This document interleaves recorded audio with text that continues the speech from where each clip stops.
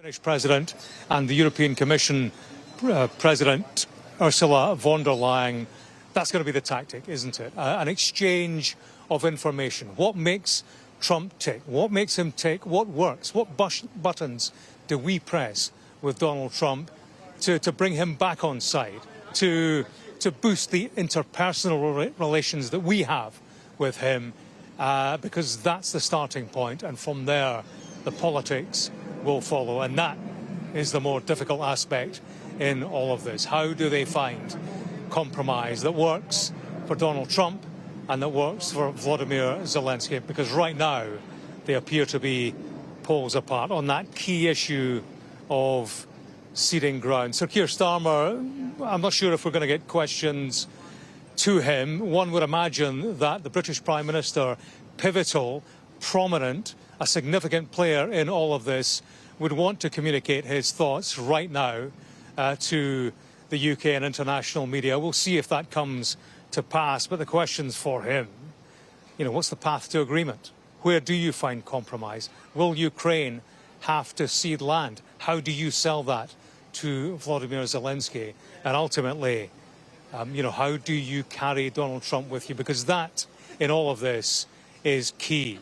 If nothing else, these European countries have to carry Trump with them to ensure the security guarantee. That's something they must not let drop. They have to keep America in the game. The more they can do that, the more pledges they get from Trump, the better. But ultimately, they need that security backstop. So, many questions. Answers very difficult to find inside that room. Hopefully, we'll get some answers at the front door in due course. We'll see. Well, you'll be right there if and when we get those answers, James. For now, outside the Ukrainian embassy, thank you for that. As James was saying, the Prime Minister on his way to that embassy in Georgetown. We'll bring you those pictures if we get them clear enough when PM Sir Keir Starmer arrives. And Mark Simakovsky, who is a former government advisor at the Pentagon, as well as the State Department and USAID. Mark Simakovsky, thanks so much for being with us. In a huge moment for the US, Ukraine and Russia, of course. As James was saying, there is going to be this tightrope that has to be walked, I guess, by Zelensky and those European allies to try and get President Trump to agree to their side of what will make a half-decent agreement, an agreement that President Zelensky can sign on to. Do you think Trump will be persuadable in that regard? And will it help that there are those 6 other people in the room alongside Zelensky?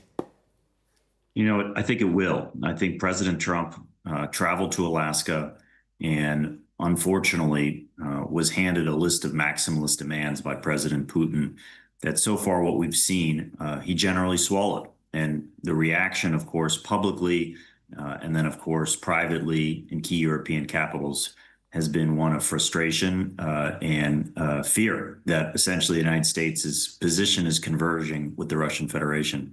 The task at hand in a very compressed schedule is to bring a range of global leaders that have been supportive of Ukraine over the last 3 years of conflict to try to essentially create a trajectory where the United States tacks back to a position that it has traditionally held, which is supportive of its allies and its interests and of Ukraine, to get to a deal that I believe President Trump wants.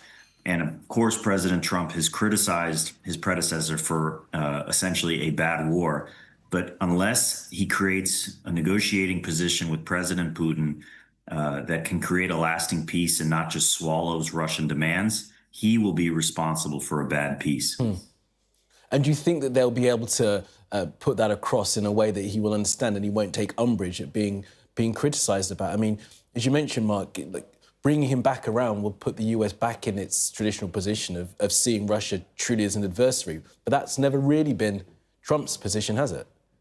I think they're going to be approaching the meeting with an attempt to converge on the only way to a lasting peace is to create an area and a solution where all sides give up something. And if President Putin walks into this negotiation or a potential peace trilateral meeting and feels that he has achieved all of his aims, there is no way that this will be a lasting peace, because he simply will take those aims, pocket them, and press forward by undermining Ukraine's future and European security. So the only way to actually create a lasting peace is to bring American strength in terms of increased pressure on Russia to create concessions through sanctions and through military intelligence support, and then also to create a situation where Ukraine feels secure to make those painful concessions that it ultimately may have to make. And so far, I don't think there's any clarity over what U.S. security guarantees actually mean in practice. And I think they're mostly rhetorical in words now that are not going to be backed up by American support. Yeah, I mean, security guarantees, NATO Article 5, like as Witkoff said over the weekend. And you'll know back a few months ago when Keir Starmer and Emmanuel Macron were holding all those meetings of the coalition of the winning, Keir Starmer kept talking about this American backstop being needed. I mean, however you want to describe it, speaking to Ukrainians today, they don't give it much credit because, of course, there was that Budapest memorandum back in 1994 that was meant to provide Ukraine with those guarantees. And look where we are now. Exactly. And I think that the leaders will be trying to convince President Trump that he potentially is planting the seeds for future blame over the instability, not only of Ukraine, but of global security if we get a bad peace. I still think that there is a way for the European leaders and for Zelensky to highlight that Ukraine is willing to make painful costs towards peace, but they also need to understand what the aggressor is going to be doing to make those similar demands. And unfortunately, the American position out of Alaska, in many ways, gave a huge gift to Putin to feel that now his deal is the one that's being negotiated between the two sides. And of course, this is Putin's aim, is to ensure that there actually is divergence created between Ukraine and its allies across the Atlantic, to actually create frustration for Trump that perhaps the Europeans are not the best partner. So in many ways, he wins either way, how this meeting in D.C.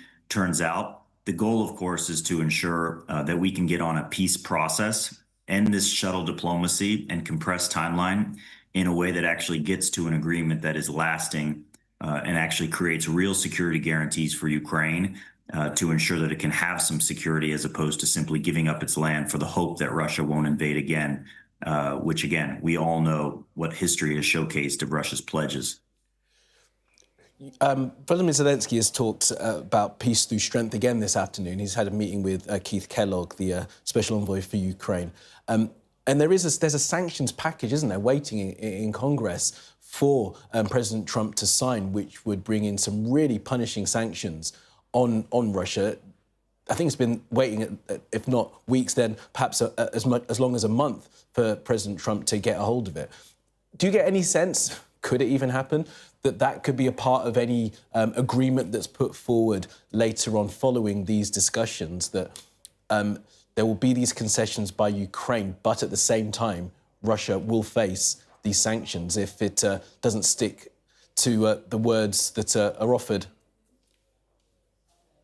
You know, I think that it could. My alternative is that those sanctions could have and should still be used to actually create pressure on Russia to come to an agreement beyond its maximalist aims. And again, President Trump always flags, what cards do you have to play? I think there are several entities that have cards to play. One, the Ukrainians get to decide their own security. Second, the Europeans get to decide whether they'll try to sustain and support that Ukrainian security. Third, there is the Congress, which also has cards to play in pressuring President Trump and the administration not to kowtow to Russian aggression. And I do think the American public also has a role to play in how it's reacting to this, at least imagery from Alaska, that the United States is converging with the Russian Federation, which I don't believe is a reflection of where the American population is. So all of these elements are going to be used in this White House meeting to try to change or shift the administration's approach to one that likely could be better in terms of structuring a set of negotiations that brings President Putin to the table. And I still think that a ceasefire is the best way to test that commitment, as opposed to marching quickly and rapidly toward a belief that somehow we can get a peace agreement after essentially a decade-long war that can be rushed to a conclusion with the aggressor. Yeah, absolutely. I mean, and you can see from Trump's True Social posting recently, I say recently because it's all been in the past couple of hours, just how much he is taking, taking it personally, that there is criticism of the spectacle that we saw in Anchorage on Friday of the red carpet and of the clapping and the riding along in the beast. Now, I won't ask you to put yourself inside his mind, but we see that he can be quite thin-skinned. Is he going to be mature enough to be able to hear that criticism that you might hear from some of his allies and still come up with an agreement, offer something to Zelensky that can be worthwhile, that can work for the Ukrainians? You know, I don't think criticism is necessary. I think all the sides that are marshaling in Georgetown and moving to the White House later this afternoon are going to be putting the president in a position for success and highlighting that the only way to achieve peace is through strength, not through weakness, and not to kowtow and essentially give up the advantage that we have and that America has to secure peace. And President Trump has the ability to do it, but he has to be able to do it by using both inducements and pressure on the Russian Federation to make a peace that lasts and that can essentially create the stability that Ukraine deserves and the United States deserves, and all the allied nations that are on Russia's border that will be more threatened if essentially Ukraine has to give up its territory that it defended the last decade. And we are at this moment as well, at this stage in all of this, without an aid package coming from the US, but with that agreement from Trump that European allies can buy US weapons, give them to Ukraine as much as they want. And I wonder how much that will play into Donald Trump's mind and perhaps be some of the discussion with the Europeans that says, look, we've got the money. We can supply them with the arms. You've just got to make sure you give us enough of them and we can maintain that kind of security and you can kind of step back from this. Because in his Truth Social post, he says he doesn't want to prosecute this war anymore. And I wonder if somewhere in his mind he thinks that by giving those weapons, as Biden administration did, America was helping prolong it. Yeah, you know, I think the president also has to induce Ukraine to come to finality on a potential agreement. And simply listing out President Putin's demands is not going to induce Ukraine to come to an agreement. And so in many ways, I think he's going to have to see if he can attract Ukrainian willingness to pursue peace through those security Zelenskyy red drops 1541. And through potential areas where the United States can provide support to give Zelenskyy the cover domestically to agree to painful concessions. And again, he can do that in a way that protects accusations that this is America's war by allowing the Europeans and allowing the Ukrainians to essentially purchase the capabilities that they need to defend themselves. Absolutely right. Okay, Mark Simpakowski, thank you for staying with us. Thanks for your expertise. Sorry to interrupt you, speaking to my producer in my ear, but really appreciate your expertise this afternoon, Mark. Thank you for that. Now, the Prime Minister, Sir Keir Starmer, has just arrived, as expected, at the Ukrainian embassy in Georgetown in Washington. And this as it is being reported that President Zelenskyy has said, reported by Fox News, that it will be impossible for Ukraine to give up territory to Russia. The Prime Minister there arriving at that Ukrainian embassy. We earlier saw Mark Rutte, the head of NATO, go in, and also informed by our US correspondent, James Matthews, who was just outside that. Also inside that townhouse is Ursula von der Leyen, President of the European Commission, as well as Alexander Stubb, the Finnish president. So that coalition of the willing is convening in the Ukrainian embassy before the main event of the day, the main event being the moment when President Volodymyr Zelenskyy sits down with President Trump having met with President Putin in Alaska on Friday, and now having hastily convened what is a hugely pivotal, historic moment for Ukraine, for the world, as all of these world leaders come into Washington for this meeting. An extraordinary moment, really, where, as it would have been a bilateral meeting between Trump and Zelenskyy, as they had back in February, that meeting in the Oval Office, which descended into a shouting match as President Zelenskyy was essentially ambushed by President Trump, and the Vice President, J.D. Vance, criticised about the way he was dressed, and then criticised about his demands for US help in fending off the Russian invasion. And now President Zelenskyy is going to be back in the White House, back in the Oval Office, back seeing President Trump in his home surroundings. But this time he's going to have a phalanx of European allies alongside to give support, solidarity and unity. Now, our US correspondent, James Matthews, as I said, is just near the Ukrainian embassy in Georgetown has been watching the arrivals of these world leaders. So Keir Starmer, the latest to have arrived. Earlier, we saw Mark Rutte, the NATO Secretary General, who had arrived as well. And we're informed that inside that embassy building is Ursula von der Leyen and Alexander Stubb, who is the Finnish president, as well as Ursula von der Leyen, of course, president of the European Commission. And James Matthews is standing by, and we can go to him now. So, James, look, Starmer arriving just now. We'll keep an eye out, because I'm sure now that the rest of the delegations, we're expecting Emmanuel Macron from France, Giorgia Meloni, the Italian Prime Minister, as well as Friedrich Merz from Germany to arrive as well. James, I mean, it's amazing that we're all going into the embassy and they're all ahead of going to the White House. Nothing like this has really ever been seen, as we've been saying throughout the day. What's the choreography from this point onward as they arrive at this embassy? What's the next stop for all of them? Well, the destination White House, isn't it, Kamali? But I have to say it's quite the scene here in Georgetown. SUVs rolling down M Street on a non-stop basis. Every 5 minutes there's some European leader of influence arriving. Sir Keir Starmer in the past 5 minutes. But, a conveyor belt of the people that Volodymyr Zelenskyy trusts will support him when it all shifts across town and goes to the White House. Sir Keir Starmer not met by Volodymyr Zelenskyy. I mean, Zelenskyy, earlier on, he warmly hugged Ursula von der Leyen and Alexander Stubb, the early arrivals, President of Finland and, of course, President of the European Commission. Clearly, he was busy inside with them when Starmer arrived. A lady shook his hand, guided him inside. We saw the UK Ambassador, Peter Mandelson, arriving beforehand. But, yeah, every 5 minutes they are arriving. M Street, just down the Potomac River from the White House, central DC, is clogged right now with the tightest security. The whole street shut down for the team talk. European leaders putting their heads together to try to work out how this coalition of the willing can become the coalition of the capable when this show moves across town. And they sit face to face with Donald Trump, best pals with Vladimir Putin. Last Friday, they want to bring him back into the fold today, on Monday, to bring him back to the heart of Ukraine's interest and Europe's interests.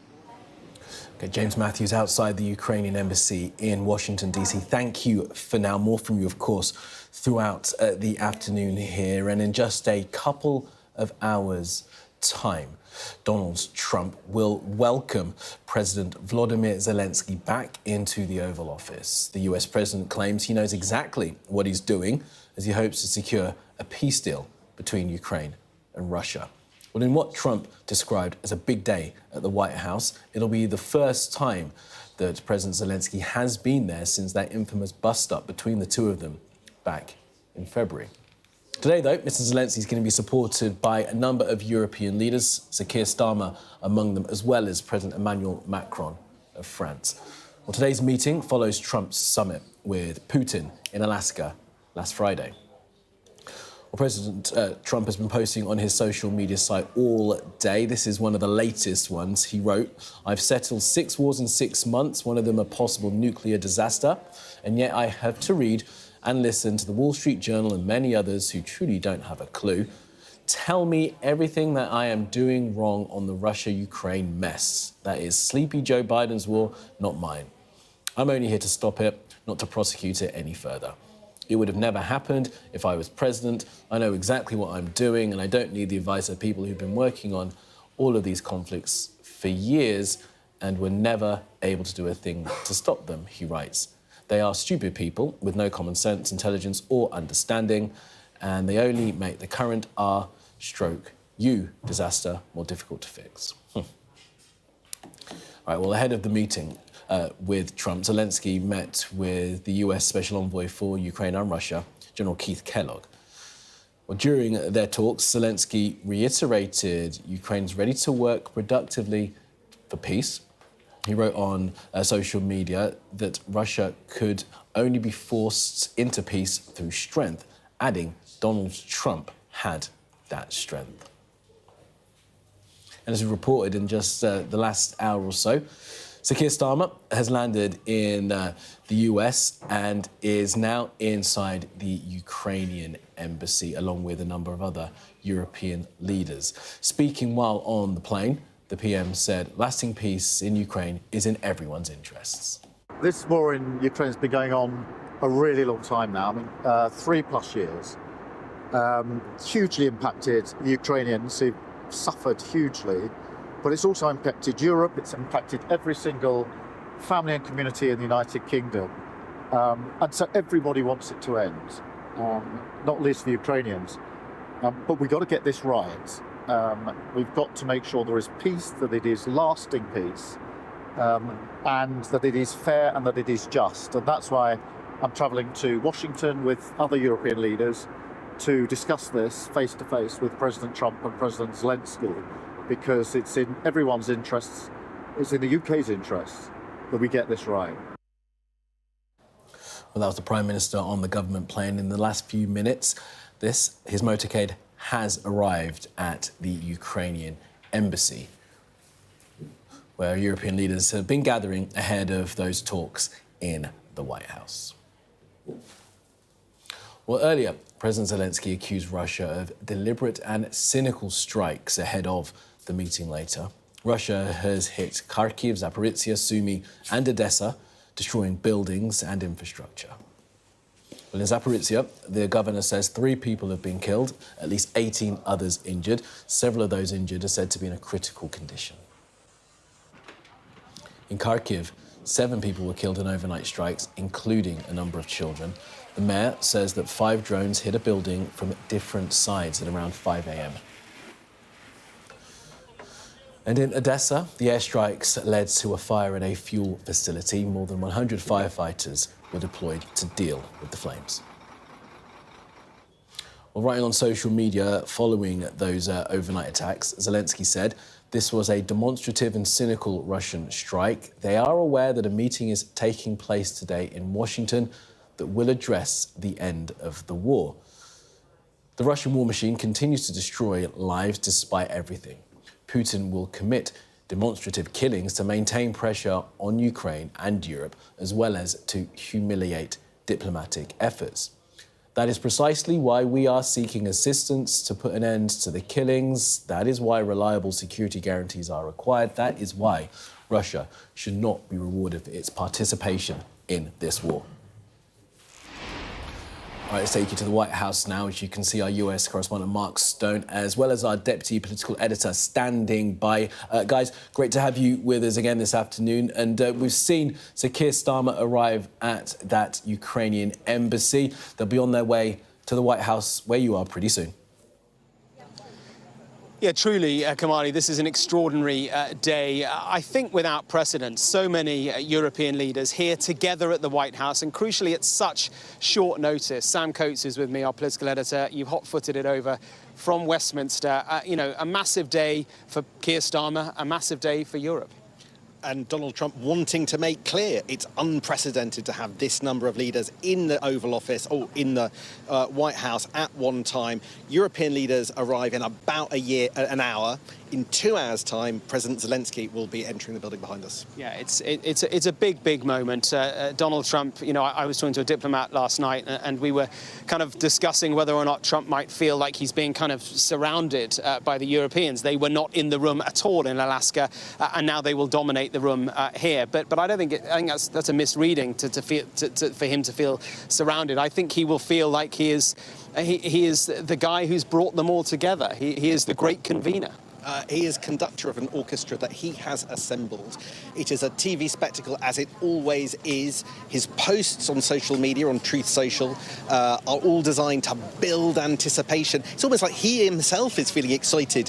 He himself thinks that what is going to unfold over the next few hours could be unpredictable. That jeopardy is a thing that is attracting eyeballs around the world. We're here on the lawn outside the White House. There are TV crews from all around the world watching the building behind us in anticipation of what's going to happen. It's busier than I've seen it for a long time. In the middle of summer, Keir Starmer, we think, was on holiday yesterday. Today, he has landed in Washington, scrambling to get here alongside Emmanuel Macron, Giorgia Meloni, Friedrich Merz, the heads of NATO, the President of the European Commission. All of these figures coming here, in effect, to act as backup, as wingmen and women for President Zelensky to ensure that when he faces Donald Trump later today, that Ukraine and the president are not bounced into the kind of compromise, the kind of peace deal that country wouldn't want to see, that concedes too much, that doesn't acknowledge who the aggressor is, who started this conflict.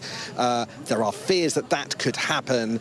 So here we have a phalanx of European leaders coming over to tell President Putin, to tell President Trump effectively, we're watching you, we have to negotiate, but in terms that do not offend, displease and anger the US president, that could send this whole process straight back to square one. I want to talk to you in a minute about domestically how this plays out for Keir Starmer, but there are a couple of updates which we'll bring you. First of all, the Italian Prime Minister, Giorgia Meloni, often described as a bit of a Trump whisperer. Her politics are pretty similar to Trump's politics. She's a populist, but seems to have his ear quite a lot. She has released a statement through her spokesperson in the last few minutes. She says there are no easy solutions. I believe we must explore all possible solutions to ensure peace and security for our nations. The work we do today is important after 3.5 years in which we have faced a Russia that gave no sign of dialogue and demanded Kiev's capitulation. There are finally glimmers of hope for dialogue, and I think President Trump would certainly claim the credit for that. He's the one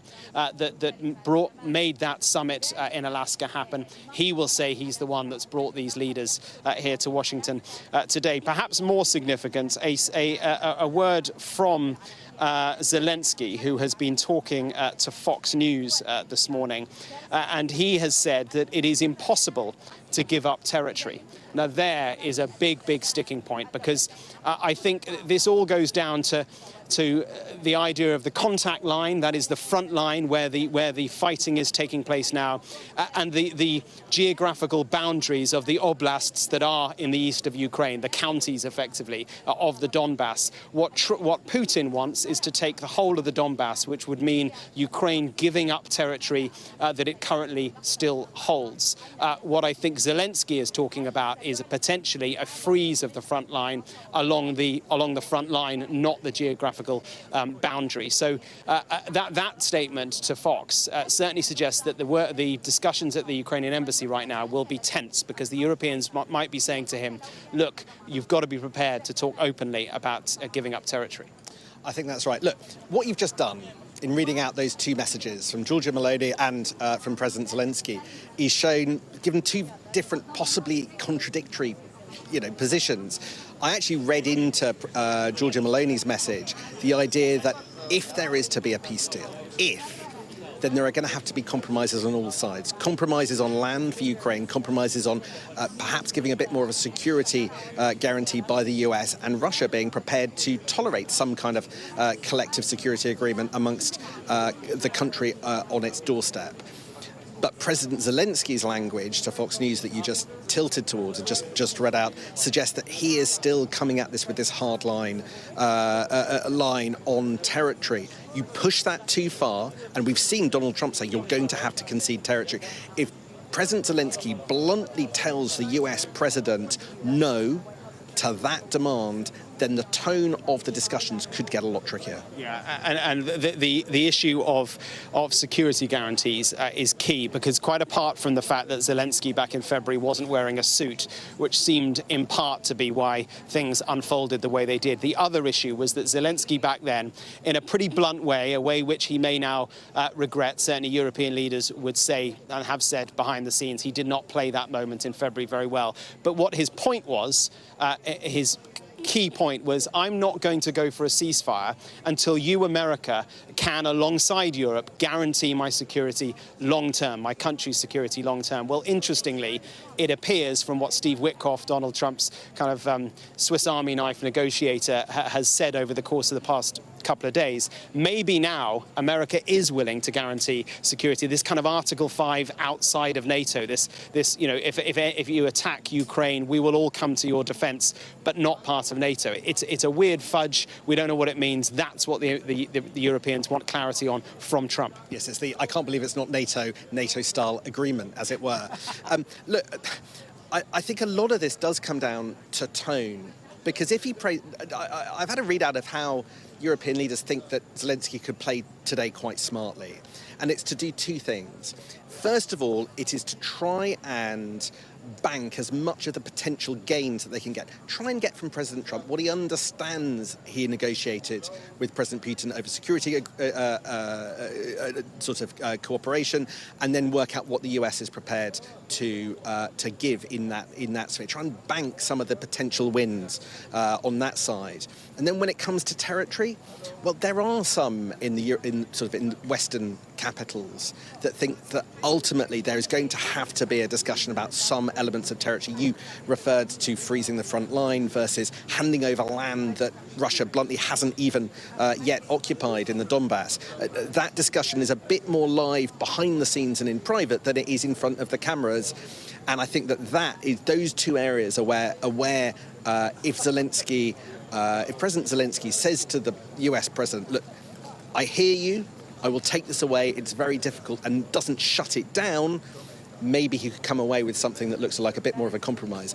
If President Zelensky barrels into the meeting today and says, we are giving up nothing, we want territorial integrity, there is no option other than that, we want land, including the Crimea ceded to Russia in the last decade, things will be a lot trickier. Yeah, unless things go south very quickly, which is certainly possible, I don't think we should be expecting any sort of conclusions today. This is another part of the process. The Europeans, from Zelensky, will want him to at least be open on the face of it to the option of territorial giving territorial land away, and from America, the Europeans want some detail on what on earth this sort of Article 5 light means. It was interesting, Sam, earlier on today, we saw the flags being brought in through the north door here of the White House. You know, the flags of all the countries represented today, and the NATO flag was there. That blue flag was among them, but it was taken in and then it came out again and got put back in the van.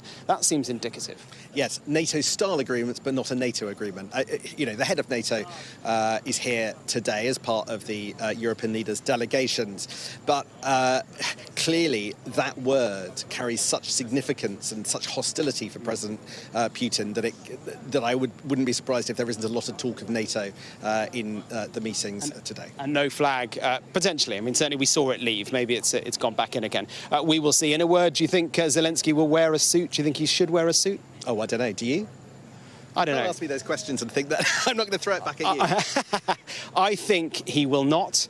I think maybe he will wear a jacket this time. He was in kind of his sweatshirt last time. Okay, I'll go for the reverse and we'll see who's right. Yeah, let's see. Stay tuned. The Ukrainian president is due here in around about an hour or so.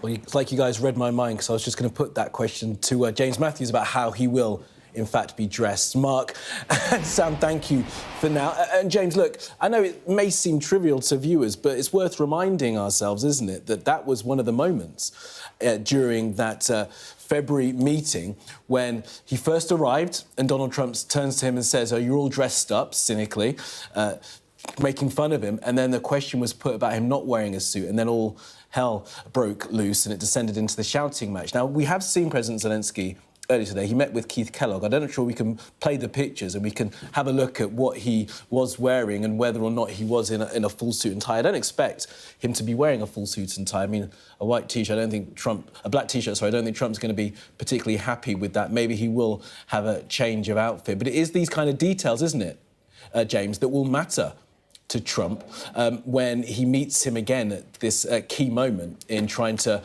bring about an end to the war. Yeah, you're absolutely right, Kamali. I mean, given that Trump himself has made this such a measure of respect, that's what he did when Zelensky was in the Oval Office and was mugged, frankly. There was Trump, there was J.D. Vance, there was the journalist who, friendly to Donald Trump, who asked him why aren't you wearing a suit? I mean, it was an astonishing day, and that question in particular, you know, it was a sad reflection, I thought, on the whole occasion and the courtesy that is normally extended to a visiting dignitary. For me, there was a reason that question was asked. It was asked in the knowledge of the White House. They saw Zelensky coming. They didn't want, they wanted to unsettle him. And of course, unsettle him they did for probably personal reasons, because remember, Trump and Zelensky don't have a great history, but also political reasons. That was for Ukraine, that was a relatively dark period. That was very much the period in which Trump was leaning heavily towards Russia.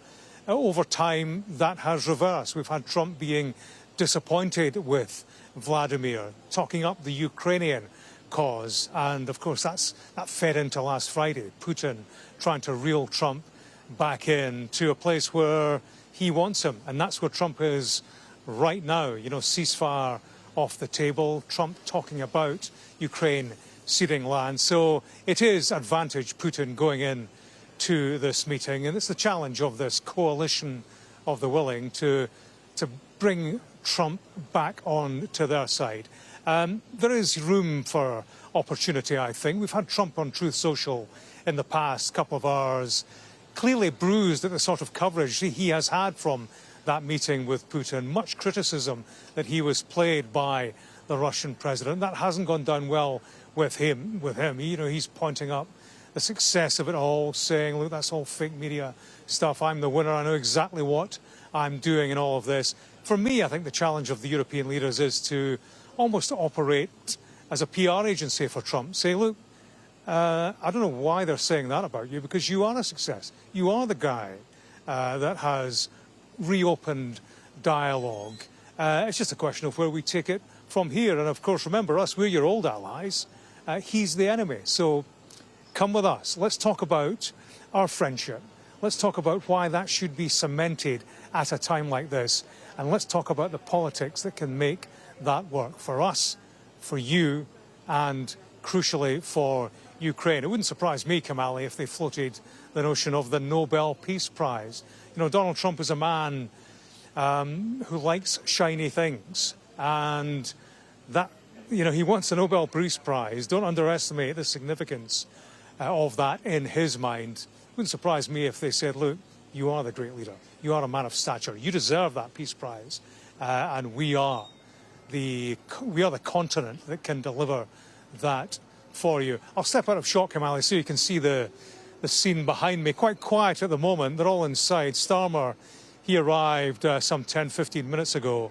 Well, James, let me just, if I can, sorry to interrupt, but look, James, let me bring you the latest picture that we have. It's of Ursula von der Leyen, the EU Commission President, arriving a short time ago. There, President Zelensky coming out onto the steps to meet Ms von der Leyen there. We now think, if I'm right, James, you can correct me, that Ursula von der Leyen's inside, Alexander Stubb is inside, the Finnish president, as well as, of course, Sir Keir Starmer and Mark Rutte from NATO. But, James, just reflect, if you can, on what we've seen in terms of pre-meeting reporting. We've heard Donald Trump's thoughts in a most monologue, as he's been posting non-stop on Truth Social, but we've also had this reporting of what President Zelensky's had to say about peace through strength, and about Ukraine ready to be progressive and work towards some kind of deal. But we've also had that report from reporting from Fox News that Zelensky said it's just impossible for Ukraine to give up any territory. I mean, of course, it's not the first time he's said that, but saying it now at this moment when it would appear from all the reporting over the weekend since that meeting in Alaska, that is one of the deals, one of the parts of the agreement that Trump would potentially offer. I wonder how that sets up their coming together. I don't think that's necessarily an intractable obstacle, Kamali. In fact, I would be surprised if Zelensky said anything else. He's going to go into this meeting with cards. And before he puts these cards on the table, you know, he's clearly going to be secretive about it. For him to go in and, you know, talk about compromise, then that already takes Trump to stage one. For Zelensky to say no movement on ceding land, then he goes into this meeting and, it becomes part of the negotiation. It becomes the card that he can play, something that he can concede to Donald Trump. When Trump raises the question of ceding land, and he will, he already has, it's on Truth Social, he's played his cards. So it makes sense for Zelensky to say, look, OK, tell you what, I'll compromise. I'll give you X, Y, and Z if you can make it work for me. But I want peace through strength. And peace through strength means that you have to stand behind me with a security guarantee. For my money, that's how Zelensky would play it, bearing in mind that the American security guarantee is something Zelensky cannot lose. They have to keep the Americans in the game from that perspective, have that security guarantee to see them through the short and medium term.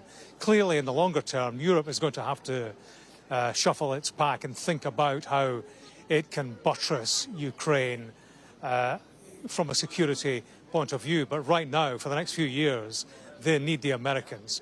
So Zelensky cannot have Trump jumping ship. So to that extent, it makes sense for him to walk into this meeting with a card that he's able to play, with a concession that he is able to make. That would be my reading of it. But again, let me just show you, Kamali, the scene here. Quite something in Georgetown.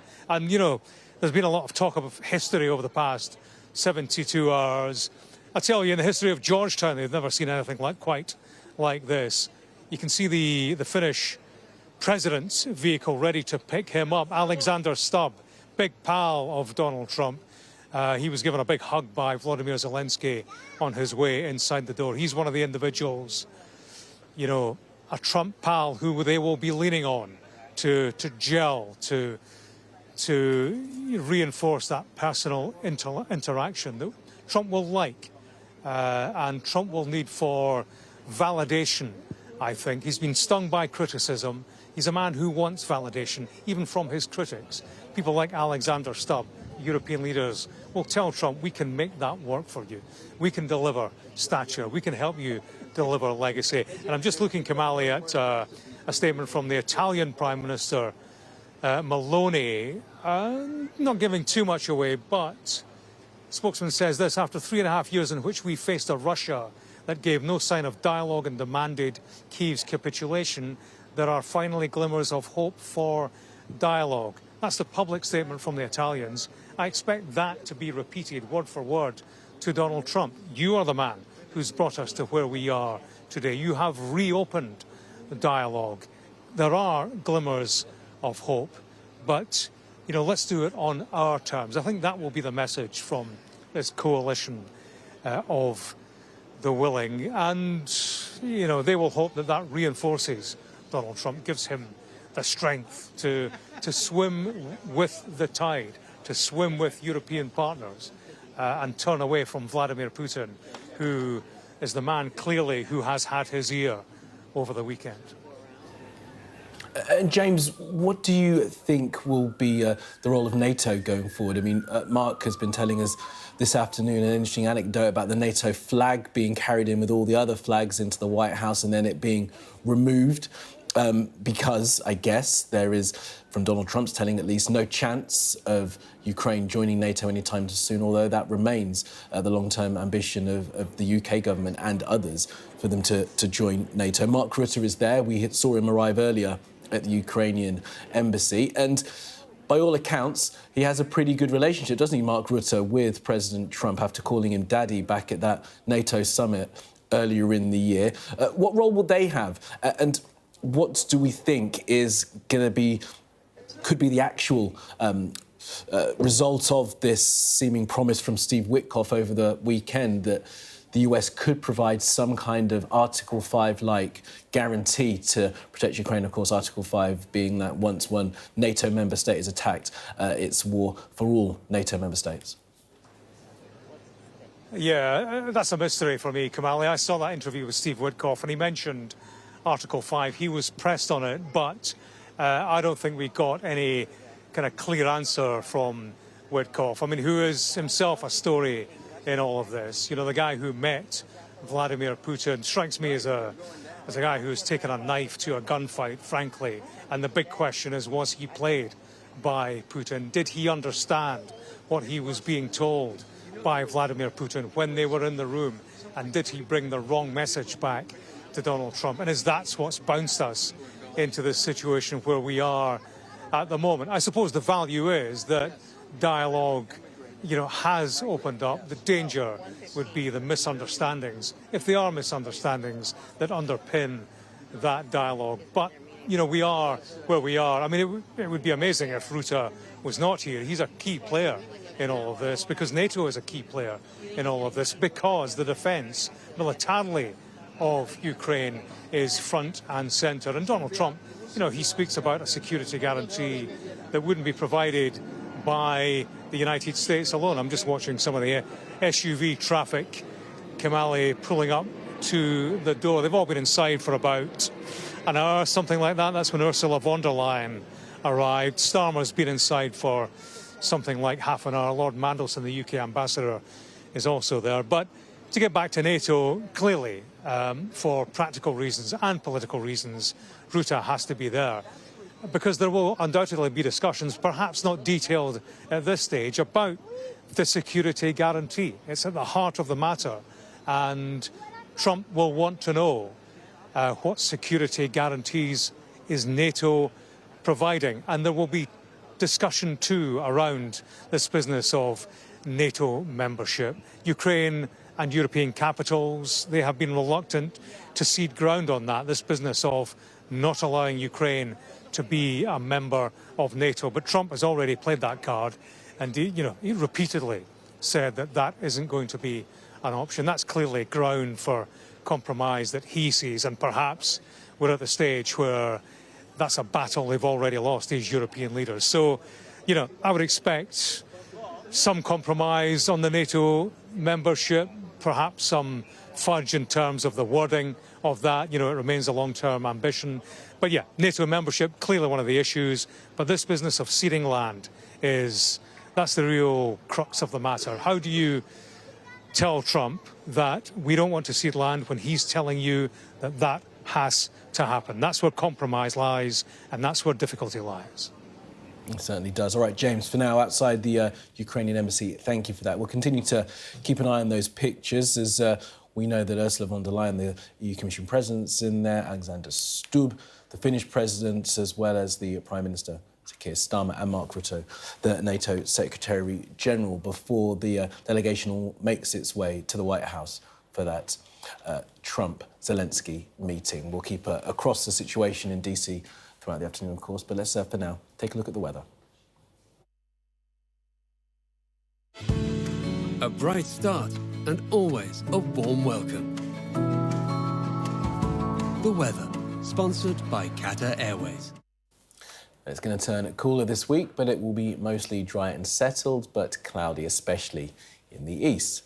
It's going to be a mostly fine end to the afternoon, but there will be a few showers in the southwest. Many northern and eastern coasts will remain dull, mainly.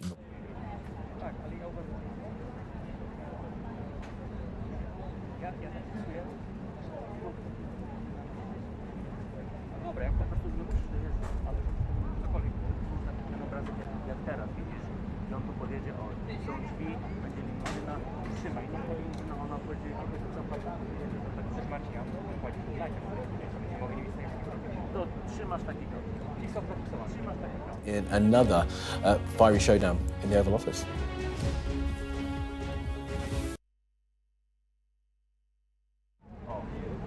Nawet może być jeszcze szerzej, żeby była ta flaga amerykańska. Czyli jak o 18 nie masz nawet zborową, to musimy pomóc, jak masz, to ja... Bo ciebie fakt o 18 nie angażuję. Za wcześnie, za wcześnie. No to masz na przykład, to ja przyjdę.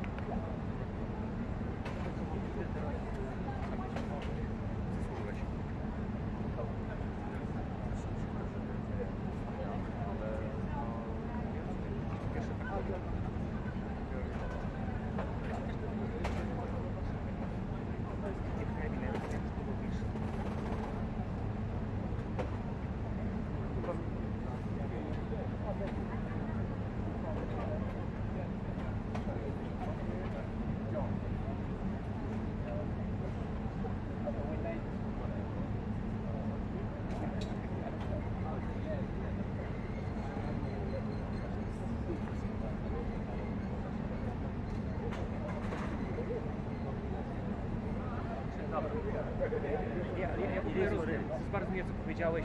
Tak musi być. Ale ty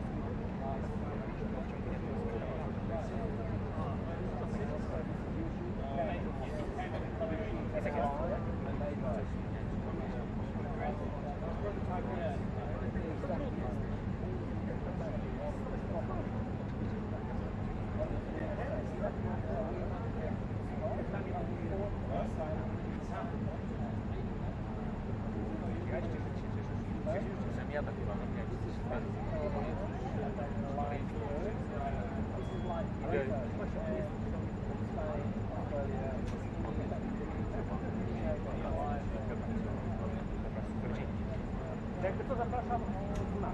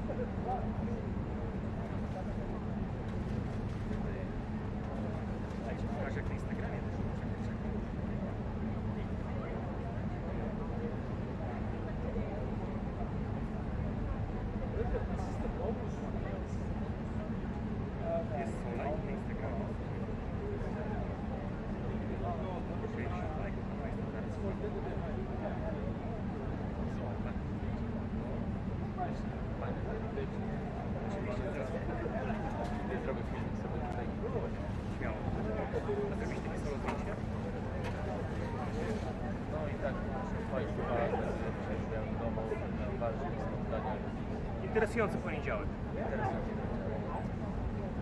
This is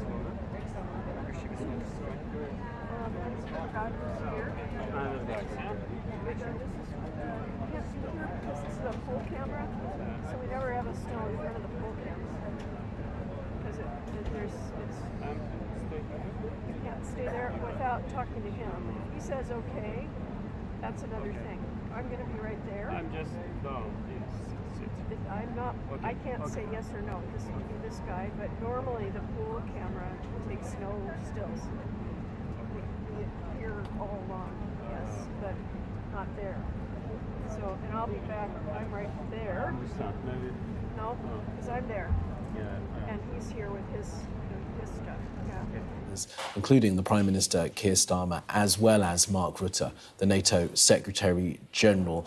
The arrivals at the White House are due to start at around about 5 o'clock UK time, and will of course bring you live coverage from the US as soon as it gets underway.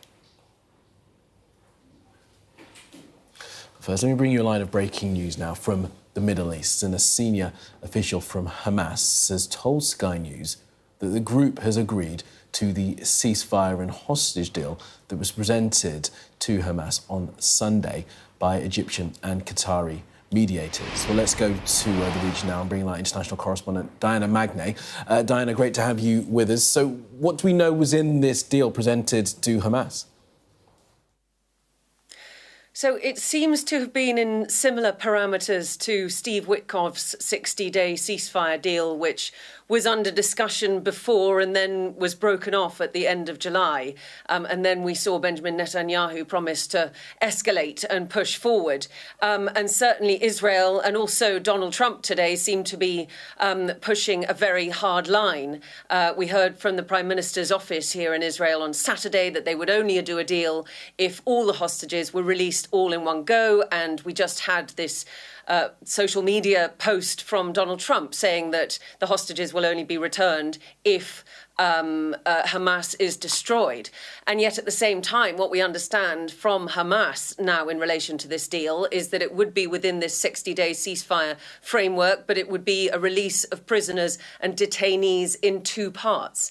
Now, what we understand from Arab channels is that Hamas agreed to it without major alterations. What is clear is that Egypt and Qatar, the mediators, and possibly Hamas too, feel the pressure that Benjamin Netanyahu's plan to push further into Gaza City is putting on them, that this really is the last moment when they could possibly strike a deal. And that's why you've had mediators over the weekend in Cairo trying to get some kind of plan on the table. And this morning, the Qatari Prime Minister flew into Cairo to speak to Hamas officials and other Palestinian factions who were around the table. So the big question is, will Benjamin Netanyahu agree to this? You know, is it posturing by Israel and by the United States now to try and put pressure on Hamas, to try and secure a ceasefire deal in these last few days before the IDF pushes into Gaza City and beyond?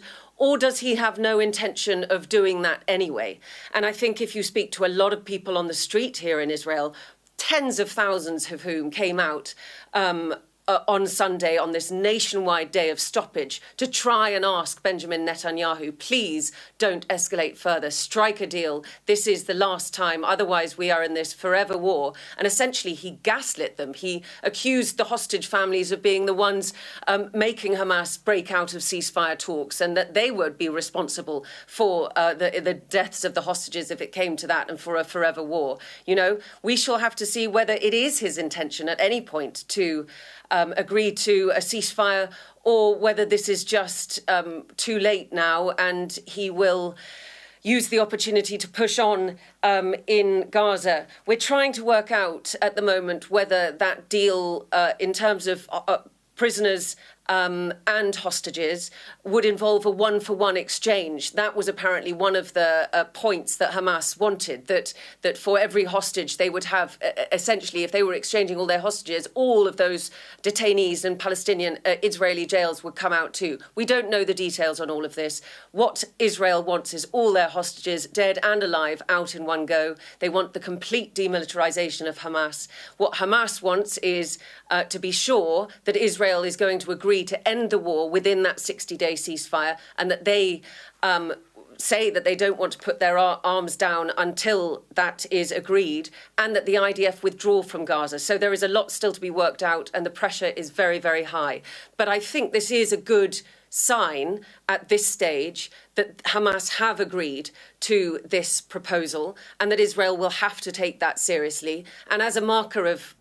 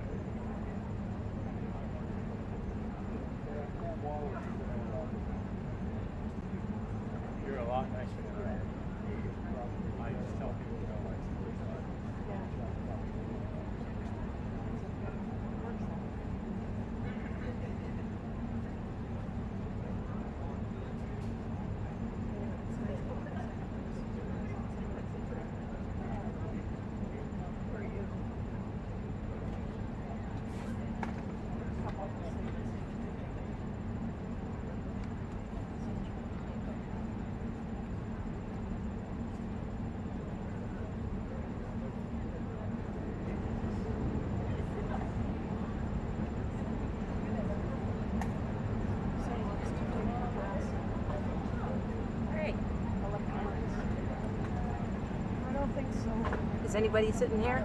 Well, this is the pool camera. And the guy was pretty adamant about not having people in front of him. Yeah. Can I be over here? That's cool. Okay. Yeah. Well, you know this.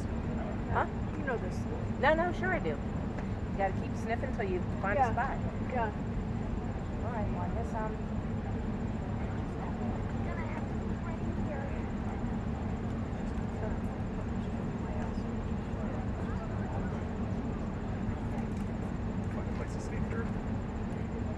You might have to go.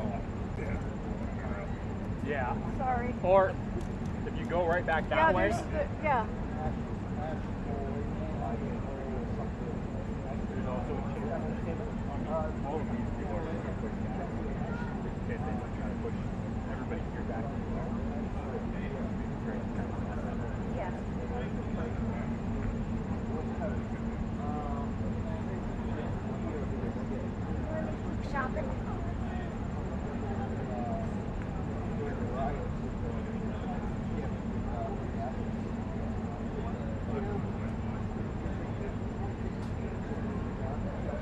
I'm afraid.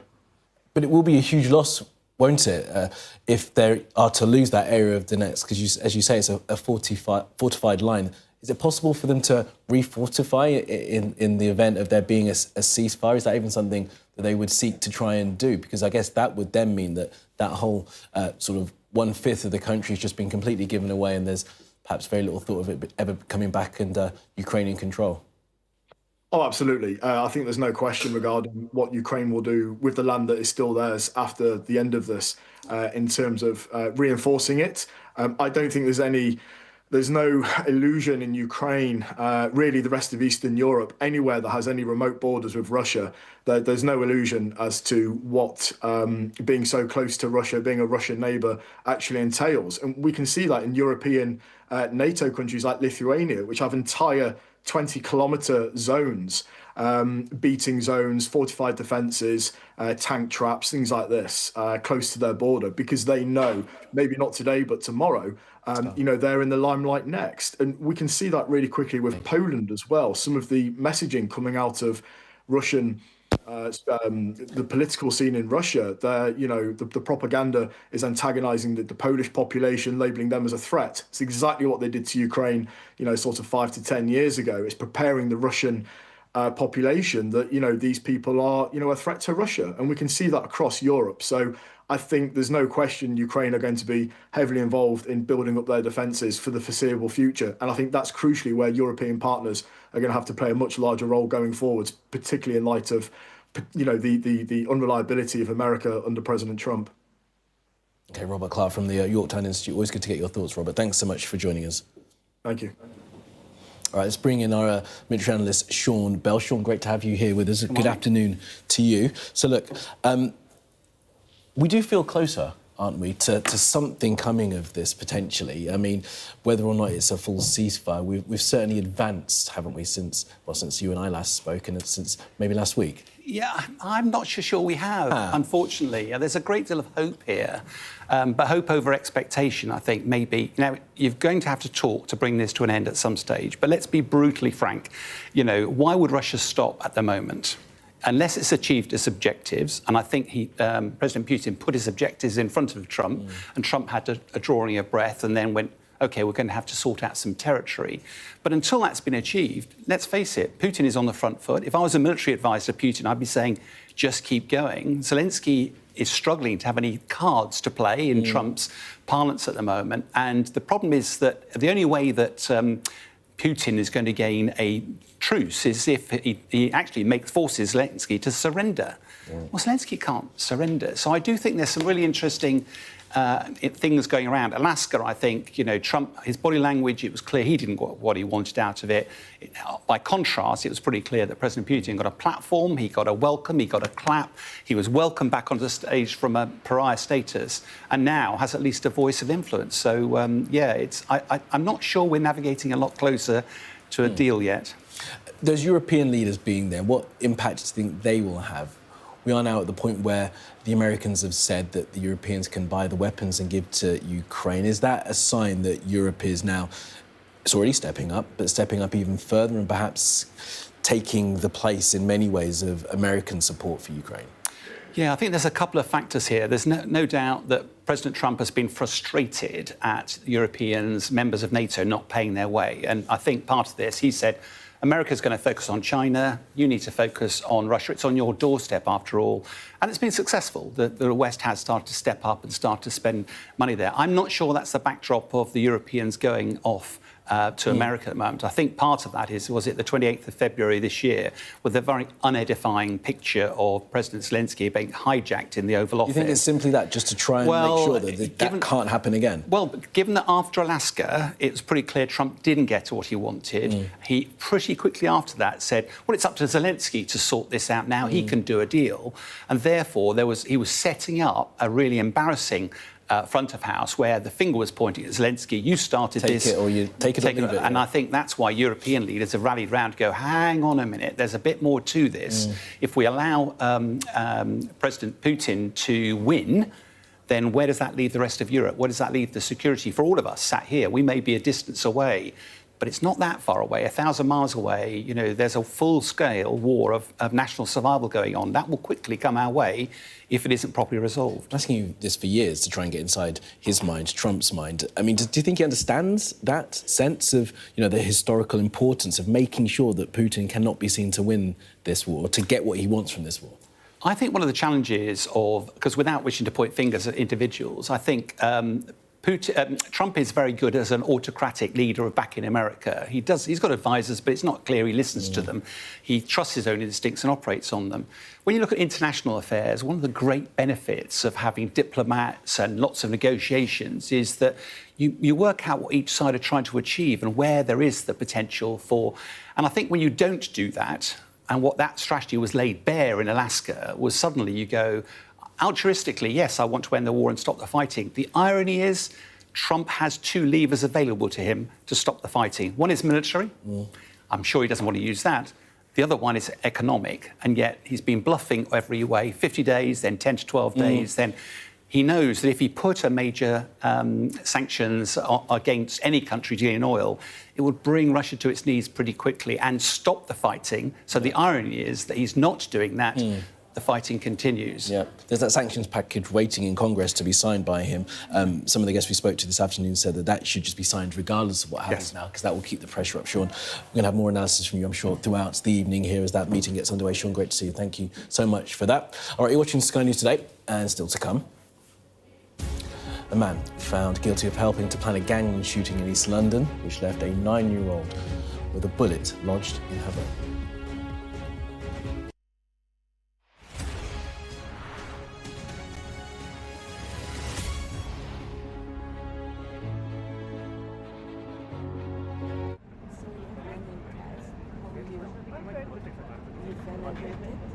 I broke my collarbone.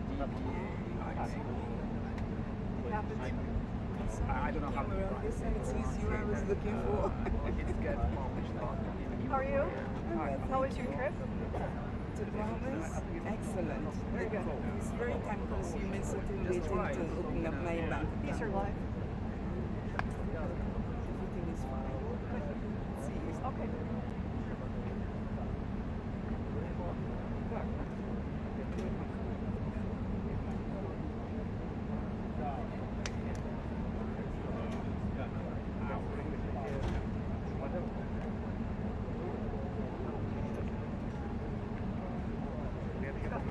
My caffeine keeps me going.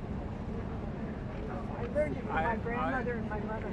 I don't like those stuff.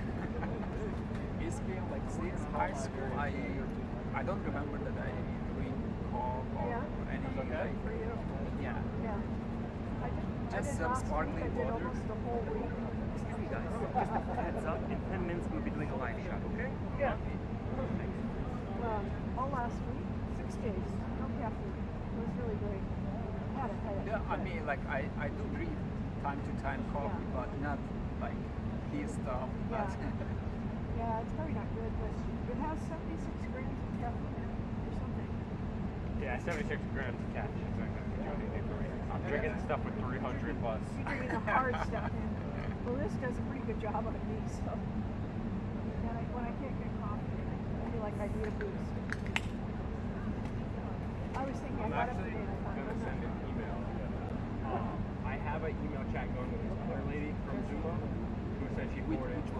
Her name's Florence. Skip. Oh, she's also. Give us a signal. Sorry. Excuse me? Just let us know. I got contact. Yeah, thank you. You can just watch out for the frame. That's my only request. Technical stuff. Yeah, But so in the she beginning, said she forwarded my stuff on to, I think, Mark. Oh. So, but that was a while back. Mark and Julie, I think. Yeah. They said the desk editor in charge of streaming. So, but that was like a month ago, so I just followed up. Yeah. When you get the book, like it's gonna take you just like a bit. What they first you're gonna upload through the what they call FTP, and you're gonna email them that you sent, and they're gonna check that, and when they check everything is how many? Is there like a limit to how many you can upload? So like for this, if I wanted to upload 10 photos. No limit. You can upload 30 photos.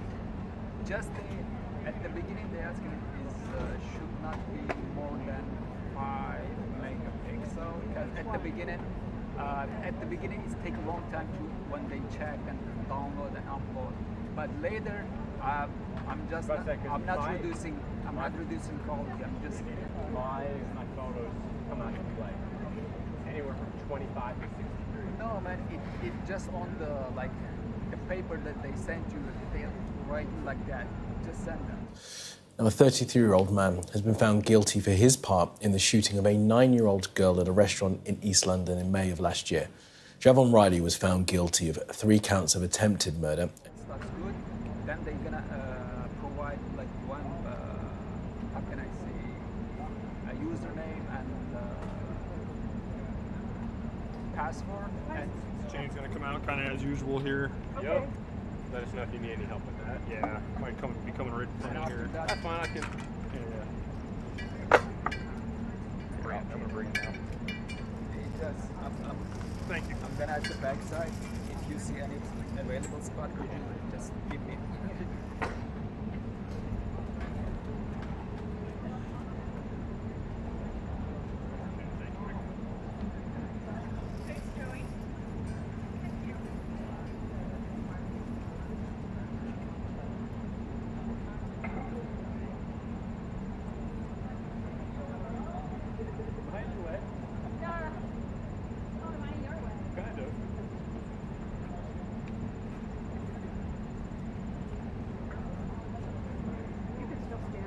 Yes?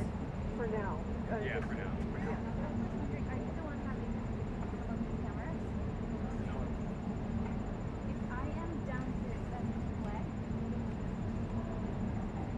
So, White House TV is going to be right here? No, that is not.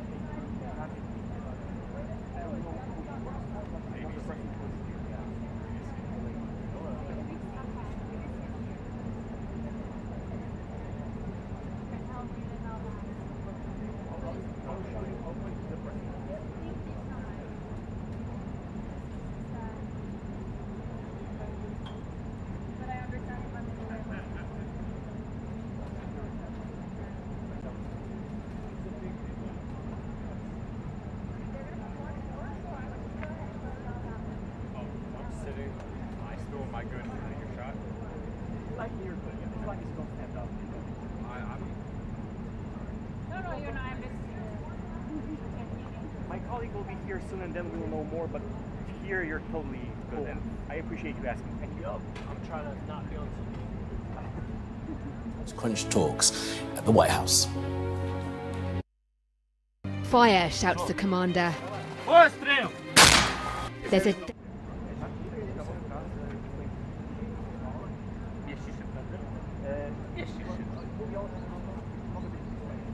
Super.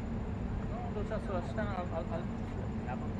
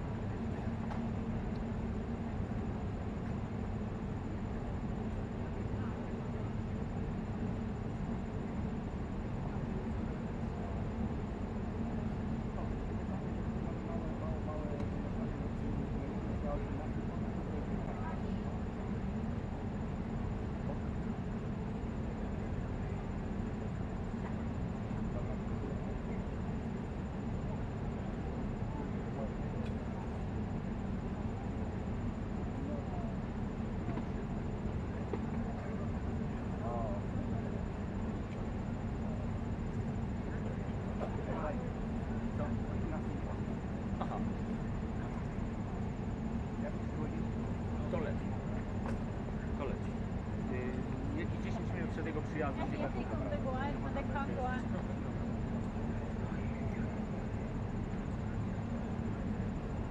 musisz na to uważać, jak za dużo tu powiesisz, to poleci w końcu fix i będziesz miał problem. To lepiej wieszać tutaj na... To powiesisz? Na nogę. Bo to się robi ciężkie, wiesz? I wtedy przeważy ci kamerę. Dobra. Czyli to bym powiedział, o tak? Proszę marynarkę. O tak? Wiesz, to jest łatwy dostęp. A marynarkę powiedzmy... Może teraz muszę powiedzieć, że się nie grało. Dobra, teraz to.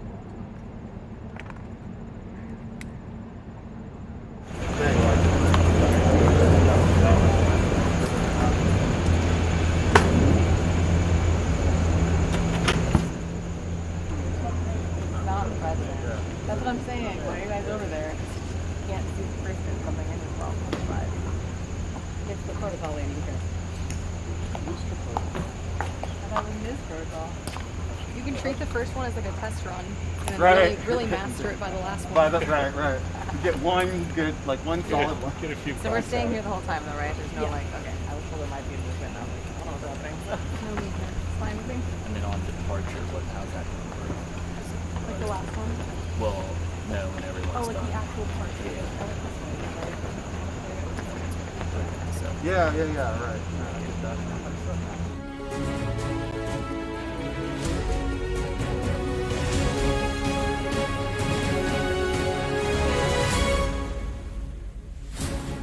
It's 5 o'clock. I'm Jonathan Samuels. This is the News Hour. Tonight, the next phase in efforts to reach peace in Ukraine. All eyes on this building as Donald Trump prepares to welcome Volodymyr Zelenskyy along with a host of European leaders. Among them, Sir Keir Starmer, who said lasting peace is in everyone's interests. The strong turnouts for good reason in the hope of avoiding a repeat of the Oval Office shouting match in February. President Putin, will you stop killing civilians? Today's meeting comes after Friday's summit between Donald Trump and Vladimir Putin, which ended without a deal, and even suggestions the US president abandon some of his key demands. And still, the war continues in Ukraine, with Mr. Zelenskyy accusing Russia of deliberate and cynical strikes across his country overnight. We'll bring you all the twists and turns live from Washington throughout the evening.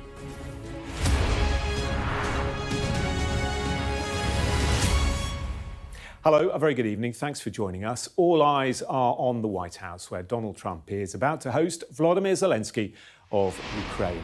Arriving shortly, Sir Keir Starmer, the NATO Secretary-General, and the leaders of France, Germany and Italy. It is a big and unprecedented show of unity with Ukraine following President Trump's meeting with Vladimir Putin on Friday. Ahead of this evening's talks, the Ukrainian president has accused Russia of deliberate and cynical attacks across Ukraine. Meanwhile, the US president has said the prospects of Crimea returning to Ukraine and Ukraine joining NATO are firmly off the table. Let's cross to the White House now and join our US correspondent Mark Stone and Deputy Political Editor Sam Coates. Evening to you both. Mark, give us a sense of the enormity of today. So many European leaders in Washington standing shoulder to shoulder with President Zelenskyy. Yeah, truly, Jonathan, this is a moment. There is no precedent in history for this many European leaders coming to Washington at such short notice to see a consequential and unpredictable president to discuss such an important issue. Sam's with me here. Sam, there's a real buzz, isn't there? There is, you can see people walking in front of the camera. I don't think it has been, you were saying it, you haven't seen it this crowded. We're in the middle of August. Keir Starmer will be here in this building, on these grounds in under an hour. He, we think, interrupted his holiday to be here, scrambled to fly across the Atlantic earlier today. Donald Trump is making the most of the fact that this feels like an unprecedented moment with 8 different world leaders alongside Volodymyr Zelenskyy, all in a choreographed performance with the conductor, one President Trump.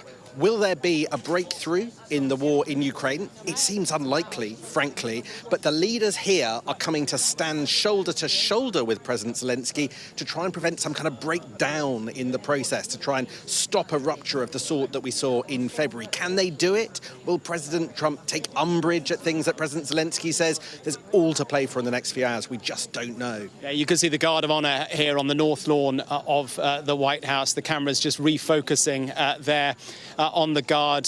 Here now, as they were back in February, it was a cold day that day. It is warm today, but cold metaphorically as well, because it was so clear that that February meltdown was kind of an inflection point. It was the point at which, call it an ambush from Trump and his Vice President J.D. Vance or not. It was certainly a moment where Europe realised that they were dealing with a president like no other. I don't know if you can see our camera position here, but we're standing literally in the bush here just off the north lawn as we await for the arrival of the European leaders. Here we are.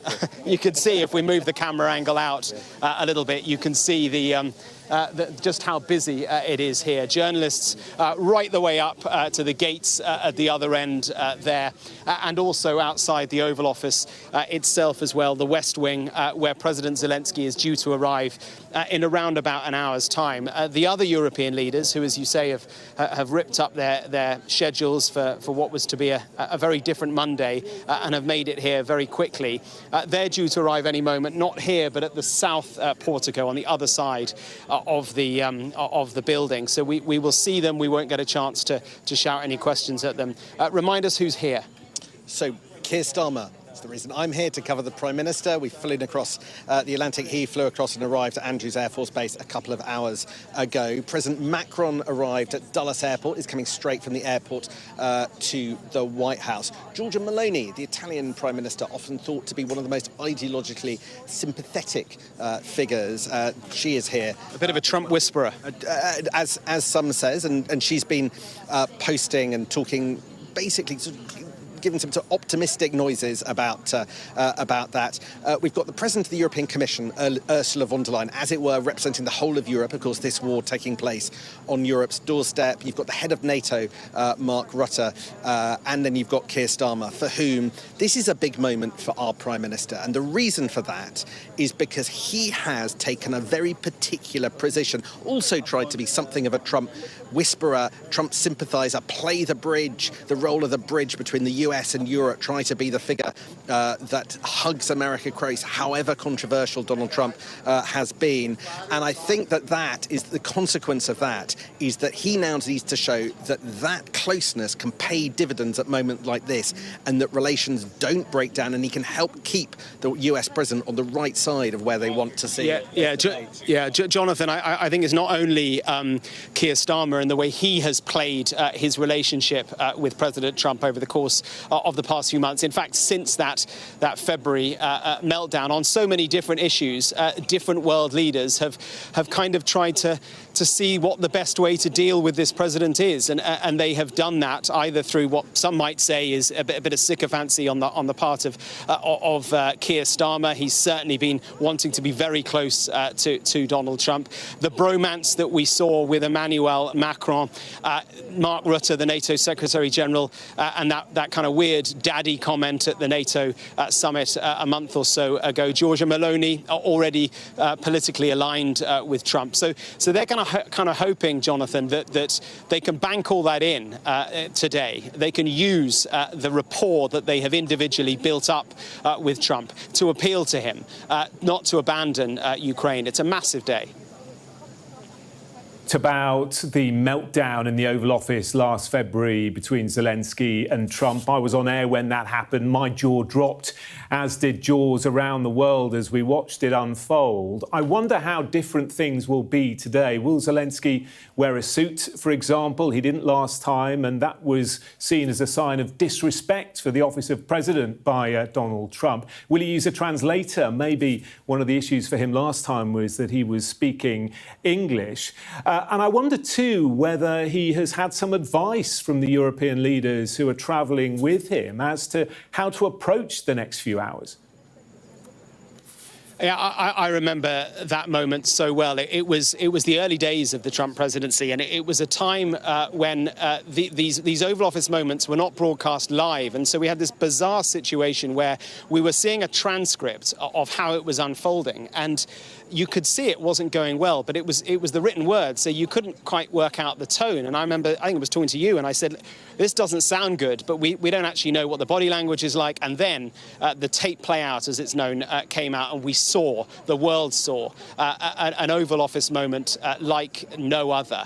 There were, I think, Sam, that there were two catalysts to that. There was the trivial, the suit, or the lack of a suit and tie, and then there was the sort of the crux of it, which was that Zelensky, in perhaps a clumsy way, was saying to Trump and to Vance, I'm not going to go for a ceasefire until you, America, can guarantee my security, my country's security over a long period of time. And back then, the Americans were like, well, no, we're not going to do that. But since then, a lot's changed, Sam, hasn't it? I mean, the Europeans have kind of committed to NATO, to funding their own militaries to a much greater extent. So quite a lot has changed. Oh, completely. I mean, what's going to be interesting is the contrast between February and now.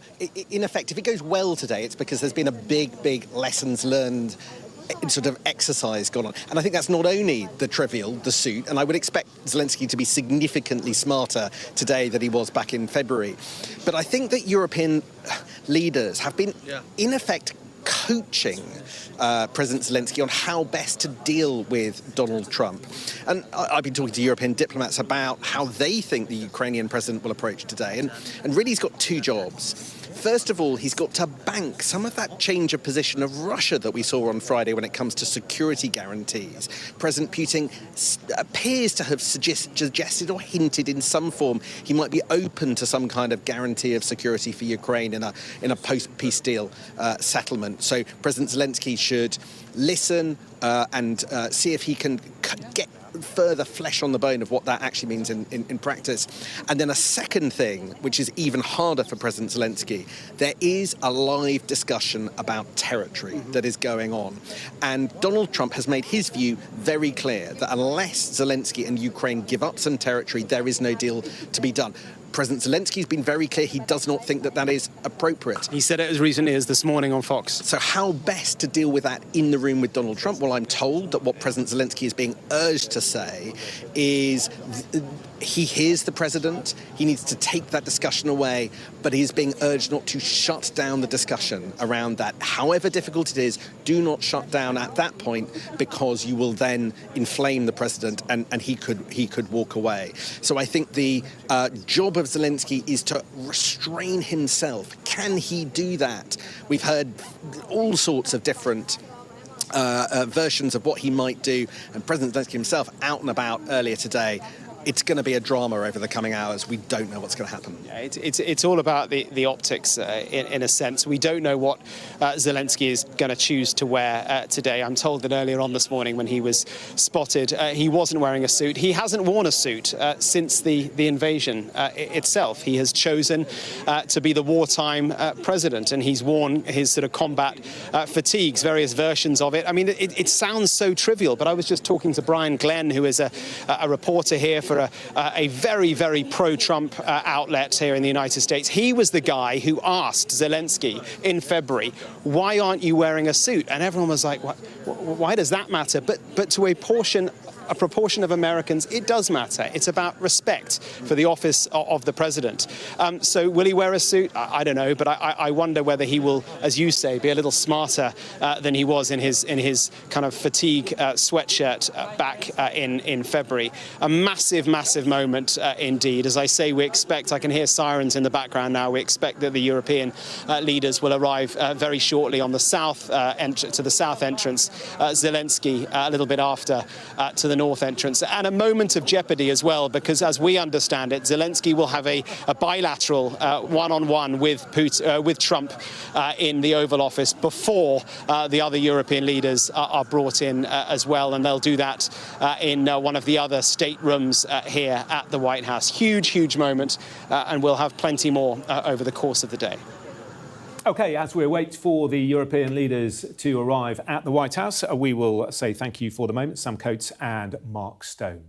Well, amid the diplomatic efforts in Ukraine, the fighting, of course, continues. 10 people were reportedly killed today in strikes on Kharkiv, Zaporizhia too, with President Zelensky calling the attacks demonstrative and cynical. Our international affairs editor, Dominic Waghorn, is in Kyiv for us. Good to see you, Dominic. There must be fury where you are that these attacks continue on Ukrainian cities as the diplomacy carries on in Washington.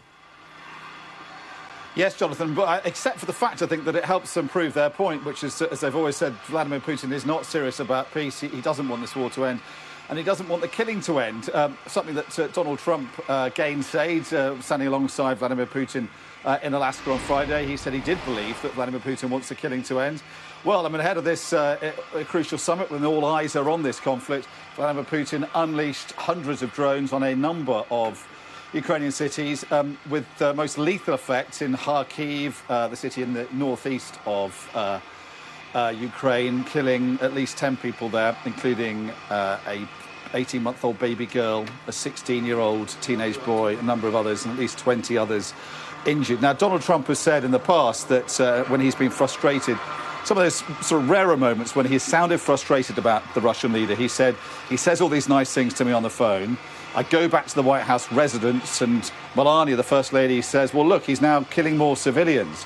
So we assume he won't be happy by what's been happening overnight, and it does overshadow this sort of moment of attention he's getting alongside his European guests and President Zelensky in Washington. And it just does help the Ukrainians making this argument, because Vladimir Putin's drone attacks have just got more and more relentless. He's got his generals have got a lot more effective at unleashing his drone power. And they're now expecting 1,000 drones a night, potentially. That is something that's going to be unsustainable for the Ukrainians. So they do need to see progress in this diplomacy. And they do hope that what's happened overnight will ram that point home to Donald Trump and to the European leaders that Putin, they say, can't be trusted and peace cannot be made on his terms. OK, Dominic, thank you very much. Dominic Waghorn for us there in Kyiv in Ukraine. Well, a few moments ago, we saw the NATO Secretary General, Mark Rutte, arriving at the White House. There he is, stepping out of his car and being welcomed at the White House before heading indoors. All the European leaders due to meet in the next few moments there, including, of course, Keir Starmer, the Italian Prime Minister, the German Chancellor, the Finnish President, French President Emmanuel Macron as well, and the European Commission President Ursula von der Leyen. Let's rejoin our US correspondent, Mark Stone, monitoring events for us outside the White House. So the leaders have started to gather, Mark. Yes, I'm here with our Deputy Political Editor, Sam Coates. Monica Crowley is the woman that you saw greeting the NATO Secretary-General Mark Rutte a few moments ago. That's over on the other side of the White House at the South Portico. That's where the European leaders are beginning to arrive. We understand that Keir Starmer has now left the Ukrainian embassy as well and making his way from Georgetown a couple of miles up Pennsylvania Avenue to the White House. And they will all make their way in, where there will be a buffet lunch for them, we understand. We've also just seen here on the other side of the White House the Ukrainian delegation arriving, not the president himself, but his staff, military, civilian, the key figures within the Ukrainian administration who are continuing to defend themselves, defend their country against Russia. You can see Ursula von der Leyen, the president of the European Commission, now arriving on the south side of the White House. It was she who gave a joint news conference just yesterday in Brussels with Volodymyr Zelensky. She was asked about, what they hope to get out of this meeting today. I think it's clear from conversations that I've been having that the Europeans see this not as a day where there will be any firm conclusions, but as part of a process, not a concluding moment. They, I think, hope for two takeaways. First of all, from the Americans, what they want is a clear understanding of precisely what they mean, what the Americans mean when they say that they will provide a backstop, a security guarantee for Ukraine. Steve Witkoff, Donald Trump's kind of negotiator-in-chief, whether it be on issues of Gaza or indeed Ukraine. He has been to see President Putin many times, and at the weekend he seemed to suggest that there was going to be some sort of an Article 5 commitment to Ukraine, but outside NATO. Article 5 is, of course, the cornerstone of NATO. An attack on one is an attack on all. Some sort of an Article 5 light, I mean, we just don't know. I was speaking to diplomats last night from European countries who say they don't understand quite what that means. They'll want clarity on that. And Sam, the other thing, of course, as you were saying, they want clarity on is territory. They want to know what Putin and Trump discussed in Alaska, because they were not in the room. The Europeans were not there. And they want, I think, I don't know what your sense is, but they want Zelensky to at least be able to commit to being open to territorial negotiations. I think that's what leaders, including Keir Starmer, will want to know. I think Keir Starmer's about to step out of the car. Here he is, the British Prime Minister, on the red carpet as he heads to the South Lawn of the White House, being greeted by one of the President's senior staff, walking together in following in the footsteps of the head of NATO and the President of the European Commission. There you saw, I believe, Jonathan Powell immediately after him, the latest leader to arrive, latest of the 8 world leaders alongside President Zelensky, who will be in the White House today meeting with President Trump. Just to return to what you were talking about, the sort of question of territory, arguably the trickiest, most emotional part of this discussion, this negotiation that's going on. The question is, having invaded Ukraine, will Russia get to keep any of the land that it has taken from Ukraine? Could, as President Putin appeared to be suggesting on Friday, it actually be handed parts of the Donbass region that it hasn't yet taken? That seemed to be the suggestion that the Russian president was putting forward on Friday. Now, in public, President Zelensky has been incredibly hardline, as recently as this morning, saying no territorial a handover, in effect. But in private, when you talk to diplomats, and I'd be interested whether you pick up the same, Mark, I think there is a feeling that unless there is some kind of concession from the Ukrainian side, perhaps these negotiations don't go very much further. If President Zelensky is as blunt as he was earlier today to Donald Trump's face, in the face of Donald Trump being absolutely clear today on social media that he thinks that territory is part of the negotiation, then there is every chance that we have more of a breakdown than a breakthrough this week in terms of the negotiation for this around ending this conflict. So that is an area, I think, but as President Zelensky keeps saying, it is not in his gift to hand over parts of Ukraine. The Ukrainian constitution forbids him doing so. It would have to go to some kind of referendum or vote if any area or any territory was to be ceded. Now, if President Zelensky is as upfront, then maybe these negotiations do not fare well. However, what is being urged to say to Donald Trump is, I understand where you're coming from. Let me take that away and listen. Not to directly shut down this conversation, but stress its difficulty and effectively sotto voce put the issue on the table in a way that doesn't cause him, undermine him diplomatically and politically at home, but nevertheless sees him able to give the US president a little bit of what he wants as well. It strikes me, Mark, that there is just a very narrow path, a tightrope that President Zelensky needs to walk along. And he's very capable, just like the US president, of having outbursts and flashes of anger and being diverted off what everybody else is telling him to do. And can Zelensky... Sam and Mark, sorry, we're going to interrupt you there and take you straight to Kyiv, where Dominic Waghorn is for us. And Dominic, we understand that air raid sirens have been sounding?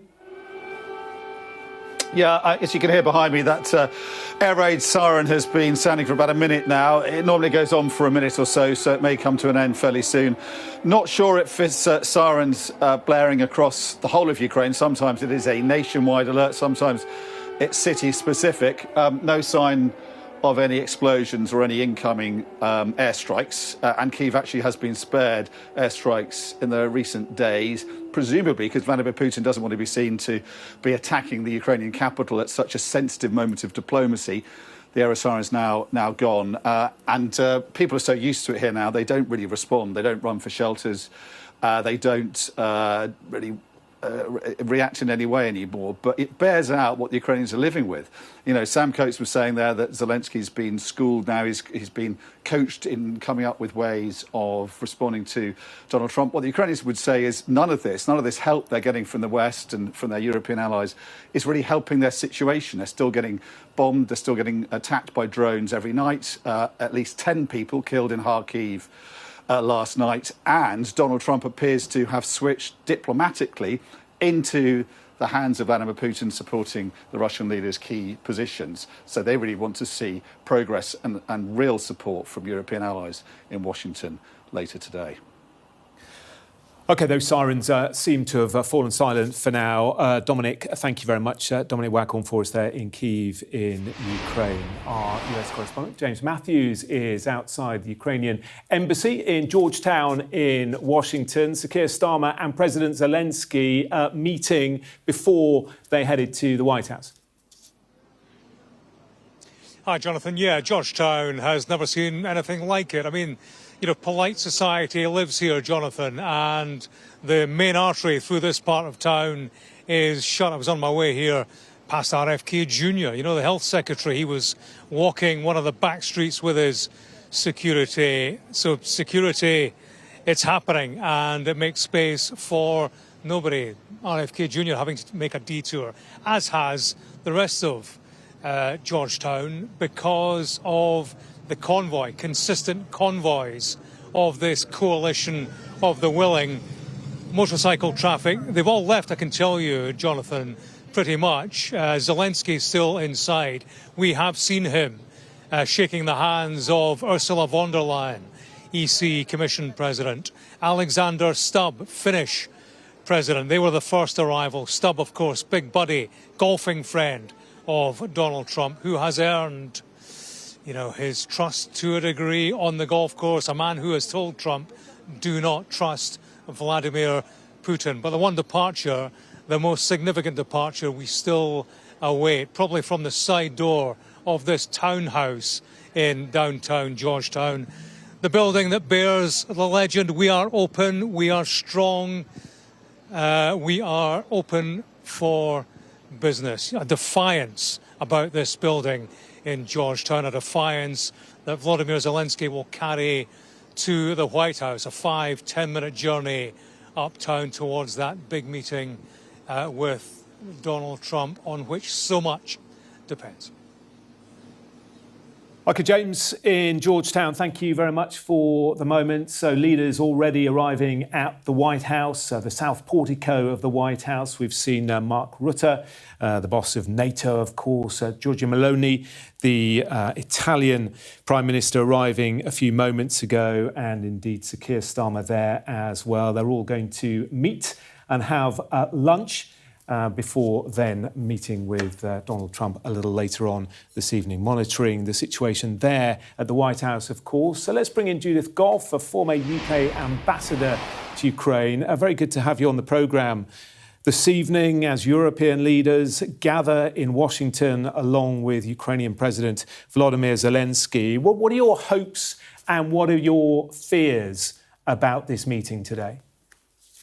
I mean, I think the hopes are very much that some form of agreement can be found for a way forwards between Zelensky, European leaders, and President Trump. I think the positive is that the US is still very much engaged in this process, and that we have not just Zelensky in Washington, but also Europe's leaders as well. I think that's really, really important. I think the challenge in all of this, as you have been reporting, is that there is no real sign that Putin wants peace in Ukraine.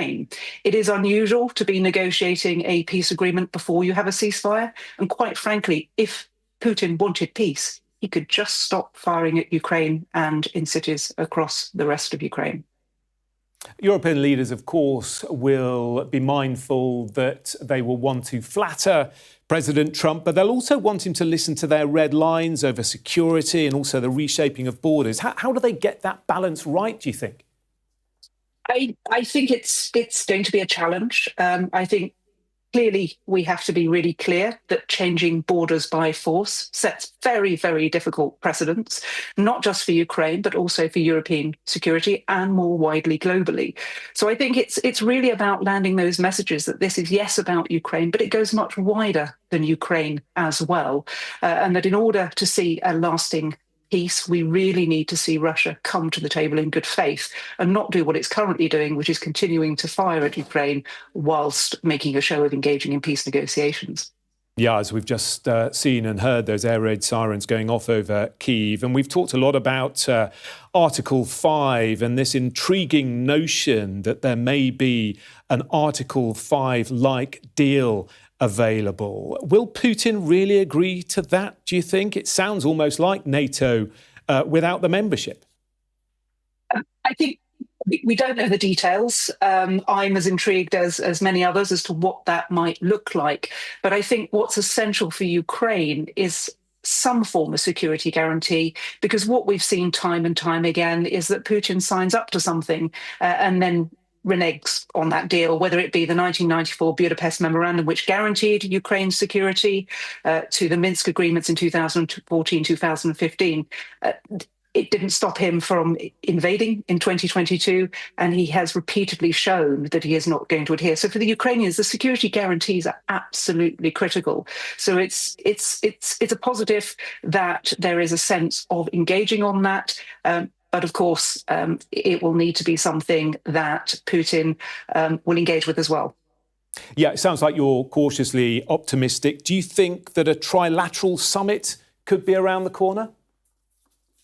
I think for me, it is always much better to have Ukraine in the room. It's very, very difficult to see negotiations about a country and about a country's future without that country being present. So I think positive that Zelenskyy is in Washington today, but hopefully in the future, not just Ukraine at the table, but I think also Europe, because again, Europe is very much stepping up in order to provide security, not just for Ukraine, but for our broader security as well.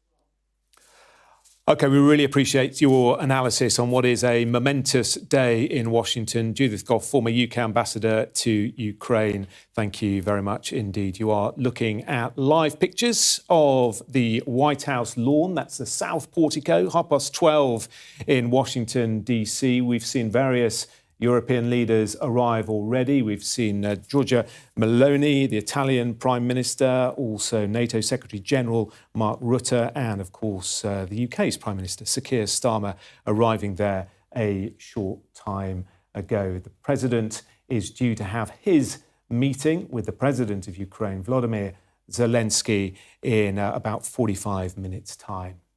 There is, of course, concern from Kyiv and European leaders that Ukraine could be forced to give up land as part of a peace deal. We were discussing it just then. One of the areas President Putin has his eye on, of course, is the Donbass area where Ukraine still has a hold in the Donetsk region. Our military analyst, Sean Bell, is here for more on the situation on the front line and how important this area is for both Ukraine and Russia. Sean. Yes, thanks, Jonathan. There's two military issues that are sort of cropping out of some of the discussions, one of which is territory and one of which is security guarantees.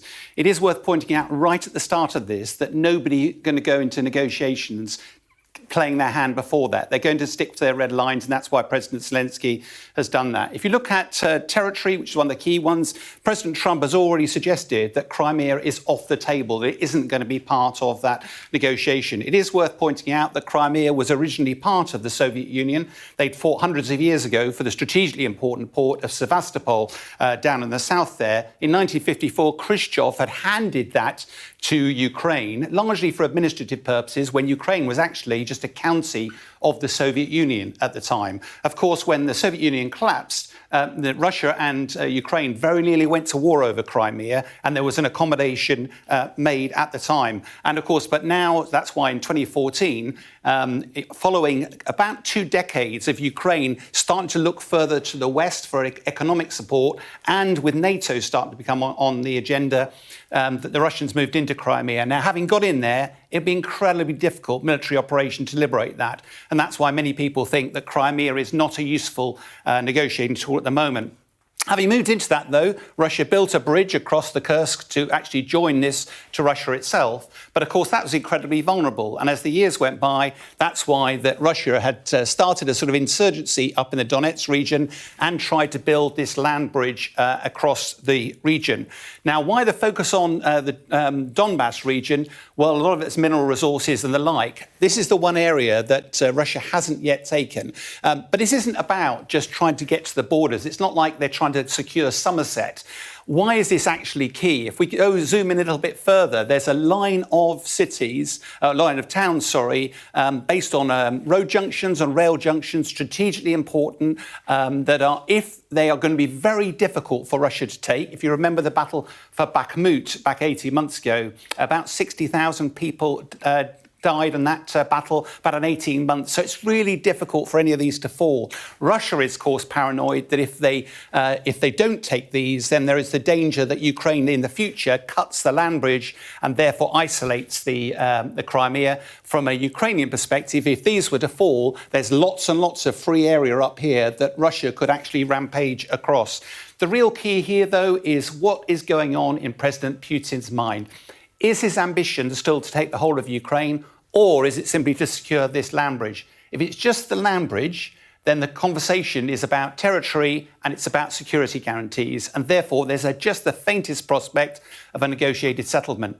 If actually Putin's ambition is still the whole of Ukraine, then I'm afraid all of this is just window dressing. It's Putin playing for time, and frankly, we're no closer to any sort of solution than we were a few weeks ago. Sean, thank you very much. Sean Bell, our military analyst. Let's just take you back to the White House, where the Finnish president, Alexander Stubb, has arrived in the last few moments. He has a good relationship with President Donald Trump. They share a love of golf. And here he is, all smiles, as he is greeted at the White House. So Mark Rutte, NATO Secretary General, has arrived, also the Italian Prime Minister, and indeed Keir Starmer as well. Now, in the last few moments, we have heard from President Zelensky. We know that he has been at the Ukrainian embassy in Georgetown in Washington, meeting European leaders who have flown in to meet him and then go on to the White House to meet President Trump. This is what he said when he posted on X. I'll read the whole thing for you. Our main goal is a reliable and lasting peace for Ukraine and for the whole of Europe. And it is important that the momentum of all our meetings lead to precisely this result. We understand that we shouldn't expect Putin to voluntarily abandon aggression and new attempts at conquest. That is why pressure must work, and it must be joint pressure from the United States and Europe and from everyone in the world who respects the right to life and the international order. He goes on to say we must stop the killings, and I thank our partners who are working toward this and ultimately toward a reliable and dignified peace, together with the leaders of Finland, the United Kingdom, Italy, the European Commission and the NATO Secretary General. We coordinated our positions ahead of the meeting with President Trump. Ukraine is ready for a real truce and for establishing a new security architecture. And he finishes quite simply, we need peace. The words there of Volodymyr Zelensky as he prepares to meet Donald Trump 6 months after that meltdown, that bust-up in the Oval Office. Our US correspondent, Mark Stone, is at the White House, as is our deputy political editor, Sam Coates. So what did you make, Mark, of the words of President Zelensky there? Well, look at the first 5 words of the second paragraph there. We must stop the killings. He's borrowing a phrase there from President Trump, who has said repeatedly, we must stop the killings. I think part of today will be about appealing to Donald Trump, appealing to the Trump that they have come to know over the course of this second term of the American president, appealing to his determination to bring this war to an end. But they are well aware too that he is incredibly unpredictable. I mean, it was only a couple of weeks ago that we all thought, indeed Trump was saying himself, that he'd grown very tired of Putin, that he believed, to use his words, that he was being tapped along by Putin. And so back then, a few weeks ago, it seemed to be the case that Ukraine could feel that the Americans were on their side. And yet Friday, it looked altogether different in Alaska, didn't it? It felt so different. No, Sam, you and I were discussing earlier on. What was Trump up to in Alaska? Was he doing, in effect, what the Europeans have been doing to him, flattering the unpredictable one? Trump unpredictable, Putin unpredictable. The Europeans, we've seen how they've kind of tried to flatter Trump, trying to mould their own relationships with him. I guess you could say a fair view of what we saw on Friday in Alaska was that Trump was kind of appealing to Putin to get him on side in order to try and get something out of him? Or is that a very naive way of looking at it?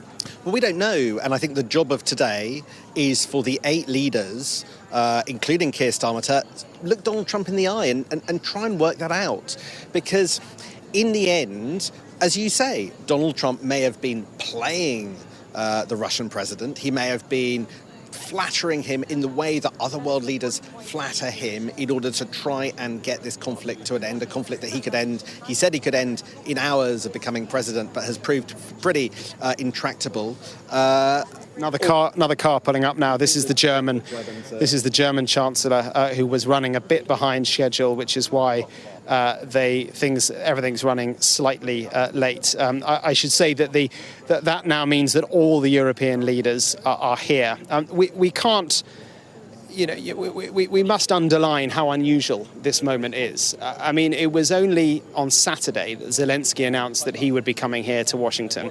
And over the period of just 48 hours, all these key world leaders ripped up their schedules and made themselves available to come here as well. There is no precedent for this. You have to go back to the 1960s to find a time when as many key world leaders were in the White House at the same time. That was for the funeral of JFK back in the 1960s. I think about 10, 15 years ago, Obama hosted an African summit, and there were many African leaders here. But key European leaders all here at one time at such short notice. This is truly unusual. I think that European leaders can smell just how important this moment is. Look, Keir Starmer, we believe, had to interrupt his holiday in order to get here. He only confirmed broadly 24 hours ago that he was going to land in Washington earlier this morning and come to this. And I think it is so important because I think what leaders like Keir Starmer know is they cannot have another repeat of the kind of encounter that we saw between President Zelensky and Donald Trump back in February, where Zelensky perhaps misread the tone, misjudged the moment, and ended up in a slanging match with the US president. Ultimately, a figure that he needs on side in order to secure a deal. Yeah, I mean, who could blame him? Some might say he was. It is the belief of many in Europe. He was ambushed by Trump and by J.D. Vance, who at that time, remember, we're only like a month into this new presidency, and I think we're trying to show what they were about. And this was a moment where they could say, look, we're in charge here. That Zelensky moment, it was an inflection point for sure. It was also a moment that, yes, allowed European leaders behind the scenes, and I've heard it from diplomats, that they do say that Zelensky played it badly. He rose to the bait. He played it very badly. But equally, they all learnt. That's kind of become a blueprint of how not to do it. And what's interesting, if you look at what Zelensky has just put out on social media, that statement that Jonathan read to us a few moments ago, you can feel that being crafted by European leaders. It's not just the invocation to stop the killings that you mentioned echoes Donald Trump, but also just the tone, trying to get the Americans on side, not talking about a ceasefire, all of those sorts of things. I think this is the position statement of Zelensky going into the talks with Donald Trump. The question is, once he's in the room with Trump, is this the language that he uses? Is this the message that he delivers? Yeah, and the man, some might say, was the attack dog back in February. Vice President J.D. Vance, he's here. He's back from his holidays in the Cotswolds in the UK. He's here. So I think a moment of jeopardy there for sure. You're watching the News Hour, 12:42 in the afternoon in Washington, D.C. This a live shot of the South Portico at the White House. You can just see top left-hand corner of your screen. We think that is the French flag. It is the tricolour as we await the last of the European leaders to arrive at the White House. French President Emmanuel Macron. Sam Coates, our Deputy Political Editor, our US correspondent Mark Stone are monitoring events there. Let's just show you the latest picture of the European leaders. They've been gathering at the Ukrainian embassy. You can see Mark Rutte there hugging the Italian Prime Minister, hugging President Zelensky as well, and Ursula von der Leyen. Lots of smiles and clearly a great deal of anticipation as well. All these leaders have ditched their diaries for the beginning of the week, and they have all agreed to head to Washington at incredibly short notice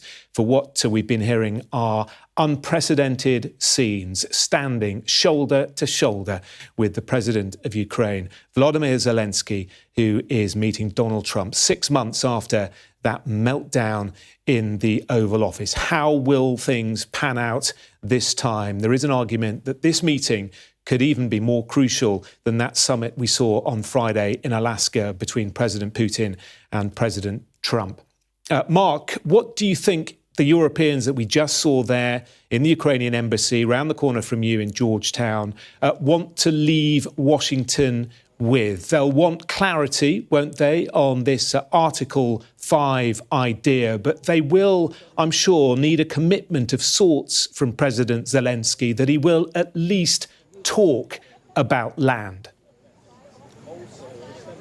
Precisely. Those are the two key takeaways. I don't think anyone expects firm conclusions today, but they want from the Americans an understanding of precisely what these security guarantees that they were not prepared to commit to in February, but apparently are prepared to commit to now. They'll want guarantees on that. And from Zelensky, they'll want him to make clear to Trump that he is willing at least to talk about land. And it's interesting that as the Ukrainian delegation arrived here about 15 minutes or so ago, my colleague here says that they were carrying what appeared to be a map with them. So although one European diplomat said to me, don't expect maps to be on tables, maybe that's wrong. Maybe there will literally be a discussion trying to just to show Donald Trump in tangible detail what they are talking about here. It's often been described as a territorial swap, a land swap. I think that's a really bad reading of it. It's not a land swap, because what Ukraine's being asked to do is hand over land that is Ukrainian. And it's not as if the Russians are going to give them some Russian land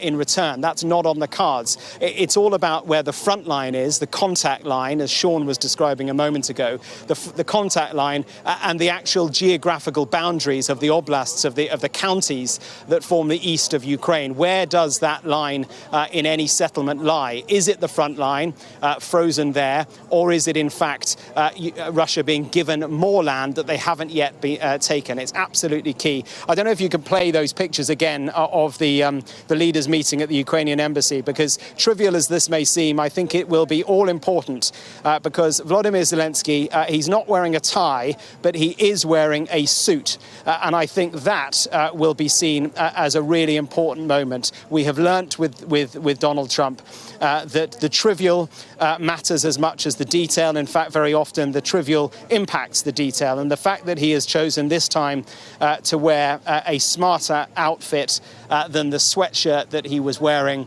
back in February, I think for some in America, and I spoke to the guy, Brian Glenn, from a very pro-Trump news channel out here in America. I spoke to him a moment ago. He reckoned that Trump would wear a suit. Why is he relevant? Because he's the one who asked, sorry, not Trump, he's the one, Trump will be wearing a suit.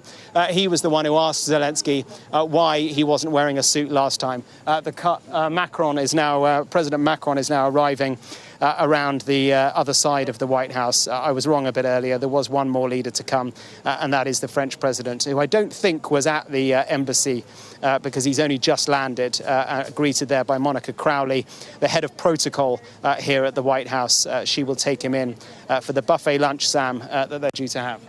Yes, and it's important to get your head around the choreography of today. Essentially, the 8 leaders will be sitting in a separate room while Donald Trump meets, greets and has his discussions with President Zelensky.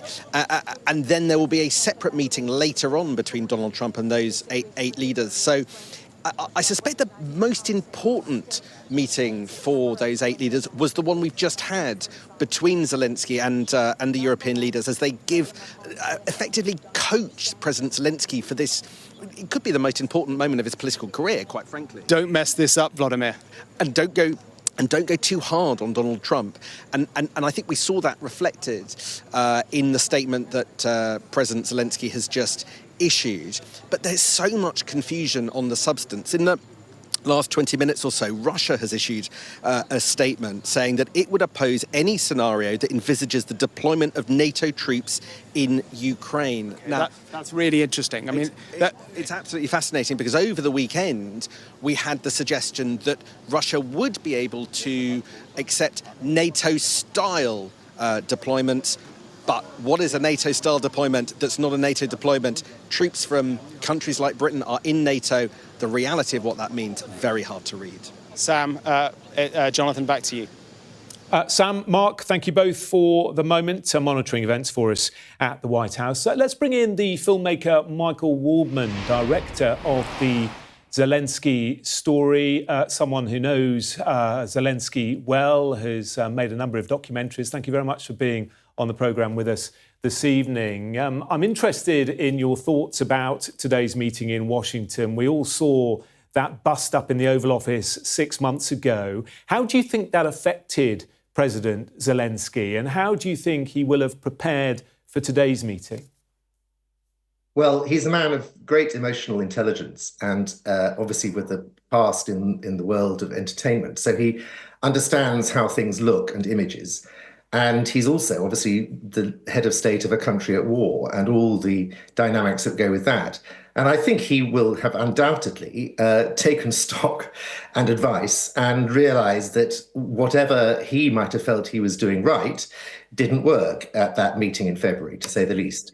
So I spent about some time with him in Kyiv when making the Zelensky story for BBC Two, and it was completely fascinating to see the extent to which he, at least to me, seemed a man who is very open, unfiltered, direct, clever, and knows how he comes across. So in that case, he got it, you could argue, wrong, given the nature of President Trump.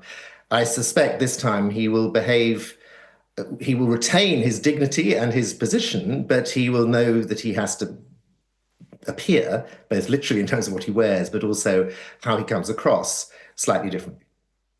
And Michael, there's been so much talk, hasn't there, in recent days about the Donbass region and about Putin's desire to take it all. And we know that Zelensky is from not far from there. His first language is Russian, although he no longer speaks it, of course. It does mean that that area of the country has a deep resonance with him. Absolutely. He comes from a town called Kryvyi Rih, which isn't quite in the Donbass, but very near. As you say, his first language is Russian, his second Ukrainian, and his third, with difficulty, and that was part of the problem, I think, in February, is English. He's a clever man, but he's a patriot by definition, but he also will feel a deep emotion, and he will share the emotion of his countrymen and women, that giving up land after however many thousands of people have died to protect it will be incredibly difficult, politically, emotionally. And I think for him personally, that's the region he's from. He absolutely knows the Russian-speaking East, and the mad accusation on the Russians' part that it's run by neo-Nazis and that he himself is a neo-Nazi, the Jewish president. I mean, the whole thing is difficult for him to get across the strength of his feeling. But I think he's an emotional man and sometimes shows his emotions, possibly calculatedly. He also has to be incredibly focused and disciplined.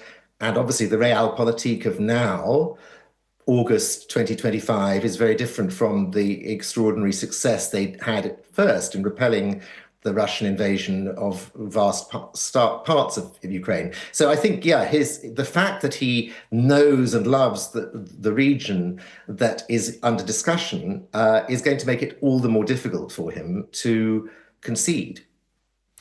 Michael, as you're talking to us, we're just looking at scenes at the White House, live footage as we await the arrival there of President Zelensky. You touched on his background in light entertainment. He was a comedian. He came in on a protest vote. How is his popularity now? You've spent a lot of time in Ukraine. You have spent a lot of time speaking to Ukrainians of late. Where is he in terms of his poll ratings, and how is he seen nearly 3.5 years in now to this war? Well, I can't claim to have been there very recently, but even when I was last there filming, clearly the tide has to some extent turned. It's fascinating when a country's at war. He was a democratically elected president with over 70% of the popular vote when he was elected in 2019. His popularity was going down slightly, and then the invasion happened, and he was, I think, by most people's definition, heroic. And most Ukrainians, even those the 30% who hadn't voted for him, thought he was doing well and supported him. Since then, of course, there have been difficulties. And I think that because it is a democracy, it's a complicated place, and it's not lacking corruption. And that's one of the reasons why it was slow the process of getting into the EU was partly to do with the corruption, which he claims to have been fighting.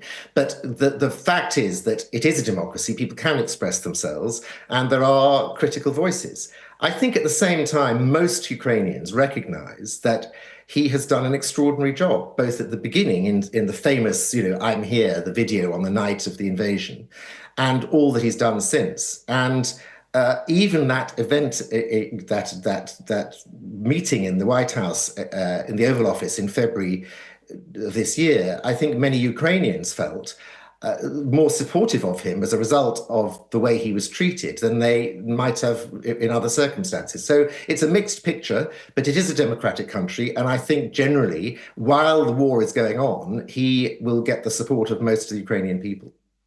And of course, there is a war weariness in Ukraine, isn't there, all these years in? And we heard air raid sirens going off in Kyiv a little bit earlier this evening. Those strikes still happening. Are you optimistic about what can happen today in Washington? Do you think that we are ever closer now to the guns falling silent?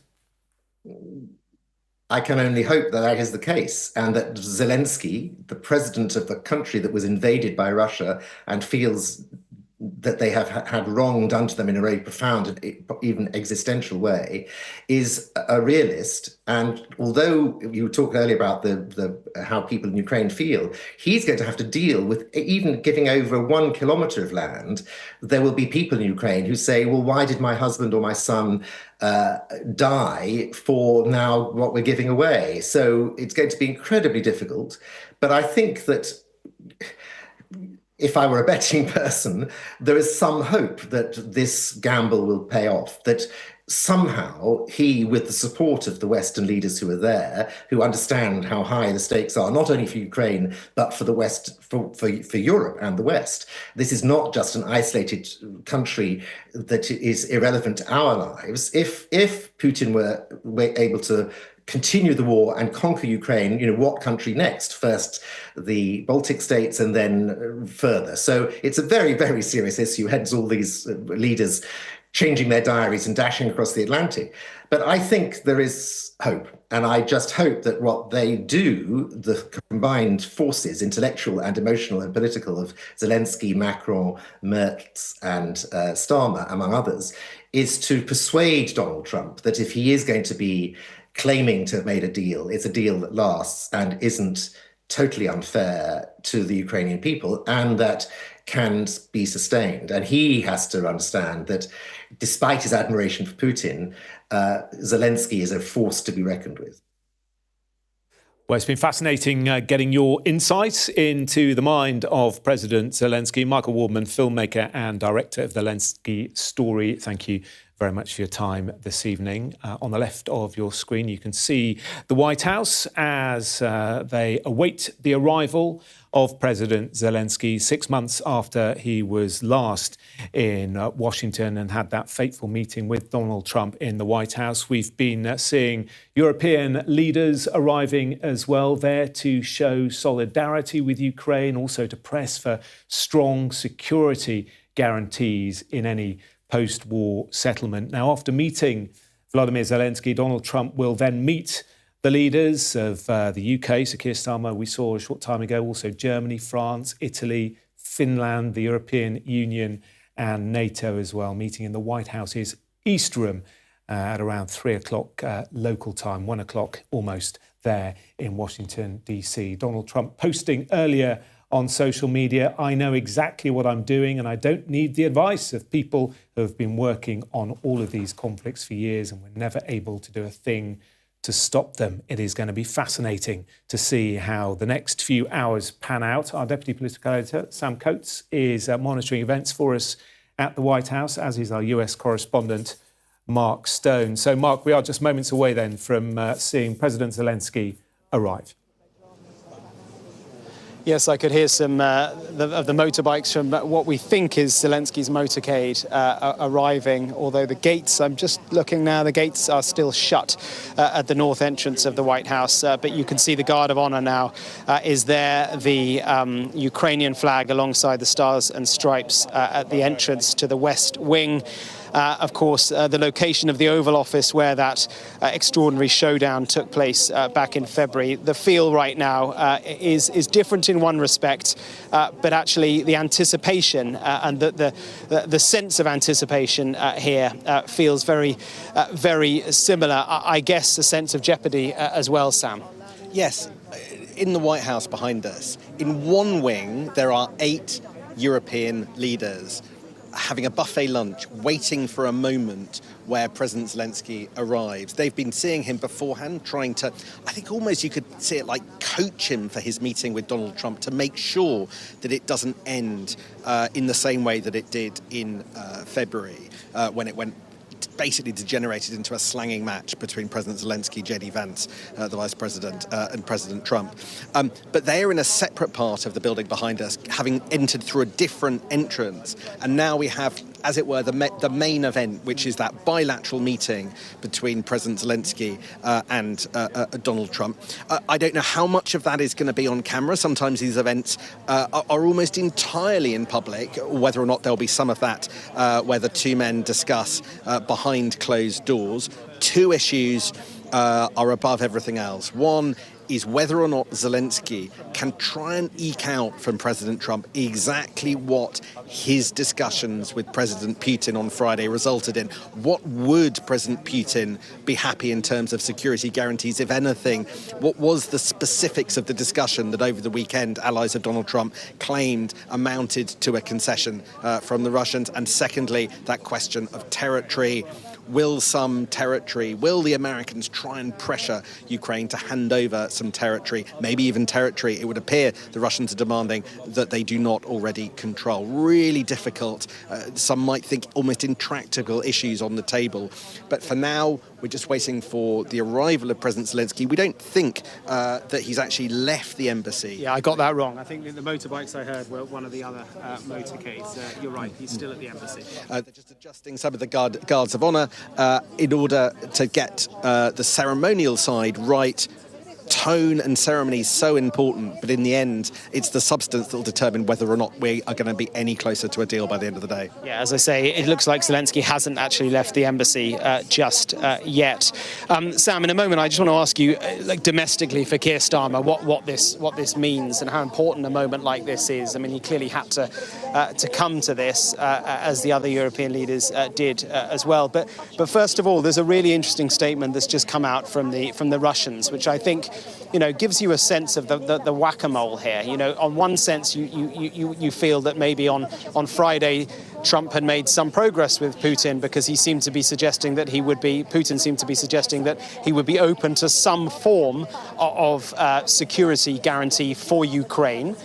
The Americans, too, were saying that they could be part of that. And yet now, what are we, 3 days on, a statement from the Russians which says that Russia opposes any scenario that envisages the deployment of NATO troops in Ukraine. So to that, the question is, well, could they be troops from a NATO country that are not cap-badged as NATO? Well, then the answer appears now to be no, because the wider or the longer statement from the Russians is really interesting. We reaffirm our repeatedly voiced position that on our categorical rejection of any scenarios that envisage the appearance in Ukraine of a military contingent with the participation of NATO countries.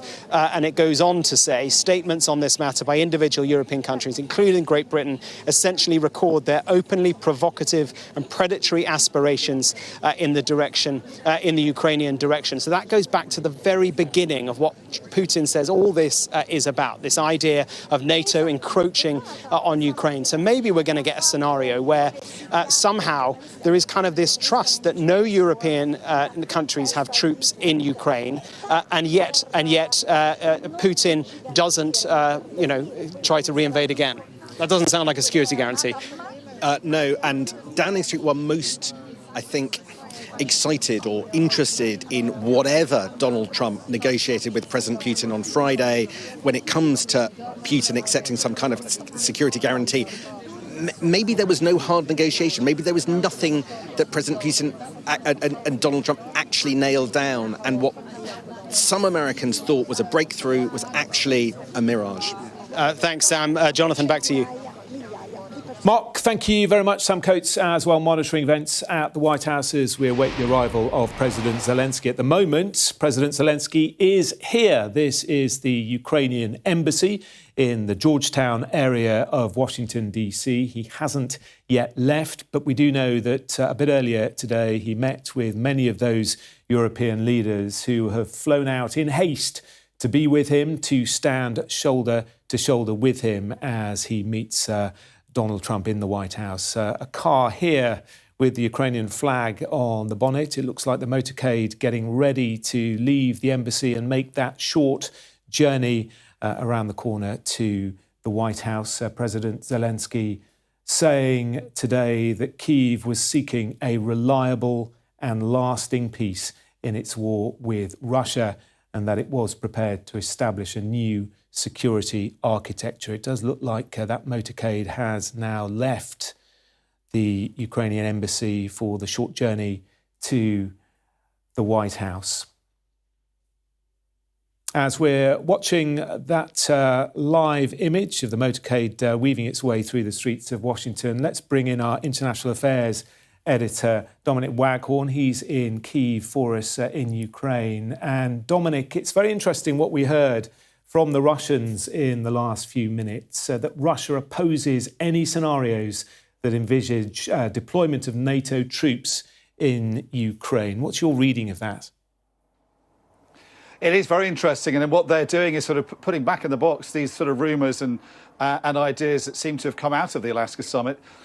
Most of all from Steve Witkoff, the chief negotiator that Donald Trump has put in charge of the Ukraine file. And on American talk shows yesterday, he said that the Russian leader had sounded open in the meeting in Alaska to the idea of Article 5 style security guarantees. Now, it's a very nebulous, very vague term. Article 5 is obviously the central pillar of NATO. It's the all for one, one for all understanding that all members of NATO will defend whatever member nation is attacked. So it set this idea out there that possibly the Russians have sort of softened on their opposition to any NATO troops being in Ukraine, and they are pushing back on that just ahead of this summit. Now, cynics might say that possibly Vladimir Putin did sound slightly open to this idea in the meeting so that hairs could get set running, and hairs that were clearly sort of picked up with Steve Witkoff. And I think what we're going to want to see more of, and certainly the European leaders going alongside President Zelensky as he goes to the White House now, they'll want to have clarification on this idea that America is going to do more to support these security guarantees. We've heard so much about security guarantees, but for Ukrainians here, they're absolutely essential. They're not just words. They would give them the confidence, and they're only prepared to go into peace negotiations if there is a commitment at the very outset from Western nations, including America, they want.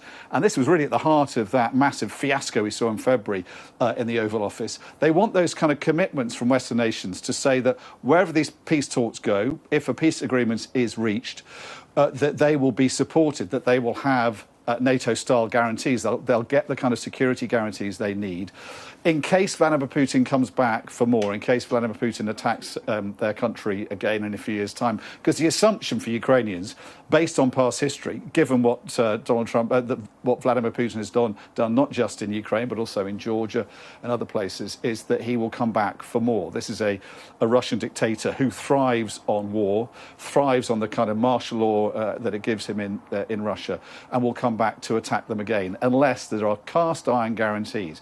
So they're going to want to hear more about that, and that will be at the top of the list of President Zelensky's priorities as he goes into the White House for this meeting. Also, I guess at the top of the list of his priorities is to avoid a repeat of what happened in February. And you have to say on the face of it, there's almost a greater probability of what we saw in February happening again, whatever kind of coaching he's been given by European leaders and the diplomats around them, people like Jonathan Powell in Downing Street, because we now have an American president who is now openly adopting the positions of Vladimir Putin in the wake of the Alaska summit. He doesn't want an immediate ceasefire anymore, just like Putin. He's backed away from any more severe sanctions on Russia, which was something that Vladimir Putin had feared. And he's now coming round to the idea of giving land that Russia has not even taken yet from the Ukrainians, giving that to the Russians. That is unacceptable for the Ukrainians for a whole range of reasons, and that's why the Ukrainians say that actually what Putin presented in Alaska were unacceptable terms, knowing that they couldn't be accepted by the Ukrainians, in an attempt to make the Ukrainians look like they were the problem here. And that's something that I think Vladimir Putin will hope, that impression is something he hopes will continue to be fostered in Donald Trump's mind, and therefore that is something the Europeans have got to very skillfully work against in these meetings, because the jeopardy here is that Donald Trump goes off in a huff and takes with him military support and the support of military intelligence for Ukraine. So, you know, I think we talk about this in slightly light terms quite often, but there's a huge amount at stake for Ukraine, for the thousands of people who could die here when this war continues going on indefinitely, but also for European security as well, and for the Western alliance. You know, these European leaders are not just going to the White House to sort of be escorts and to accompany Zelensky and to restrain him from, you know, losing his rag again in the Oval Office. They're going there to save the alliance, but also because of European security being so much at stake, given the shift in the American president's position. We're just watching live pictures of the White House, Washington, D.C., as we await the arrival of President Volodymyr Zelensky. Dominic Waghorn, our international affairs editor, on the line. He's in Kyiv for us. You make some very interesting points, Dominic, and I wonder if privately those European leaders that we've been seeing arriving over the last hour at the White House will be saying to President Zelensky, look, you're going to have to change your position on land. If we can make sure those security guarantees are there, we make sure that they are cast iron, then you can see this almost as a victory. Is that your understanding? Those discussions may be taking place? No, I think they'll be saying let's try and kick this into the long grass. Let's you know, because the whole issue of territorial exchanges, they're not land swaps, as Mark Stone was saying earlier. You know, what's being proposed is the surrender of territory, and that is a red rag to Zelensky. But they're going to say to him, restrain yourself, don't respond to that. You know, smile sweetly, say yes, you're prepared to think about it. You're going to go back to Ukraine and you're going to talk about it, but don't take it any further, and certainly don't react to Donald Trump. I think the problem with that is the American president, because he is preoccupied with concepts of real estate, and he doesn't really quite appear to get the fact that this conflict is more about Vladimir Putin rejecting that Ukraine has any right to exist at all. He seems to think it's just solvable in terms of giving a bit of land there and taking a bit of land here.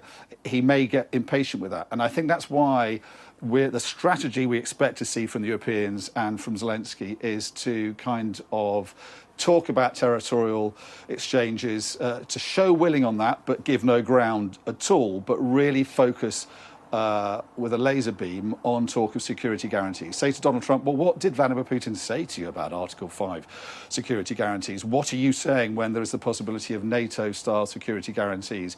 What can you offer? Because the Americans have been dragging their feet on this. And the fact is there can't be security guarantees offered only by European nations. They do need the backstop, as Keir Starmer calls it. So, NATO is a huge military leviathan, but its backbone is the kind of logistical and organisational support that America brings to it. It would be impossible to sustain a military operation supporting and backing Ukraine without that American backstop. And that's what's caused so much concern, of course, because Donald Trump has at times hinted he might not support that. So if he is warming now again to the idea of America being more involved in this, offering more robust support of security guarantees and supporting the idea of a backstop, that's what they're going to try and tease out of him. But to get there, they've got to flatter him. They've got to make him think that he is making huge progress, that he is the person responsible for diplomatic progress, when in fact they are privately, we can assume, really alarmed by the position he's now taken and the shift he's taken swinging behind Vladimir Putin. Well, as you can see, a motorcade appears to be arriving at the White House, or certainly this car carrying the Ukrainian president, Volodymyr Zelenskyy. And there is President Trump awaiting his arrival. Already we have seen Sir Keir Starmer arrive, the Italian Prime Minister, the German Chancellor, the Finnish President as well, joined by the French President Emmanuel Macron, NATO Secretary General and European Commission President. And now Volodymyr Zelenskyy. Let's listen in.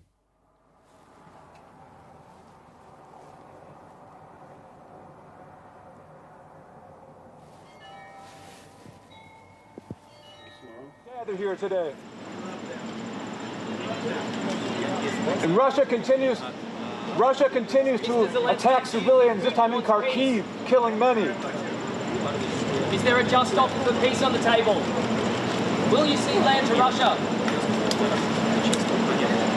So there we have it. Volodymyr Zelenskyy meeting Donald Trump once again, around 6 months after that fateful meeting in the same place, which led to Volodymyr Zelenskyy leaving the White House early. But now all smiles, and interestingly, Volodymyr Zelenskyy wearing a suit this time, not a jacket. You'll remember that was a point of contention last time. It almost began the row, didn't it, when he was accused of showing not enough respect to the office of president by turning up not in a suit. We know, of course, throughout this war, he has worn fatigues rather than a formal suit, but there he was in a jacket, no tie. Mark Stone and Sam Coates are at the White House for us. So a momentous day, Mark. Yeah, momentous indeed. Highly, highly unusual as well. We need to state that again and again, because it is extraordinary that just 2 days ago none of this was planned, and yet what we have now got is a mini summit in all but name. Not just Volodymyr Zelenskyy here, but already in the White House are the leaders of the United Kingdom, of France, of Italy, of Germany, the European Union Commission President and the Secretary General of NATO, alongside, of course, the President of Finland as well, the one country here which shares a border with Russia itself. This is a hugely important moment. You brought up the suit. Trivial, some might say. Not at all, because, as you rightly point out, it was one of the catalysts for that meltdown 6 months ago in the very same place, in the Oval Office that they will now be heading into. The fact that Zelenskyy back then chose to wear a kind of sweatshirt, his combat fatigues of the type he's worn since the invasion 3 years ago. Well, today he is wearing a suit of sorts, a wartime suit perhaps. But these little details, they matter as much much as the substance, and in fact, very often they seem to actually influence the substance. So there we are at that moment. Sam, politically, for Keir Starmer, for the other European leaders, they kind of had to be here, didn't they? Absolutely. Look, the biggest pressure today, undoubtedly, on President Zelensky. He has got a number of jobs to do. He's got to reset that relationship with Donald Trump. He's got to make sure there isn't another breakdown in relations with the US administration of the sort that we saw in February. He has been coached carefully by European leaders, I think by the British team, amongst others, in order to be able to sort of adopt a better tone than we saw in February. Sorry to interrupt. It sounds patronising in a sense to think that Zelensky needed to be coached, but I think it is the view, certainly I've heard it privately, I think you have too, that the Europeans, although they do believe that Zelensky was kind of ambushed back in February, they also believe he dealt with it very badly, and they don't want a repeat of that. Yes, and I think also there is a feeling that Donald Trump, JD Vance, set some bear traps for President Zelensky, and, you know, there's no harm or shame in trying to help the Ukrainian president from avoiding them falling into that. But also, there remain the most difficult of issues of substance around this. And the US president, the European leaders, and President Zelensky are all on slightly different pages on the biggest issues of substance, but making sure you don't rub up Donald Trump the wrong way when confronting discussions about territorial handover. You know, Donald Trump very clear that he thinks that there's got to be some land swap or land exchange to get a peace deal, making sure that President Zelensky doesn't rubbish that idea in public and thereby in some way sort of crater the negotiations and bring them to a precipitous halt. That kind of thing is also critical. The Europeans want two things out of this, I think, two takeaways from today. First of all, they want a detailed commitment from the Americans about what they mean, what Trump means about a security guarantee. We've got live pictures now from in the Oval Office. Let's listen in.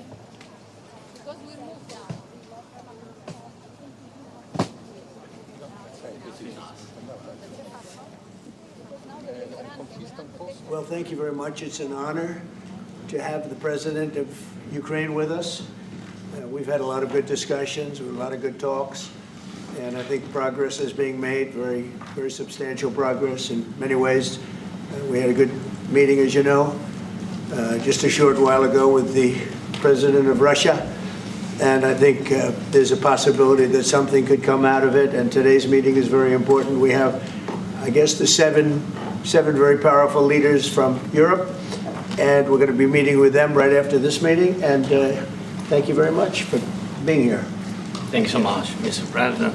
If I can, first of all, thank you for invitation, and thank you very much for your efforts, personal efforts to stop killings and stop this war. Thank you. And using this opportunity, many thanks to your wife, First Lady of the United States.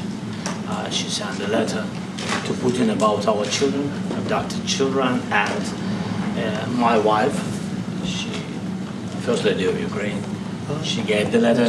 It's not to you, to your wife. Oh, I want it. Yeah. So we are saying this sensitive topic, yes, please. And thanks to our partners, and that you supported this format, that after our meeting we can have leaders who are around us, UK, France, Germany, Italy, Finland, EU, NATO, I mean all partners around Ukraine supporting us. Thanks them, and thank you very much for invitation. Thank you very much for being here. President Trump. Do you think it's fair? Yes, Peter, go ahead. Thank you, President Trump. So, President Zelensky, you say in a post on X today, Russia must end this war, which it itself started. President Trump, you say President Zelensky of Ukraine can end the war with Russia almost immediately if he wants to. Which is it? Yeah, I think that's true. I think we're going to have a meeting. I think if everything works out well today, we'll have a trilat. And I think there will be a reasonable chance of ending the war when we do that. And, is this the end of the road for American support for Ukraine? Is today's meeting deal or no deal? I can never say that. It's never the end of the road. People are being killed, and we want to stop that. So I would not say it's the end of the road. No, I think we have a good chance of doing it. It's been almost 4 years now that a lot of people were killed last week. A lot of people last week. I mean, millions of people killed, but a lot of people last week, for whatever reason, a big number, a lot of soldiers, on both sides. And I know the president, I know myself, and I believe Vladimir Putin wants to see it ended. And as you met with Putin on Friday, today you've got President Zelensky here. As you listen to Russia and Ukraine, which side has the better cards? Right? Well, I don't want to say that. I'm just here to be. Look, this isn't my war. This is Joe Biden's war. He's the one that had a lot to do with this happening, and we want to get it ended. And we want it to end good for everybody. We want it to end good. The people of Ukraine have suffered incredibly. And to that point, President Zelensky, are you prepared to keep sending Ukrainian troops to their deaths for another couple years, or are you going to agree to redraw the maps? Thank you for your question. So, first of all, we live under each day attacks. That today have been a lot of attacks and a lot of wounded people, and the child was dead, small one year and a half. So we need to stop this war, to stop Russia, and we need support American and European partners. And we will do our best for this. So, and I think we show that we are strong people, and we supported the idea of the United States, personally of President Trump, to stop this war, to make a diplomatic way of finishing this war. And we are ready for trilateral, as President said. This is a good signal about trilateral. I think this is very good. Thank you. Mr. President,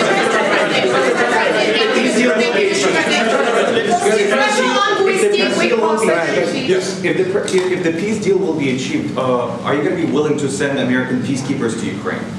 Well, we're going to work with Ukraine. We're going to work with everybody, and we're going to make sure that if there's peace, the peace is going to stay long term. This is very long term. We're not talking about a 2-year peace and then we end up in this mess again. We're going to make sure that everything's good. We'll work with Russia. We're going to work with Ukraine, and we're going to make sure it works. And I think if we can get to peace, it's going to work. I have no doubt about it.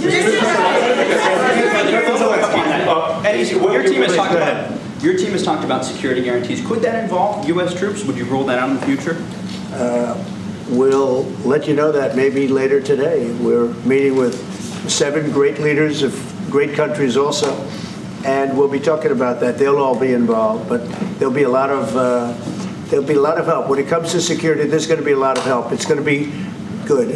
They are first line of defense because they're there. They're Europe, but we're going to help them out also. We'll be involved. Mr. President, Vladimir Putin mentioned that the war will not end without addressing the root causes of this war. Have you had an understanding what are the root causes of this war? Well, look, the war is going to end. When it ends, I can't tell you, but the war is going to end, and this gentleman wants it to end, and Vladimir Putin wants it to end. I think the whole world is tired of it, and we're going to get it ended. It was, I've done 6 wars. I've ended 6 wars, and I thought this maybe would be the easiest one, and it's not the easiest one. It's a tough one. A lot of reasons for it, and they'll be talking about it for a long time. But they'll be talking about the others. Look, India, Pakistan. We're talking about the big places. When you look at, you just take a look at some of these wars. You go to Africa and take a look at that. Rwanda and the Congo, Republic of the Congo. That's been going on for 31 years. And so we've done a total of 6, and we really have 6, not including the fact that we obliterated, and it turned out to be a total obliteration, the nuclear, as you said, the future nuclear capability of Iran. And this one, I think we're going to get solved also. I feel confident we're going to get it solved. Thank you, Mr. President. Can you tell us about your conversations with European leaders and what they need to see to support an end to the war? Yeah, well, we're going to be meeting with a great representative group and 7 very powerful, very big countries, and great people, all friends of mine and friends of yours. And we're going to have some suggestions made. They want to see peace. They would like to see peace. President Trump, when did Russia in the red. President Trump, do you think it's fair for Ukraine and for Russia to achieve a lasting and durable peace if Ukraine cedes its territories that Russia hasn't yet conquered? Do you think it's a fair peace for Ukraine? We're going to have a lasting peace. Just to answer the first part of your question, we're going to have a lasting peace. I hope it's going to be immediately. I hope it doesn't have to go on.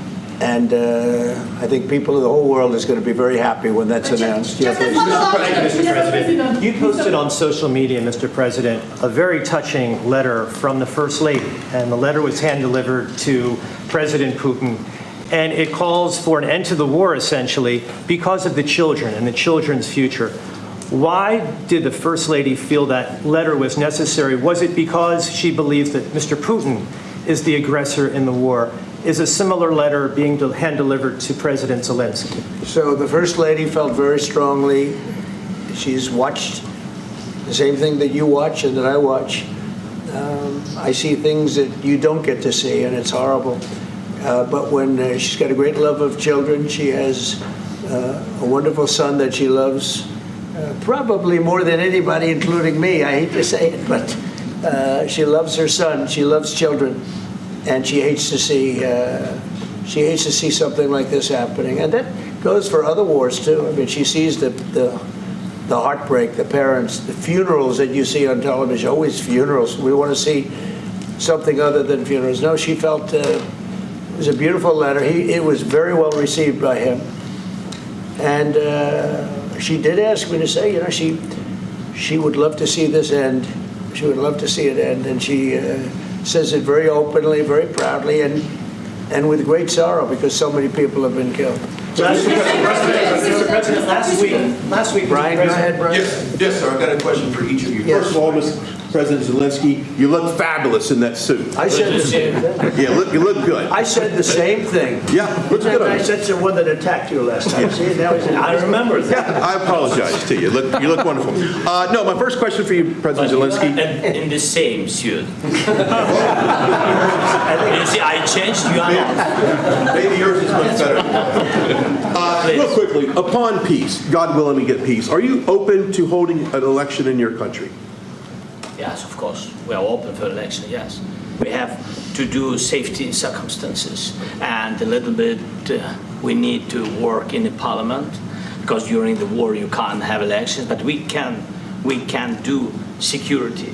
We need, maybe, how to say, we need a truth, yes, everywhere, in the battlefield, in the sky, in the sea, yeah, to make possible for people to do democratic, open, legal elections. So you say during the war you can't have elections. So let me just say 3.5 years from now. So you mean if we happen to be in a war with somebody, no more elections? Oh, that's good. I wonder what the fake. You like this idea? Yeah. No. Speaking of news, I got a question for you. This sounds insane for me even to ask this, but do you think the American media really doesn't even want a peace deal because they've seen they've been so critical of you every step of the way as you lead the charge for peace? It's an amazing phenomenon. I said that if in the settlement you got Moscow, St. Petersburg, and thousands of miles around them, they would say I made a bad deal. The level of hatred and animosity is incredible. Not with all. I mean, we have great people up here. We also have terrible people up there that I think are told what to say. But, you know, in solving all of these wars, they don't even write about it. You know, I saw major wars. I saw wars that have been going on for 31, 35, and 37, and a couple of quicker ones. One that was going to go into a full-blown deal very quickly. You know what the one I'm talking about. It was a big one. But they don't even write about that. No matter what I do, no matter what, and you know, this is not anything to do with you. It's probably to your advantage in a certain way. But no matter what I do, no matter what deal I make, from my standpoint, you'll come out good. Maybe President Putin will come out good. But they'll say, Trump was absolutely horrible. It's just that, and I've lived with that for a long time. I've lived with it since just before the first election. I used to get great publicity. Now I get the worst publicity anyone's ever gotten in office, but I won in a landslide, so that people understand. They're the only ones that count, ultimately. But I've also had great reporters. I've had journalists that are very good. But it's very sad when you do the right thing. As an example, they said, because of the fact that Vladimir Putin came to American soil, this was a tremendous defeat for Donald Trump. No, it was really wonderful that he did it. It was a hard thing for him to do, to be honest with you. It was the opposite of what they said, but they said it. Now, if he didn't come, they'd say that was also bad for Trump. You know, there's no way. And there's just a great dishonesty of the press, and I think that's why it's lost its credibility. You know, its credibility is at an all-time low. We have a thing going on right now in D.C.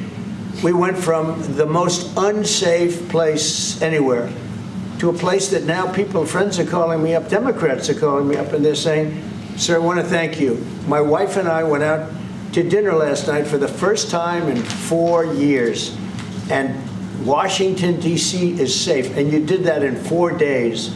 I'll tell you, it's safe. I had another friend of mine. He has a son who's a great golfer. He's on tour, and he came in fourth yesterday in the big tournament where Scotty Scheffler made the great shot.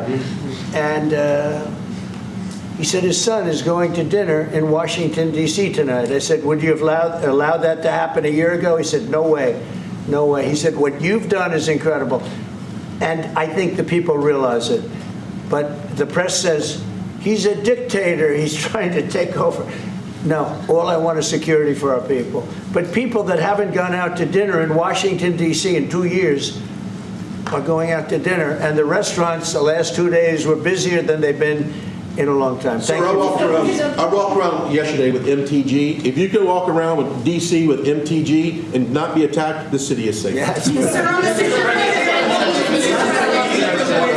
Thank you, Mr. President. Last week, you warned of what you called severe consequences if a 30-day ceasefire or any type of ceasefire were not agreed to by Russia. Will there be severe consequences? Does that change because of I don't think you need a ceasefire. You know, if you look at the 6 deals that I settled this year, they were all at war. I didn't do any ceasefires. And I know that it might be good to have, but I can also understand strategically why, well, you know, one country or the other wouldn't want it. You have a ceasefire and they rebuild and rebuild and rebuild, and, you know, maybe they don't want that. But if you look at the 6 deals that we made peace and you know, long-term, long-running wars, I didn't do any ceasefires. Would I like the concept, you know, I like the concept of a ceasefire for one reason, because you'd stop killing people immediately, as opposed to in 2 weeks or 1 week or whatever it takes. But we can work a deal where we're working on a peace deal while they're fighting. They have to fight. I wish they could stop. I'd like them to stop. But strategically, that could be a disadvantage for one side or the other. But all of these deals I made without even the mention of the words ceasefire. President Zelenskyy, can you explain the decision to offer Ukraine Article 5-like security guarantees, but stop short of pushing for their full membership? Yeah, well, we haven't done anything on that yet. If you look back and you go back long before President Putin, it was always a statement that they would never allow Ukraine into NATO. So that was a statement that was made, but we haven't discussed any of that yet. We're going to be discussing it today, but we will give them very good protection, very good security. That's part of it. And the people that are waiting for us, they are, I think they're very like-minded. They want to help out all. Thank you, President. Thank you, President Trump. Are you disappointed there's no ceasefire, The United States has already given hundreds of billions of dollars to this war effort in Ukraine. At best, it is a stalemate, and the killing continues. So, President Trump, how much more is the United States willing to give Ukraine? And President Zelensky, how much more do you want? Well, I'll start off just by saying we're not giving anything now. We're selling weapons. This is something before, I guess the number is well over $300 billion. That was under Joe Biden, a corrupt politician, not a smart man, never was. By the way, go back 40 years, he was not a smart man 40 years ago either, but now he's in particular bad. This was done by a corrupt administration that shouldn't have been in, and frankly, if the right results of the election were given, if I were president, this war would have never taken place, and he would have been very happy. because he would have liked to have seen. I mean, they went through hell. He went through hell. This war would have never happened, and the people that were killed, a couple of million people, a lot of people with soldiers and everything else, and the people that have been displaced and forced into other areas and other countries because of what's happened, none of that would have happened. And I'm just saying that he was a horrible president, whether it was the borders or this. He was just a horrible, corrupt president. Mr. President, you want to I can. Thank you so much. So first of all, we have possibility now to buy weapon from the United States. We are thankful for this program and this opportunity. We are thankful for Europe. They pay for this, and through NATO program, for example, Pearl and etc. We have some programs where we can have some money to finance this, and this is a part. I think it's not a part for the war and to defend us. It also will be a part for security guarantees, to strengthen our army, to rearm Ukrainian army. This is very, very important. And it depends how much money we need to rearm. For example, the question of air defense, we spoke about it with President Trump, and I'm happy that we have now bilateral decisions and we work on it with production, American production. Nobody in Europe has so many air defense like Patriots, for example. We need it very much, and this is also about defending. I think the good news, we make the best military equipment in the world by far. You mentioned the Patriots. How good are they? Yeah, systems. We have systems, they're literally 100% foolproof. And it's really like shooting two bullets, two bullets hitting each other in the air in a space like this. The chance is 100%. It's 99 to 100%. So we sell the equipment to NATO. And NATO does what, I don't know what the arrangement is that you have with, but I know that they want you to have the equipment. And we're getting the best equipment in the world, but they pay us for the equipment. Under Biden, it was just crazy what was going on. I believe the number is over 300. I think it could be $350 billion worth of equipment and money and everything else. And we've made more progress in settling this war in the last 2 months than they made in 4 years. This should have been settled a long time ago, but it should have never happened. Yeah, please. Real quickly, you pushed out on social media. Brian, go first. You pushed out on social media about doing away with mail-in ballots and potentially electronic voting machines. Can you expand on that and how important Well, that's a very off-topic, just really quickly. Mail-in ballots are corrupt. Mail-in ballots, you can never have a real democracy with mail-in ballots. And we, as a Republican Party, are going to do everything possible that we get rid of mail-in ballots. We're going to start with an executive order that's being written right now by the best lawyers in the country to end mail-in ballots because they're corrupt. And you know that we're the only country in the world, I believe, I may be wrong, but just about the only country in the world that uses them because of what's happened. Massive fraud all over the place. The other thing we want change are the machines. For all of the money they spend, it's approximately 10 times more expensive than paper ballots. And paper ballots are very sophisticated with the watermark paper and everything else. We would get secure elections. We'd get much faster results. The machines, I mean, they say we're going to have the results in 2 weeks. With paper ballots, you have the results that night.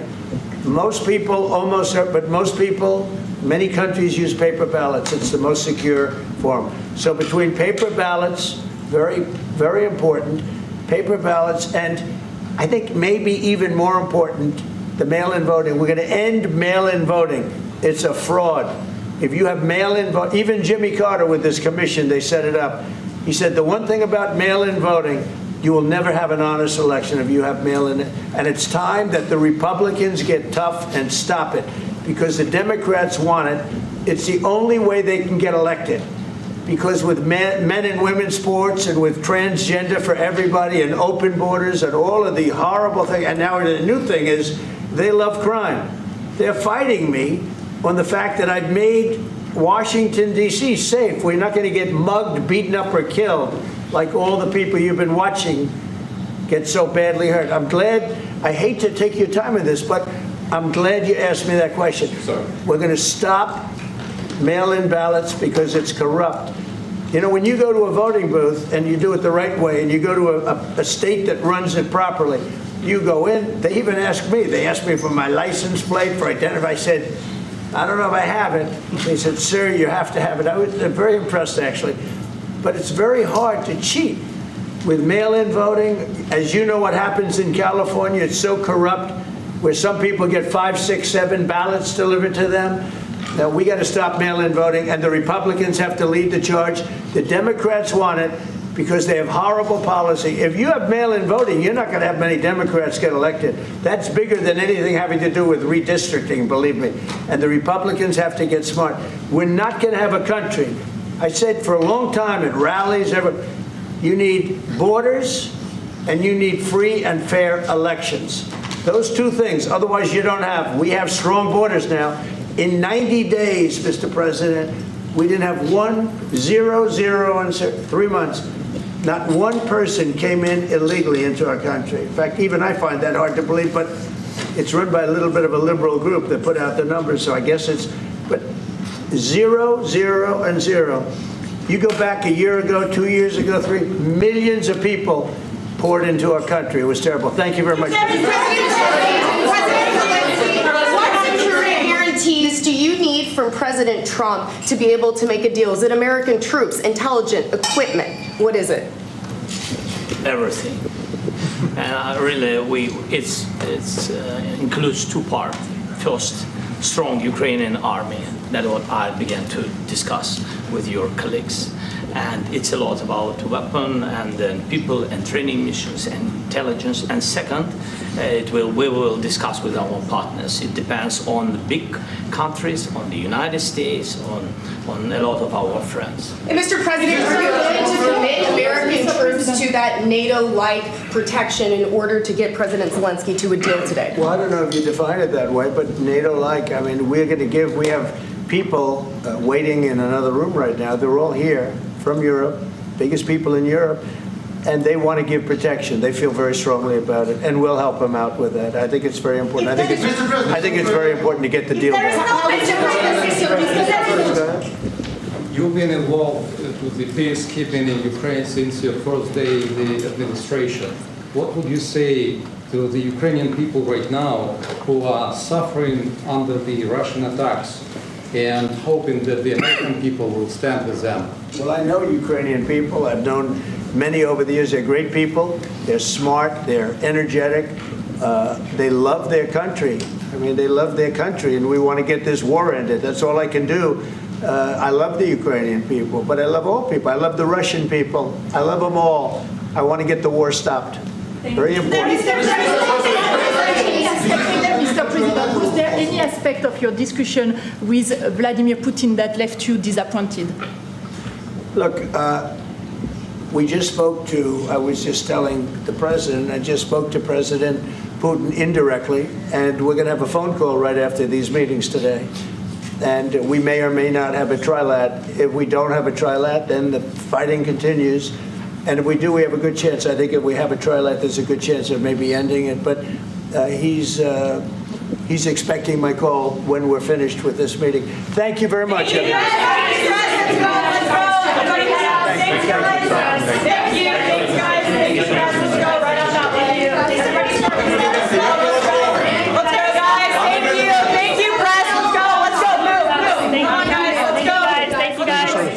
you, press. So, President Zelenskyy meets with President Trump once again in the Oval Office. It was calm, composed, respectful, diplomatic. What a contrast to February when President Zelenskyy was berated and shouted down by the president and the vice president. It is an honour to have the president of Ukraine with us, said Donald Trump. Substantial progress has been made. President Zelenskyy thanked President Trump for his efforts to stop the killings. There was an interesting moment, wasn't there, when a letter was handed over, Zelenskyy handing Trump a letter from his wife. You'll remember that Melania Trump asked her husband to give a letter to Putin about those 20,000 Ukrainian children kidnapped by Russia. Zelenskyy talked about the attacks in the last 24 hours, underlining the need for peace, and Donald Trump agreed. We need long-term peace. We'll work with Russia and Ukraine. And President Zelensky confirmed he is open to having a trilateral meeting with Donald Trump and President Putin to end the war. Zelensky once again underlining the need for security guarantees and saying to the reporters there that he needs to build up his military, especially when it comes to air defences. And then at the end, Donald Trump saying that he will speak to Vladimir Putin after today's meetings. He will update him on progress. And as I say, Zelensky open to a trilateral meeting in coming days. Well, let's speak to our US correspondent, Mark Stone, who is at the White House. Just fascinating, Mark. As I was saying, what a contrast to 6 months ago. Yeah, and I've got our deputy political editor, Sam Coates, with me as well. Sam, we'll talk in a moment about where the European leaders were, how you think they will have absorbed the moment that we just saw. But first of all, to pick up from where you left off, Jonathan, it's interesting, but not altogether surprising, that Trump says he will speak to Vladimir Putin after this. He said after this meeting. I assume he means after the day, so after he's spoken to the Europeans, the other European leaders as well. He said if all goes well today, there will be a trilateral meeting with Putin. There has been some speculation that could happen as soon as this week. To be honest, it all hinges on the hours ahead. Potentially, maybe it could, but it does seem as though there is still somewhat of a gulf between the two sides in terms of any peace deal. There was, as you say, that moment where Zelensky handed a letter from his wife to Melania Trump. About a month ago or so now, we were all discussing the extent to which Melania Trump is actually a key influence on her husband, on the American president, when it comes to Ukraine. And we suggested then that she wouldn't be a huge influence. But I just wonder, it was on Friday that she decided to send a letter to Vladimir Putin, where she called for the war to end. And she ended the letter by saying, I think she said, it's time to end this, which was a very powerful interjection by the First Lady, quite unusual. Volodymyr Zelensky has decided indirectly to kind of return that, a letter from his wife to the American president, which I think is certainly interesting. Zelensky, I thought, Jonathan, was... I guess, as we've been saying, he's learnt from that moment 6 months ago, and he's learnt what other European leaders and the other world leaders have learnt as well with these Oval Office moments, is that the best policy is to say as little as possible. Don't answer the question, don't rise to the bait. To the debate, get in there and out as soon and as quickly as you can. And this time, that is precisely what Volodymyr Zelensky did. You can see that Donald Trump's key advisors, key officials were there, J.D. Vance among them, but this time he said nothing. An altogether different feel to the moment. Sam, we know that the other Europeans, they're in the building, they're in the White House, in one of the staterooms. I just asked a source whether or not they were watching this. The answer was that presumably they were. There would have been a TV in there. What do you think they made of it? I think that there is going to be the most almighty sigh of relief amongst those other European leaders at what they just saw. Look, I actually think that what we have just witnessed was a pivot point, potentially, in this war. Not only did you have Volodymyr Zelensky turning up with a different tone and a different approach. You, I think, absolutely bang on there to talk about how he engaged less, he spoke less. I think the longest answer in that entire press conference was on mail-in ballots, a niche element of American politics, nothing to do with why the world is watching here today. Yeah, welcome to Trump's Oval Office. It's very often not about what you think it's going to be about. But there was substance. There was important substance in the room, in the building behind me today. I thought the language around security was, for me, the reason why actually this will be remembered as a significant day. And it's what the Europeans wanted to hear. It was the question that they came here today wanting to ask and hear more about, and here's what we heard. Donald Trump said that the Europeans, the people in the next room, as he called them, would be the first line of defence, but, and I quote, "We are going to help them out also. We will be there." Now, Donald Trump was then pushed whether or not that meant there would be troops, a US troop presence in Ukraine. And he said, we'll let you know on that maybe later today. So an incredibly open statement, I thought, music to the ears of, I suspect, some European leaders who for months have been contemplating the prospect that actually the US may be barely, almost completely unengaged. There was a point at which we thought a minerals deal was about the extent of US involvement ongoing in Ukraine. And then there was one more bit that stood out for me when Donald Trump was asked whether or not it was going to be a NATO protection for Ukraine. And he said, I'm not sure I'd describe it like that. There are people waiting in another room. They will want to give protection and we will help them. So to me, it sounds as if Donald Trump, in his mind, has accepted and started to sketch out, to some level of specificity, US involvement in ongoing protection of Ukraine in the event that there is a peace deal. And it sounds like we have taken a big leap forward on that issue of what Donald Trump is willing to do today. What there was not, however, was a discussion of territory. I don't know whether you heard anything on that through the press conference, Mark, but that did not seem to be something that we got particularly fleshed out. Well, yeah, on that point, Zelenskyy was asked about it, whether he's willing to redraw the maps, and he astutely dodged the question, didn't answer it at all. It's worth saying that all of what you just said, music to the ears to for the Europeans, but just today, the Russians have said they're not willing to countenance anything like that. The idea of countries that are members of NATO being involved militarily in Ukraine is a non-starter. So you kind of wonder where all this goes. There's all the flags there in the White House. There's going to be a family photo, as they call it, shortly, and then the meeting with the Europeans will get underway. Jonathan. Mark, thank you very much indeed. Well, let's bring in Robert Serry, who was the first Dutch ambassador to Ukraine and is on the line for us now. Thank you very much for your time this evening. You've been waiting patiently. We appreciate that. You were watching that meeting in the Oval Office with the rest of us. Would you say that there has been a sigh of relief amongst European leaders, also Ukrainians? It went well, didn't it? Yeah, I think that that is right. I think also a big sigh of relief in Kiev and all those Ukrainians who have been looking at this and who have remembered, of course, how it was the first time around. So yes, this had just to be going well, and it went under the circumstances well. But what have we been looking at? I was also wondering a bit myself. You know, how much times have changed, actually. If you look how President Trump is now receiving the world leaders and what these world leaders need to do to avoid being thrown out of the room, so to say. That is, of course, also a sign of how things are very different now today.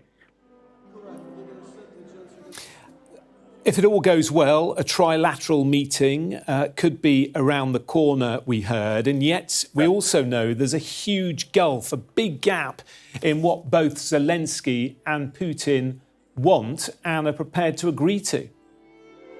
Yeah. Well, again, let's see if that really happens. It was already suggested before Alaska or the bilateral meeting that there would be a trilateral meeting. My own feeling is that Putin will try to avoid that as much as he can. For him to meet then kind of directly with the leader of a country he had wanted actually to overthrow. I want to still see this actually happening. And I would not be surprised if maybe the trilateral meeting may become a bigger meeting with maybe a few other countries also in the room. Yeah, President Trump saying that he's going to update Vladimir Putin a little later on today. Yeah. What did you make of those comments about the United States being involved in peacekeeping on the ground? Donald Trump saying we may hear more on that a little bit later. But we also know today, we've heard from Russia saying that they won't agree to NATO countries taking part. Again, a huge gulf. I think still a very big gap. And let's also not forget, what is very important is that there is now serious talk also with the US about the security guarantees. Which, of course, President Zelenskyy has always been insisting on his side, of being able actually to come to a deal. But what I'm also a bit worried about now is that I think that Zelensky will come under pressure now about the territorial side. We didn't hear much of that, of course, in this press conference. But there will probably be a quid pro quo asked now from Zelensky, and there I think the shoe pinches. I don't see how Zelensky is able to cede territory. In particular, this kind of whole idea that the Ukrainians should now be giving up what they still control of Donbass, which is absolutely militarily also very, very essential for them not to lose it. I cannot imagine that he is willing to make any concessions there, because it would be suicide. Yeah, strategically crucial, and also, of course, we know many lives have been lost defending that. Robert Serry, first Dutch ambassador to Ukraine, we thank you for your analysis. Let's head to Kyiv in Ukraine, join our international affairs editor, Dominic Waghorn. Dominic, how will that meeting have gone down with the people of Ukraine? Well, I think there will be a sense of relief here, as well, as Sam Coates was saying, probably amongst the European leaders listening in the other room as they listened into this interminable press conference go from one subject to another. They'll be relieved that there wasn't another situation where the American president, the American vice president ambushed their president and attacked him so disgracefully as they did back in February. But I think we shouldn't really get ahead of ourselves here. You know, it's not great progress that didn't happen again. It's just, you know, it's a sign that things have sort of gone back to normal. It was a moment of peril for the Ukrainian president and those reporters there who were given free rein to ask as many questions as they wanted, some of them multiple questions. They did their best to get a rise out of both Zelensky and Putin. It was a dangerous moment, particularly with such an irascible president, but neither of them took the bait. There were questions about ceasefires, about territorial swaps, and neither of them really rose to that. So, you know, we now move on to the really crucial moment, which is actually when these two men meet away from the press. And at that moment, I think we have actually a greater moment of peril, because possibly Donald Trump is then going to say to Zelensky what he's been hinting at on social media, which is that he wants him to give up territory. And what we think he's likely to do is repeat hand-on Vladimir Putin's request for territory that Russian troops have been trying to get their hands on for 11 years, have lost tens of thousands of men doing so. And what President Trump seems to be hinting is that he's going to ask the Ukrainian president to give that land for free. Now, that is unacceptable, as your previous guest was saying there to the Ukrainians. Now, if he's asked to do that, and if Donald Trump says, but I'm making all these promises, vague though they are, and I don't think it's a pivotal moment, really, in this war for Donald Trump to make nebulous suggestions. It is significant that he's talked about the possibility. Certainly hasn't ruled out American troops serving in Ukraine, and it is significant that he's said that they will support whatever Europeans do.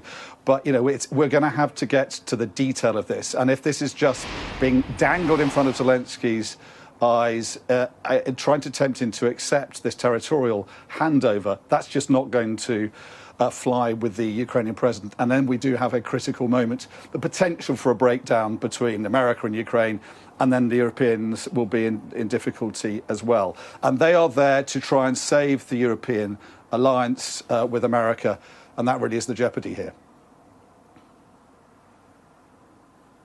Editor, live for us in Kyiv in Ukraine. Thank you very much indeed. It is 7 o'clock. You are watching Sky News. I'm Jonathan Samuels, continuing coverage of Donald Trump hosting Ukraine's President Volodymyr Zelensky, the Prime Minister Sir Keir Starmer, and other European leaders at the White House. We are waiting for a family photo, as it's called, a group photo of those European leaders who have torn up their diaries, flown in haste to Washington, D.C. to stand shoulder to shoulder with President Zelensky, including, of course, our Prime Minister Sir Keir Starmer, the Italian Prime Minister, the German Chancellor, the Finnish President, the French President, the NATO Secretary General, and also the European Commission President. That is a live shot in the White House. 2 o'clock in Washington at the moment as we await those leaders arriving for that photograph. In the last few minutes, we have been listening to President Zelensky and Donald Trump taking questions from reporters. Zelensky confirming he is open to having a trilateral meeting with Donald Trump and Volodymyr Putin to end the war, and also talking about the need for security guarantees and building up his military and air defences. Crucial, he said, in the run-up to peace. And he also talked about those attacks in the last 24 hours on his country. Let's have a listen to some of the Oval Office meeting between the two presidents. It's an honor to have the president of Ukraine with us. We've had a lot of good discussions, a lot of good talks, and I think progress is being made, very, very substantial progress in many ways. We had a good meeting, as you know, just a short while ago with the president of Russia, and I think there's a possibility that something could come out of it, and today's meeting is very important. We have, I guess, the seven very powerful leaders from Europe, and we're going to be meeting with them right after this meeting, and thank you very much for being here. Thank you so much, Mr. President. If I can, first of all, thank you for invitation, and thank you very much for your efforts, personal efforts to stop killings and stop this war. Thank you. And using this opportunity, many thanks to your wife, First Lady of the United States. She sent a letter to Putin about our children, abducted children, and my wife, she, First Lady of Ukraine, she gave the letter. It's not to you, to your wife. Oh, I want it. Yeah. So we are saying this sensitive topic, yes, please. And thanks to our partners, and that you supported this format, that after our meeting we can have leaders who are around us, UK and France, Germany, Italy, Finland, EU, NATO, I mean all partners around Ukraine supporting us. Thanks to them, and thank you very much for invitation. Thank you very much for being here. President Trump. Do you think it's fair? Yes, Peter, go ahead. Thank you, President Trump. So, President Zelensky, you say in a post on X today, Russia must end this war, which it itself started. President Trump, you say President Zelensky of Ukraine can end the war with Russia almost immediately if he wants to. Which is it? Yeah, I think that's true. I think we're going to have a meeting. I think if everything works out well today, we'll have a trilat. And I think there will be a reasonable chance of ending the war when we do that. And is this the end of the road for American support for Ukraine? Is today's meeting deal or no deal? I can never say that. It's never the end of the road. People are being killed, and we want to stop that. So I would not say it's the end of the road. No, I think we have a good chance of doing it. It's been almost 4 years now that a lot of people were killed last week. A lot of people last week. I mean, millions of people killed, but a lot of people last week for whatever reason. A big number, a lot of soldiers, on both sides. And I know the president, I know myself, and I believe Vladimir Putin wants to see it ended. And as you met with Putin on Friday, today you've got President Zelensky here. As you listen to Russia and Ukraine, which side has the better cards? Right? Well, I don't want to say that. I'm just here to be. Look, this isn't my war. This is Joe Biden's war. He's the one that had a lot to do with this happening, and we want to get it ended. And we want it to end good for everybody. We want it to end good. The people of Ukraine have suffered incredibly. And to that point, President Zelensky, are you prepared to keep sending Ukrainian troops to their deaths for another couple years, or are you going to agree to redraw the maps? Thank you for your question. So, first of all, we live under each day attacks. That today have been a lot of attacks and a lot of wounded people, and the child was dead, small one year and a half. So we need to stop this war, to stop Russia, and we need support American and European partners. And we will do our best for this. So, and I think we show that we are strong people, and we supported the idea of the United States, personally of President Trump, to stop this war, to make diplomatic way of finishing this war, and we are ready for trilateral, as President said. This is a good signal about trilateral. I think this is very good. Thank you. Mr. President,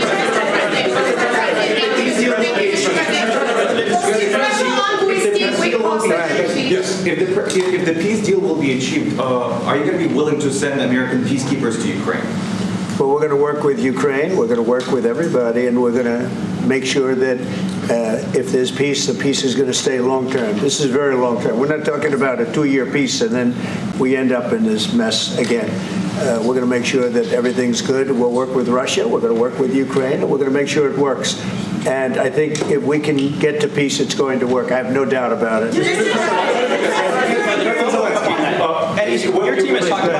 Your team has talked about security guarantees. Could that involve U.S. troops? Would you roll that out in the future? We'll let you know that maybe later today. We're meeting with 7 great leaders of great countries also, and we'll be talking about that. They'll all be involved, but there'll be a lot of help. When it comes to security, there's going to be a lot of help. It's going to be good. They are first line of defense because they're there. They're Europe. But we're going to help them out also. We'll be involved. Mr. President, Vladimir Putin mentioned that the war will not end without addressing the root causes of this war. Have you had an understanding what are the root causes of this war? Well, look, the war is going to end. When it ends, I can't tell you, but the war is going to end, and this gentleman wants it to end, and Vladimir Putin wants it to end. I think the whole world is tired of it, and we're going to get it ended. It was, I've done 6 wars. I've ended 6 wars, and I thought this maybe would be the easiest one, and it's not the easiest one. It's a tough one. A lot of reasons for it, and they'll be talking about it for a long time. But they'll be talking about the others. Look, India, Pakistan. We're talking about the big places. When you look at, you just take a look at some of these wars. You go to Africa and take a look at that. Rwanda and the Congo, Republic of the Congo. That's been going on for 31 years. And so we've done a total of 6, and we really have 6, not including the fact that we obliterated, and it turned out to be a total obliteration, the nuclear, as you said, the future nuclear capability of Iran. And this one, I think we're going to get solved also. I feel confident we're going to get it solved. Thank you, Mr. President. Can you tell us about your conversations with European leaders and what they need to see to support an end to the war? Yeah, well, we're going to be meeting with a great representative group and 7 very powerful, very big countries, and great people, all friends of mine and friends of yours. And we're going to have some suggestions made. They want to see peace. They would like to see peace. President you said last in the red. In the red. President Trump, do you think it's fair for Ukraine and for Russia to achieve a lasting and durable peace if Ukraine cedes its territories that Russia hasn't yet conquered? Do you think it's a fair peace for Ukraine? We're going to have a lasting peace. Just to answer the first part of your question, we're going to have a lasting peace. I hope it's going to be immediately. I hope it doesn't have to go on. And I think people of the whole world is going to be very happy when that's announced. Mr. President, you posted on social media, Mr. President, a very touching letter from the First Lady, and the letter was hand-delivered to President Putin, and it calls for an end to the war, essentially, because of the children and the children's future. Why did the First Lady feel that letter was necessary? Was it because she believes that Mr. Putin is the aggressor in the war? Is a similar letter being hand-delivered to President Zelensky? So the First Lady felt very strongly. She's watched the same thing that you watch and that I watch. I see things that you don't get to see, and it's horrible. But when she's got a great love of children, she has a wonderful son that she loves, probably more than anybody, including me. I hate to say it, but she loves her son. She loves children. And she hates to see something like this happening, and that goes for other wars too. I mean, she sees the heartbreak, the parents, the funerals that you see on television. Always funerals. We want to see something other than funerals. No, she felt it was a beautiful letter. It was very well received by him. And she did ask me to say, you know, she would love to see this end. She would love to see it end. And she says it very openly, very proudly, and with great sorrow because so many people have been killed. Mr. President, last week, Brian, go ahead, Brian. Yes, sir. I've got a question for each of you. Yes. First of all, Mr. President Zelenskyy, you look fabulous in that suit. I said the same thing. Yeah, you look good. I said the same thing. Yeah, looks good. I said to the one that attacked you last time. See, now I remember that. I apologize to you. You look wonderful. No, my first question for you, President Zelenskyy. In the same suit. You see, I changed you. Maybe yours is much better. Real quickly, upon peace, God willing we get peace, are you open to holding an election in your country? Yes, of course. We are open for election, yes. We have to do safety circumstances. And a little bit, we need to work in the parliament, because during the war you can't have elections, but we can do security. We need, maybe, how to say, we need a truth, yes, everywhere, in the battlefield, in the sky, and the sea, yeah, to make possible for people to do democratic, open, legal elections. So you say during the war you can't have elections. So let me just say 3.5 years from now. So you mean if we happen to be in a war with somebody, no more elections? Oh, that's good. I wonder what the fake. You like this idea? Yeah. So, a momentous meeting in the Oval Office of the White House between Trump and Zelenskyy, which, as you heard, could lead to trilateral talks with the Russian President Vladimir Putin to bring an end to Russia's war with Ukraine. Now, this is Cross Hall in the White House at about 7:30 British time. The President will take part in a family photo, a group photo with the European leaders who have been gathering in Washington, D.C. to stand shoulder to shoulder with President Zelenskyy. Just before that photo, the President will greet the leaders of the UK, Italy, Germany, Finland, France, and also the NATO Secretary-General and the European Commission President as well. And then at 8 o'clock, should all things go to time, the President will take part in a multilateral meeting with those European leaders. Mark Stone, our US correspondent, and also our deputy political correspondent, Sam Coates, have been monitoring events for us at the White House. Mark, European leaders, I'm sure, will have been watching or at least listening to that meeting. What will they have made of it? They were watching. I've had that confirmed now, that there were monitors in the room where they were here in the White House.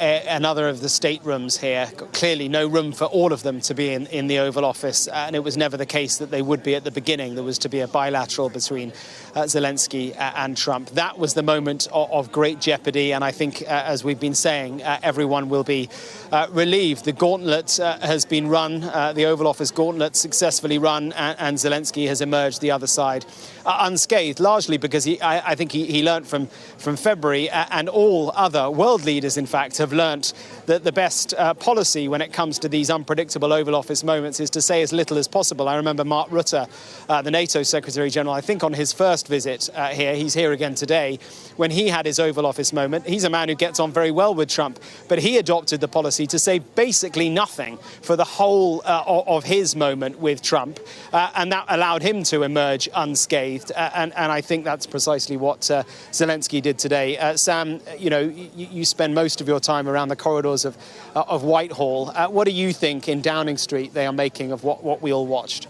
I think they'll be happy. I think they'll be relieved, first and foremost. But I think today was a pivot point, and it was a pivot point because I think that there was a development of substance in what we heard from that meeting, which is that Donald Trump talked explicitly on the record, on camera, about the US taking part and giving security guarantees. He was asked repeatedly, and he said, look, it's for Europe to protect Ukraine first and foremost, but we will protect Europe. He was even asked, will there be US troops on the ground in Ukraine? And he said, I'll let you know on that maybe later today. So not only have you therefore got formal confirmation of something that we were hearing over the weekend from others, that there will be US involvement, which is a world away from where we were a few months ago when we thought a minerals deal was the maximalist involvement that the US might have with Ukraine after some kind of peace agreement. But it's clearly quite sketched out. It's quite advanced thinking in Donald Trump's mind. I think the question is still, what does it look like? Because although there was a firm commitment, a commitment to what wasn't clear. What do you think the US commitment might look like?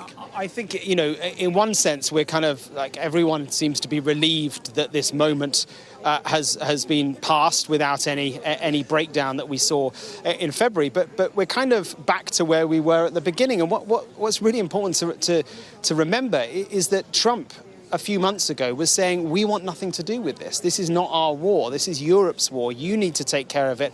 And yet now we're in a position where he's not rejecting the prospect of American troops on the ground. I mean, I find it very hard to believe, that actually he would do that. And clearly, Putin is absolutely not going to want that. He said, the Kremlin statements have said as much today. So, what could it look like? Well, maybe you have some sort of, as they call it, over-the-horizon effort, military effort by the Americans, where they create a buffer in Eastern Europe. It already exists, and in fact, Putin has had issues with it all along. This sort of encroachment on Eastern Europe of the Americans. But maybe it's like an over-the-horizon effort to deter any future engagement by the Russians in Ukraine.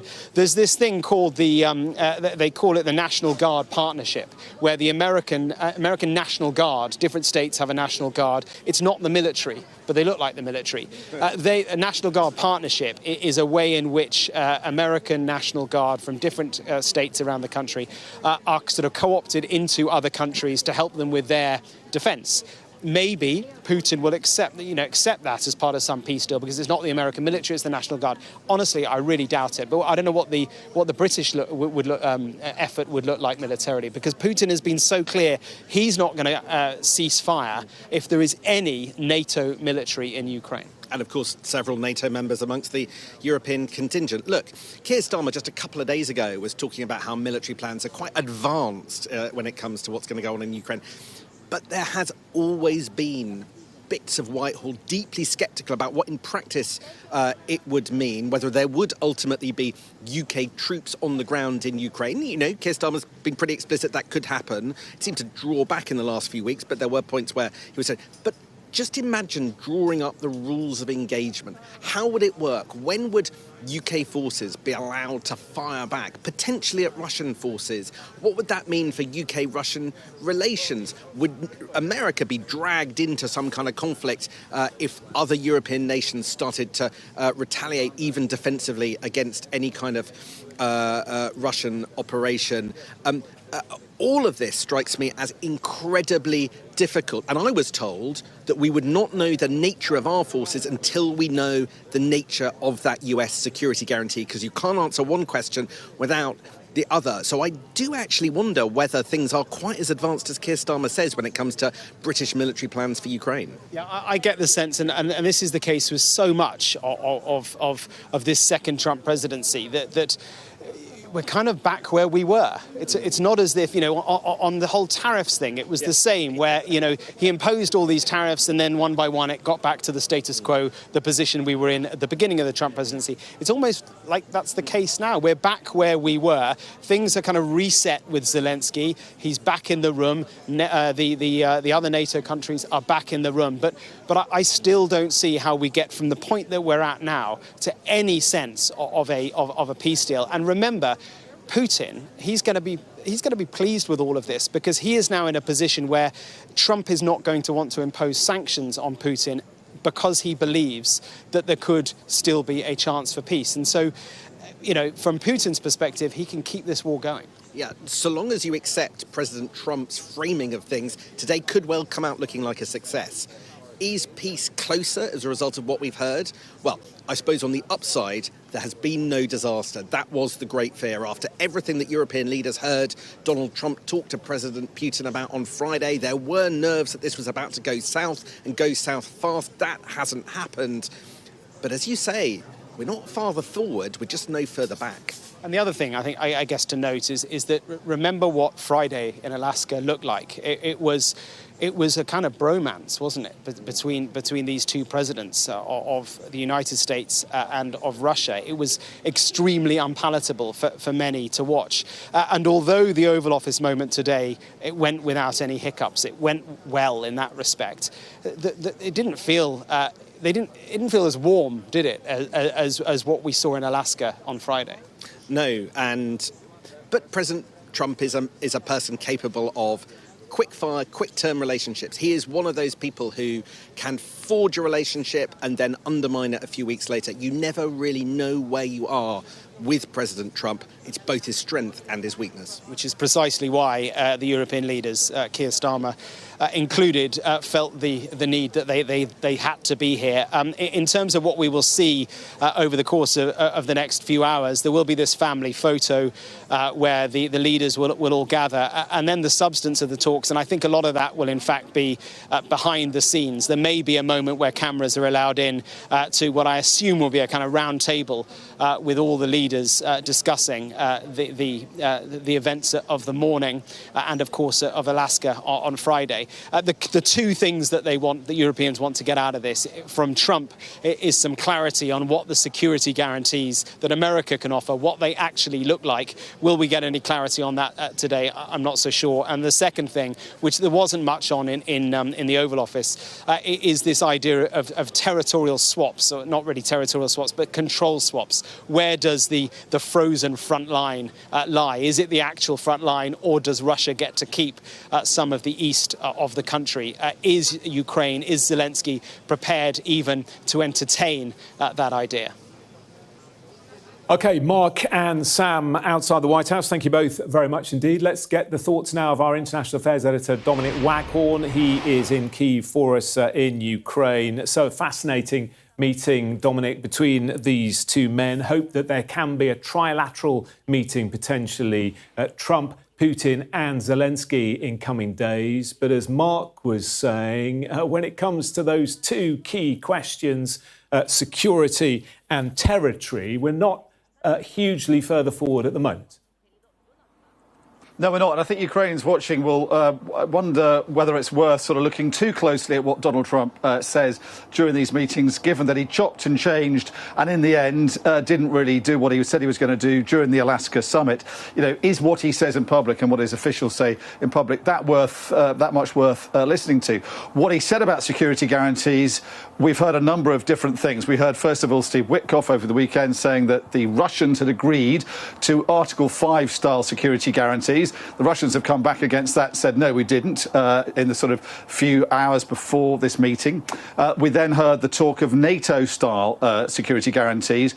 And in this Oval Office meeting, Donald Trump said he's not sure he would put it that way. He did significantly not rule out the possibility of American troops being involved in any post-war arrangements in Ukraine, something that won't go down well in Moscow if he meant that. And he also did suggest and sort of hint that America will be more involved in a sort of backstop role, we assume, for whatever security guarantees might emerge. But as I say, given how unreliable he is in following through on his word, I'm not sure that's going to be that reassuring to the Ukrainians. And what they will suspect is he's saying nice things that might encourage their president and the European leaders there accompanying him in Washington, because he wants to push forward an idea that is pretty unpalatable, to say the least. Ahead of this meeting, he and his officials have been talking about the idea that Vladimir Putin pushed forward, which is that the Ukrainians give up land, not just land that the Russians have taken in the last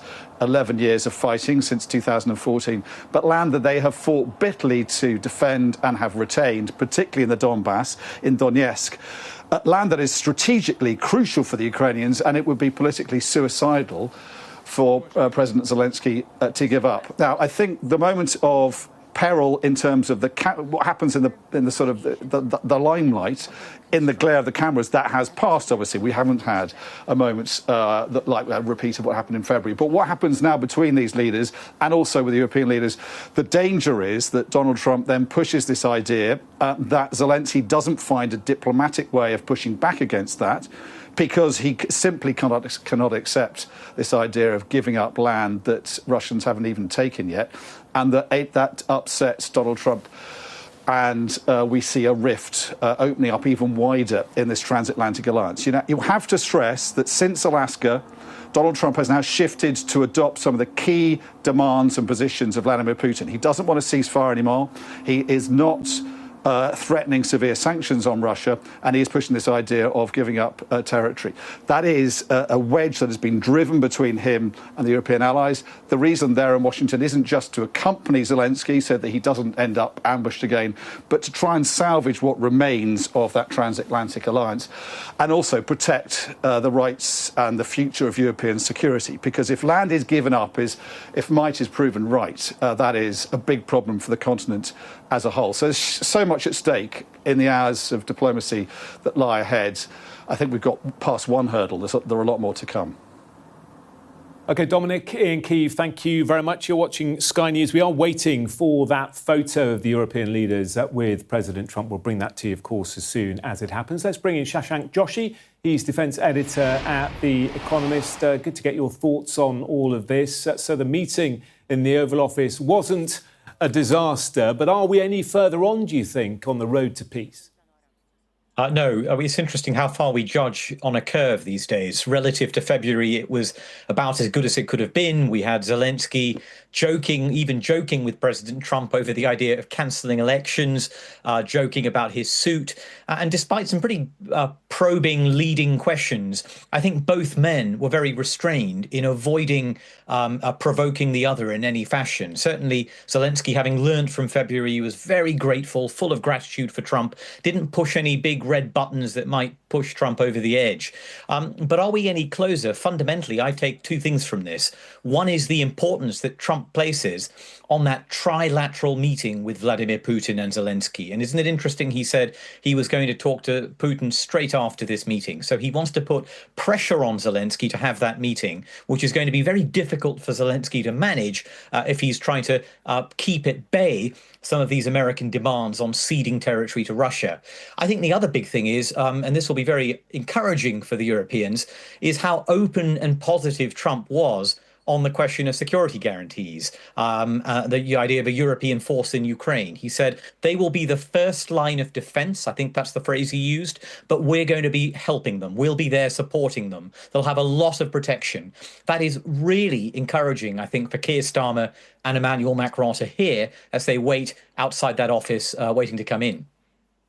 Yes, and yet, what will President Putin make of that? That idea that Donald Trump isn't rejecting US troops on the ground in Ukraine, following on from a ceasefire from the end of this war. We've heard from the Russians today. They're saying any scenarios that envisage deployment of NATO troops in Ukraine are opposed, full stop.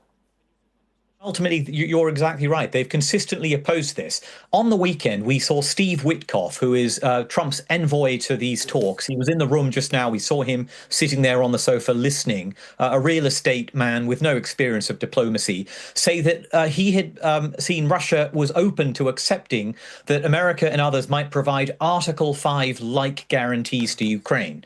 So what that really depends on is whether he means that, whether that's true, or whether this echoes some of the guarantees that were being discussed between Russia and Ukraine back in 2022, when Russia said we can have guarantees, but we will have a veto on whether or not they can be activated. So it was a sort of poison pill. So I think the question here is, does Witkoff, does Trump's team know what they are negotiating? Do they have a handle on their brief? Do they know the detail? And I think, frankly, the history isn't terribly encouraging on that question. Well, and also, as we know, history shows that Putin can't be trusted when it comes to agreements. Just remind us, if you would, of the importance of the Donbass region, because we've heard so much about it over the last 3.5 years, but it is an area that is crucial to Ukraine, and to cede the whole of it is unthinkable, isn't it, for Zelensky? It's politically suicide. The Donbass is effectively two regions. It's Donetsk province, Donetsk Oblast, and Luhansk Oblast. Russia controls pretty much all of Luhansk, so the discussion really is about Donetsk. They don't control all of it, but what's really important is not just the land itself, it's not just the principle, although, of course, there are many people who live on the territory that would be, under Trump's apparent deal, handed over to the Russians and could be conscripted, for example, to fight against Ukraine. But the really important point is there is a defensive belt in the west of Donetsk, in these territories. There are some cities there are fortifications, there are trenches. These are fortifications that have been built up by Ukraine over the last year or so at considerable expense. And I think for those to be handed over to the Russians wouldn't just be a kind of a symbolic and political and diplomatic loss. It would also change the military geography of Ukraine, putting it in a more vulnerable position. So even without the politics, that would be a huge problem for Zelensky. So what happens next then? Are you optimistic that we can see some sort of trilateral meeting in coming days, or are things no further forward? What's your assessment? I think we could see a trilateral. I think it's important to Trump. And in a way, both Zelensky and Putin are playing to the audience of one man. They are playing to Trump. Putin hoping that Zelensky will incur the wrath of Trump again to Putin's benefit. And Zelensky clearly having learned from his missteps back earlier in the year on his very best behavior, learning how not to say no, learning to say yes, but. And I think that he's handled it very well so far. We don't know what's happening in private as we talk now, but we could see a trilateral. Does that mean we see a peace agreement of the kind that Trump wants? I think that is much, much more difficult to see, because for Zelensky, it is ultimately better to fight on and take his chances than hand over unoccupied land to Putin at the point of a gun. That is simply politically impossible for Zelensky to stomach unless he is getting something fabulous in exchange to sweeten that really bitter pill. Fascinating getting your thoughts and analysis. Thank you so much. Shashank Joshi, defence editor at The Economist. Great to have you on. Thank you. You're watching Sky News. It's just gone 7:30. We are waiting for the European leaders to stand in front of their respective flags with Donald Trump for a family photo, as it is known at the moment. The president is greeting those leaders in the state dining room. That is happening off camera, but shortly we will see them appear for that group photo. And after that, the president will participate in a multilateral meeting with European leaders. We're going to bring you more now from tonight's Trump-Zelensky meeting in the Oval Office. One of the biggest topics, of course, was what US security guarantees Ukraine needs in any peace deal, and whether President Trump would be willing to provide them. And I think progress is being made, very, very substantial progress in many ways. We had a good meeting, as you know, just a short while ago with the president of Russia. And I think there's a possibility that something could come out of it. And today's meeting is very important. We have, I guess, the seven very powerful leaders from Europe. And we're going to be meeting with them right after this meeting. And thank you very much for being here. Thank you so much, Mr. President.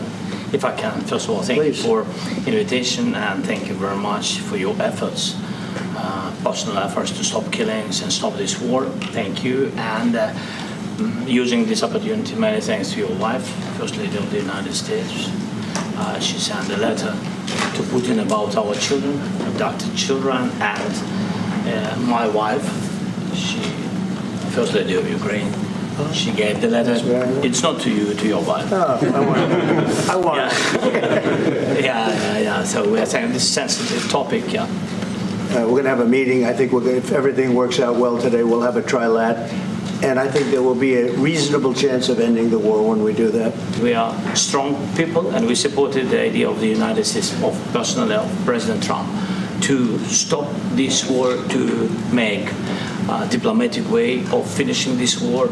And we are ready for trilateral, as President said. This is a good signal about trilateral. I think this is very good. Is this the end of the road for American support for Ukraine? Is today's meeting deal or no deal? I can never say that. It's never the end of the road. People are being killed, and we want to stop that. So I would not say it's the end of the road. No, I think we have a good chance of doing it. It's been almost 4 years now that a lot of people were killed last week. A lot of people last week. I mean, millions of people killed, but a lot of people last week for whatever reason. A big number, a lot of soldiers, on both sides.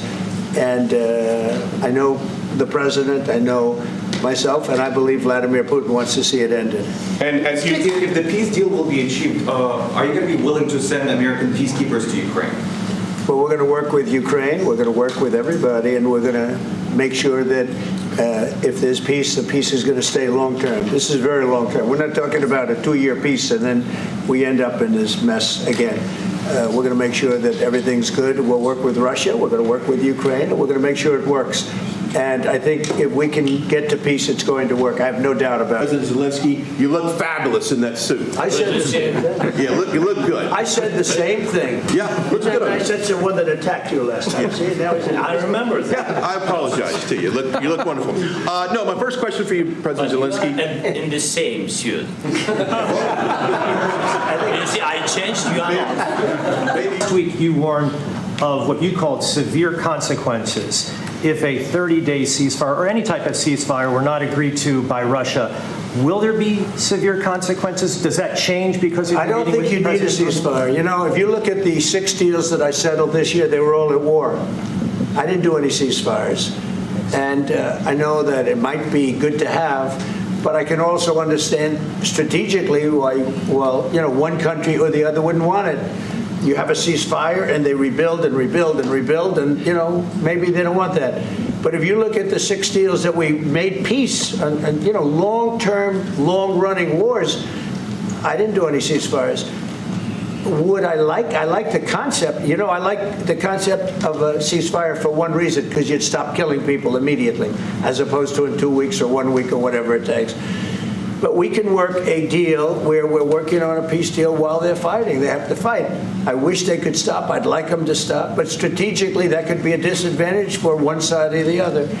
But all of these deals I made without even the mention of the words ceasefire. Are you debating the decision to offer Ukraine Article 5-like security guarantees, but stop short of pushing for their full membership? Yeah, well, we haven't done anything on that yet. If you look back and you go back long before President Putin, it was always a statement that they would never allow Ukraine into NATO. So that was a statement that was made, but we haven't discussed any of that yet. We're going to be discussing it today, but we will give them very good protection, very good security. That's part of it. And the people that are waiting for us, I think they're very like-minded. They want to help out also. We're not giving anything now. We're selling weapons. This is something before, I guess the number is well over $300 billion. That was under Joe Biden, a corrupt politician, not a smart man, never was. By the way, go back 40 years. He was not a smart man 40 years ago either. But now he's in particular bad. This was done by a corrupt administration that shouldn't have been in, and frankly, if the right results of the election were given, if I were president, this war would have never taken place, and he would have been very happy because he would have liked to have seen. I mean, they went through hell. He went through hell. This war would have never happened, and the people that were killed, a couple of million people, a lot of people with soldiers and everything else, and the people that have been displaced and forced into other areas and other countries because of what's happened, none of that would have happened. And I'm just saying that he was a horrible president, whether it was the borders or this. He was just a horrible, corrupt president. Mr. President. Highlights there of that historic meeting between President Volodymyr Zelensky and President Donald Trump in the Oval Office at the White House. Let's just remind you of what is happening right now in Washington, D.C. The president is currently greeting European leaders, the Prime Minister of the United Kingdom, of course, Sir Keir Starmer, also the Italian Prime Minister, German Chancellor, Finnish President, the French President as well, plus the NATO Secretary General and the European Commission President. They're currently meeting in the State Dining Room at the White House, and we are expecting any minute for them to stand in front of those flags on the red carpet and take part in a group photo before the President then participates in a multilateral meeting with those European leaders. Sir Laurie Bristow served as British ambassador to Russia between 2016 and 2020 and joins us now. I know you were listening to that meeting between the two men a short time ago. What did you make of it? Good evening. Well, I think the first comment I would make on that meeting, or at least the part of it I heard, was that Zelensky, I think, has learned an awful lot about how to deal with Mr. Trump since the absolutely catastrophic meeting in the Oval Office back in February and all that followed from that. So I think it was very wise to say as little as possible. But, I mean, looking at, we don't yet know, really, I mean, what the full ins and outs are of the deal that Mr. Trump is proposing here. But what it sounds like to me is that there are a couple of key elements in play here. One is some kind of territorial concession by the Ukrainians. Of course, it's presented as a land swap, but there's really nothing to swap here. It's all Ukrainian land. But the all-important thing there is, what's the quid pro quo? Are the Ukrainians going to get real, actual, bankable security assurances that would enable them to agree to some sort of ceasefire with the Russians? And on that, I don't think we should be under any illusions at all about what Mr. Putin is trying to achieve. I mean, it was perfectly clear in the meeting over the weekend in Alaska that Mr. Putin's position hasn't changed in the slightest. And we heard over the weekend, didn't we, Steve Witkoff, the special envoy, speaking on television about this possible Article 5-like proposition. And we know that Article 5 means that if one country is attacked, all countries are attacked and will come to its defence. But, I mean, that is something that Putin is never going to agree to. And in a way, if he had agreed to that in Alaska, Trump would have been shouting about it from the rooftops, wouldn't he? I really don't know what to make of that. I mean, you're right. There is no world in which Mr. Putin will agree to Ukraine joining NATO, to NATO forces being in Ukraine, or to some kind of binding agreement between NATO and Ukraine that NATO will come to Ukraine's defence. So I think the right way to understand security assurances here is security assurances or guarantees from the United States, from its Ukraine's European partners, from the UK to the Ukrainians. The Russians have no say in any of this. I mean, any assurance that Mr. Putin gives to anybody is completely worthless. And the heart of this, any security assurances, are about deterring Russia from attacking Ukraine again. It's not plausible that the Russians would ever agree to arrangements set up to deter them. Are we any further forward then? We don't know. We'll see what comes out of the discussions between Zelensky and Trump. Of course, that then is followed by a meeting with the European leaders. The main audiences for all of this, Shashank Joshi was saying earlier on, everybody is trying to keep Mr. Trump in the right place. So he's one audience. The other audience, though, is Mr. Putin himself. And I mean, I think the key point here about a ceasefire, I mean, it's absurd to talk in terms of a peace deal. There isn't going to be a peace deal with Mr. Putin about Ukraine. That's not possible. A ceasefire, I think, is actually possible. But the main thing there for a ceasefire to actually happen is for Mr. Putin to believe that it's his best option and that all other options, including fighting on, are worse and will get worse over time. So what follows from that is that for there to be a proper ceasefire, Mr. Putin needs to be under real pressure. And does that mean sanctions, more sanctions, which he managed to swerve, didn't he, by having that meeting in Alaska? Well, that was the extraordinary thing about the meeting in Alaska. Mr. Trump went in saying, that he was fed up with Mr. Putin and there were going to be sanctions and secondary sanctions, and absolutely nothing happened. Mr. Putin came out of that meeting clearly having got most of what he wanted, and Mr. Trump came out of the meeting clearly having got essentially nothing of what he wanted. So, sanctions are part of it, increasing the economic pressure on Russia. The Russian economy is in a very bad way. But the most important thing of all is for Mr. Putin to believe that the West will do what it takes to enable Ukraine to defend itself against Mr. Putin's attacks. And unless that's the case, there really isn't the grounds for a ceasefire here. Yeah, but we haven't had that for the last 3.5 years, have we? Because we haven't given Ukraine the full means to defend itself, and we could have done, America could have done, Europe could have done more, and yet we haven't. So Putin isn't going to think that's suddenly going to change. Well, of course, the Ukrainians have had a lot. They've had a lot from the Americans under the previous administration, less so under this administration, a lot from the Europeans. And, you know, the nature of the battlefield is changing almost by the day. But leaving aside the details, I mean, what really matters now is what Mr. Putin believes we will do next to support Ukraine. If he believes that, between us, Ukraine's Western allies will dial down the support to Ukraine, he will fight on, he will double down.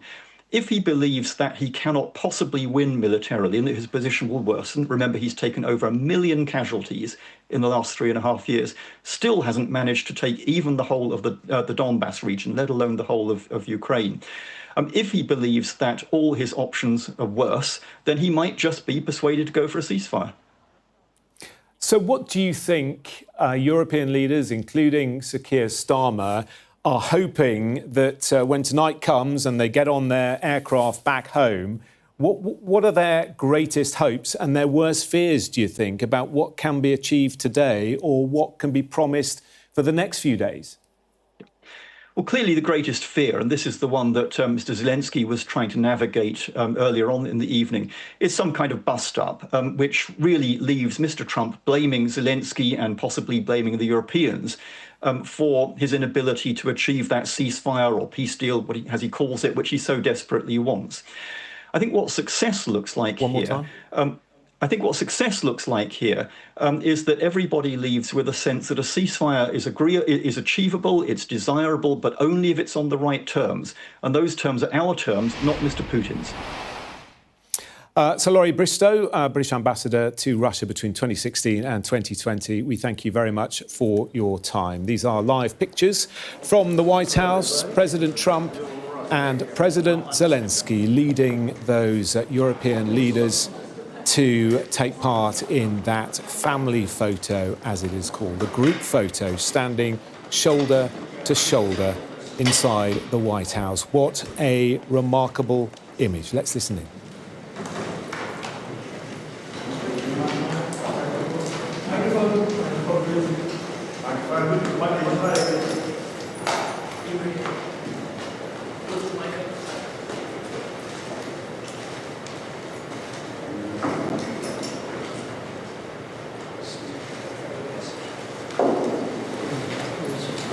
Not a good day.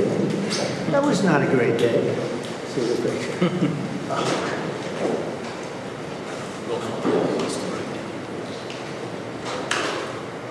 Is everything okay? You all set? Thank you very much. Thank you very much. Appreciate it.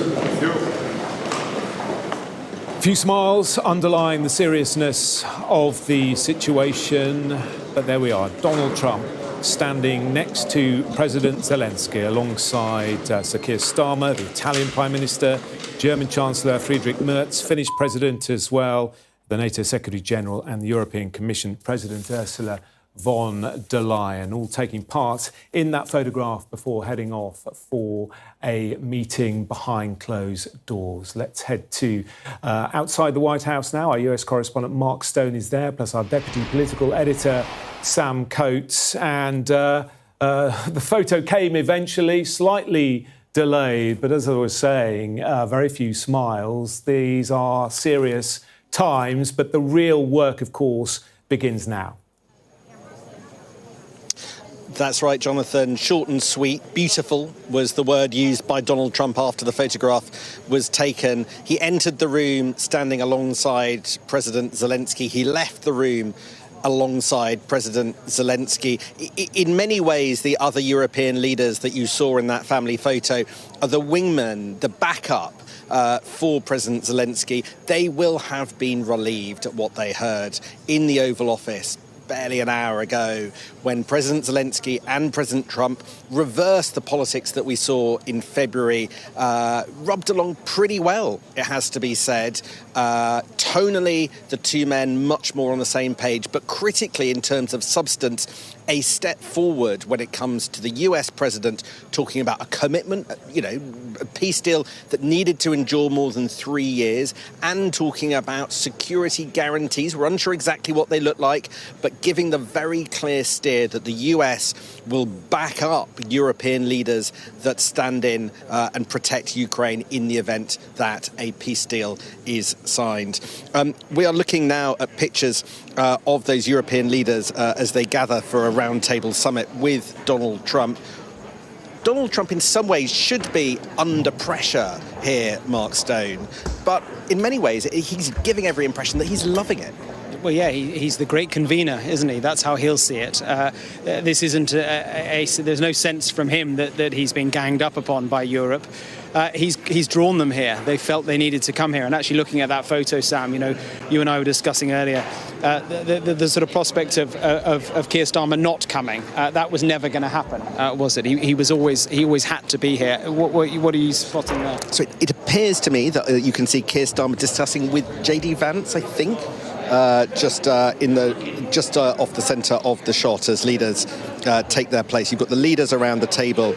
You've got aides to the leaders, Jonathan Powell in the case of Keir Starmer, around the table, and then Donald Trump in the central position. Keir Starmer 2 along from the president next to Emmanuel Macron. Yeah, and at the end, on the right of that table, flanking the leaders of nations are the leaders of the 2 key institutions that are relevant here, NATO and its Secretary-General Mark Rutte, of course, former Prime Minister of the Netherlands, and at the other end of that table on the right, Ursula von der Leyen, the President of the European Commission, the other key institution here. So, it's a really unusual moment, this, to have all these people around one table and so fast. It's going to be fantastic, actually. You can let them come in. You think we're going to have a successful? Please, come on in. Do you guys want to take some questions?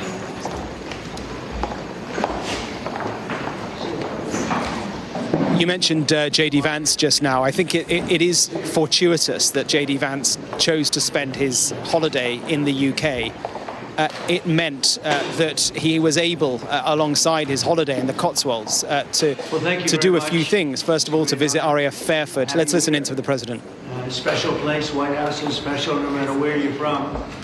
Represents so much, and it really is beautiful. Thank you for all of the wonderful things that took place today. We've had a very successful day thus far, and important discussions as we work to end the killing and stop the war in Ukraine. We're all working for the same goal, very simple goal. We want to stop the killing, get this settled. I've just had the honor of being with President Zelenskyy and all of the discussions that we've had. We covered a lot of territory, and I spoke indirectly with President Putin today. We're going to call President Putin right after this meeting. I'm sure we're going to have a solid meeting, good meeting, maybe a great meeting, and we're going to try and work out a trilat after that and see if we can get it finished, put this to sleep, because this is not since the Second World War has there been anything like this.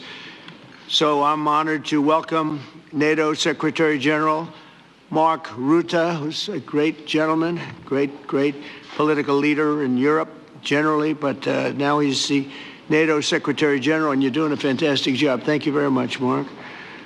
Prime Minister Starmer of the United Kingdom, our friend and my friend, and doing really well, and people like him a lot. We all like him. Everyone knows President Macron of France, who's been with me from the beginning, one of the first people I met as a foreign dignitary, and I liked him from day one. And I like him even more now. That's pretty good. That's unusual. That's a pretty unusual thing. Prime Minister Meloni of Italy, who's a really a great leader and an inspiration over there. She's served now, even though she's a very young person, she's served there for a long period of time relative to others. They don't last very long. You've lasted a long time. You're going to be there a long time. Chancellor Merz of Germany, who is a very strong person and a very strong leader and very highly respected in Germany. And he's my friend, and it's an honor to have him as my friend. Thank you very much. Very good. You look great with your tan. Where did you get that tan? I want to get a tan like that. That's true. President Stubb of Finland, and he's somebody that, where are we here? Where? I'm right here. Oh, you look better than I've ever seen you look. But you've done a great job, and we wanted to have you here because you're somebody that we all respect. And you've had a lot to do with the success, I think, and the potential success. And thank you very much for being here. We appreciate it. And the President of the European Commission, Ursula von der Leyen, who is somebody that we just made a big deal with all of those countries. I don't know. I think you might be more powerful than all these guys at this table. I don't know. But we had a great negotiation, and you're respected all over the world. So I want to thank you very much for being here. It's a great honor to have you.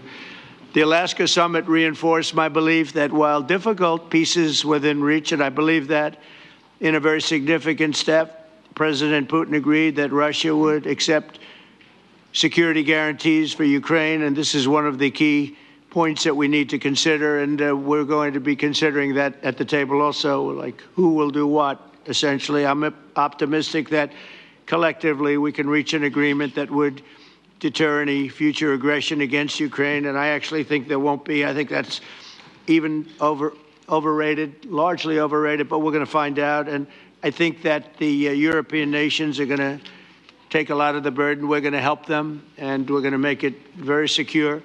We also need to discuss the possible exchanges of territory, taking into consideration the current line of contact. That means the war zone, the war lines that are pretty obvious, very sad, actually, to look at them. And negotiating positions. President Putin, also, you have President of Ukraine, who is, you just met a little while ago, and we're going to try and get a three-party meeting, maybe as soon as we can. And I have a feeling you and President Putin are going to work something out. Ultimately, this is a decision that can only be made by President Zelenskyy and by the people of Ukraine working also together in agreement with President Putin. And I just think that's very good things are going to come of it. So I hope we have a good meeting. And if we can have a good meeting, I'll set up a meeting with President Putin. And if you'd like, I'll go to that meeting. And not that I want to do that, but I will do that because we want to save a lot of people from dying. A lot of people are dying, and we got to save them. Got to save it. 5,000, 6,000, 7,000 people sometimes a week.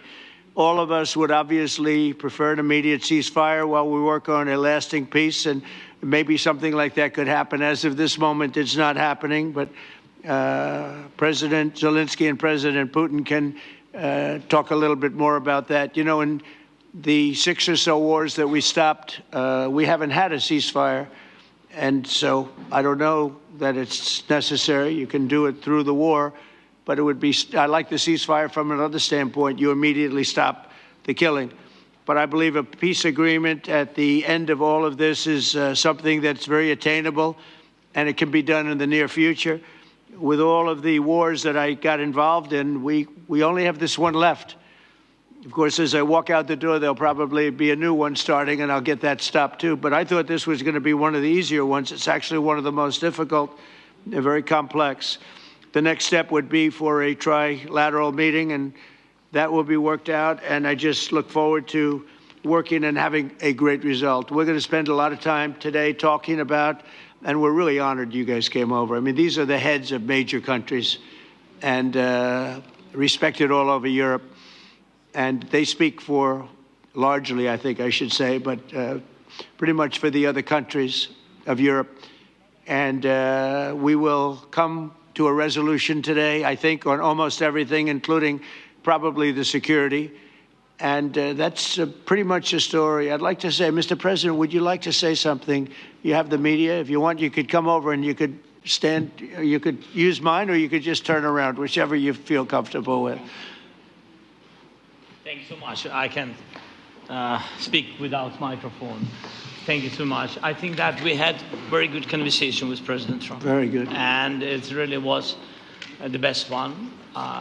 Maybe the best one will be in the future. But it was really good. And we spoke about very sensitive points. The first one is security guarantees. And we are very happy with President that all the leaders are here, and the security in Ukraine depends on the United States and on you and on those leaders who are with us in our hearts. They have been online before yesterday, and etc. So a lot of countries on the side of Ukraine, our people, and all of us want to finish this war, stop Russia and stop this war. We spoke about it, and we will speak more about security guarantees. This is very important that the United States gives such strong signal and is ready for security guarantees. The second point, or maybe the first, humanitarian direction, very important to exchange all the prisoners, and I think that President will help. And I was very thankful to your wife again, Mr. President, for the letter about our abducted children, and I hope that really it can be a historic role for the people to bring kids back to the families and be happy at their families. Back, yeah. Yes, this is so important, and I'm happy that we discussed it, this track with the President Trump, and I hope that we will find decisions. And then what is very important, that all the sensitive things, territorial, etc., we will discuss on the level of leaders during trilateral meeting, and President Trump will try to organize such meeting, and he said that he will come or not come. Ukraine will be happy if you will both participate. Want me there, I will be there. Yeah, Yeah, you know that. thank you. And I think this is very important. Yes, so security guarantees, bringing kids back, and all our people, not only warriors, first of all warriors, and all the civilians, journalists, a lot of people in prison. So we need them back. And guarantees which will work for the years. We spoke about it, and I showed the President a lot of details on the battlefield, on the map. Thank you so much. Thank you for the map, by the way. Good map. It was great. Yeah. I'm thinking how to take it back. We'll get you. No. I think that we had constructive, specific meeting, and I'm very thankful to all the leaders who are here, and you help a lot, and so we are happy that we have such big unity today. Thank you, Mr. President. Thank you very much, for hosting us. Mr. Thank President. And I think you'll see that President Putin really would like to do something else. I think when we set that up, when we do, I think it's going to be when, not if. I think you're going to see some really positive moves. I know there's over 1,000 prisoners, and I know they're going to release them. Maybe they're going to release them very soon, like immediately, which I think is great. But we're going to set that up today after this meeting. So very good and great remarks. I appreciate it. Mark, as head of NATO, maybe you could say a few words, please. Yes, I will be very brief. I really want to thank you, President of the United States, dear Donald, for the fact that you, as I said before, broke the deadlock with President Putin by starting that dialogue. And I think it was in February that you had the first phone call, and from there we are now where we are today. And that is, I think, if we play this well, we could end this. And we have to end this. We have to stop the killing. We have to stop the destruction of Ukraine's infrastructure. It is a terrible war. So I'm really excited. And let's make the best out of today and make sure that from today onwards, we get this thing to an end as soon as possible. I really want to thank you for your leadership, what you are doing for Volodymyr, but of course also all the European colleagues. It is really crucial. And the fact that you have said, I'm willing to participate in the security guarantees is a big step. It's really a breakthrough, and it makes all the difference. So also thank you for that. Well, NATO also has agreed from 2% to 5%, which is something that is a massive amount of money. And it's 2% that wasn't always paid to 5% that is paid. That's a big difference. And so we appreciate that. That was a great move. Thank you very much. Ursula, maybe on behalf of the Commission, you could say a couple of words. Yes. Thank you very much. It's a pleasure to be here. And it's a very important moment.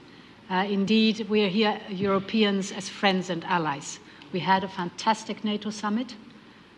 Together as the two largest and biggest economies in the world, we had the largest trade deal ever agreed. And now we are here to work together with you on a just and lasting peace for Ukraine. Stop the killing. This is really our common interest, stop the killing. And indeed, it's very good to hear that we're working on the security guarantees, Article 5 life security guarantees, so important. But I want to thank you also that you mentioned the thousands of Ukrainian children that have been abducted. And as a mother and grandmother, every single child has to go back to its family. This should be one of our main priorities also in these negotiations, to make sure that the children come back to Ukraine, to their families. Thank you. And we did. I was just thinking we're here for a different reason, but we just a couple of weeks ago made the largest trade deal in history. So that's a big thing, and congratulations. That's great. Thank you very much, Ursula. Mr. Chancellor from Germany, a very great leader. Mr. President, dear Donald, many thanks for having us today.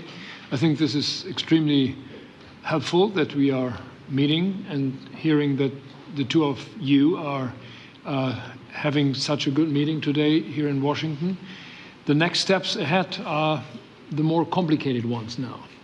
The path is open. You opened it last Friday. But now the way is open for complicated negotiations. And to be honest, we all would like to see a ceasefire, the latest from the next meeting on. I can't imagine that the next meeting would take place without a ceasefire. So let's work on that, and let's try to put pressure on Russia, because the credibility of these efforts we are undertaking today are depending on at least a ceasefire from the beginning of the serious negotiations from next step on. So I would like to emphasize this aspect and would like to see a ceasefire from the next meeting, which should be a trilateral meeting wherever it takes place. Well, we're going to let the president go over and talk to the president, and we'll see how that works out, and if we can do that. I will say, and again I say it, in the 6 wars that I've settled, I haven't had a ceasefire. We just got into negotiations, and one of the wars was, as you know, in the Congo was 31 years long.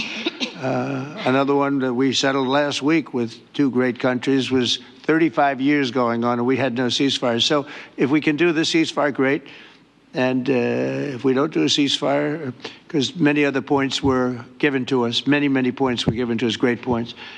Please, Georgia, go ahead. Well, thank you very much, Donald, Mr. President, for hosting us today in this important meeting. And I think it is an important day, a new phase, after 3 years and a half that we didn't see any kind of sign from the Russian side that there was a willing for dialogue. So something is changing, something has changed, thanks to you. Thanks also to the stalling in the battlefield, which was achieved with the bravery of Ukrainians and with the unity that we all provided to Ukraine. And the reason why I mention it is that we also have to remind that if we want to reach peace and if we want to guarantee justice, we have to do it united. So that's why it's a very good day, the one we are in. You can obviously count on Italy as it was from the beginning. We are on the side of Ukraine, and we do absolutely support your efforts towards peace. We will talk about many important topics.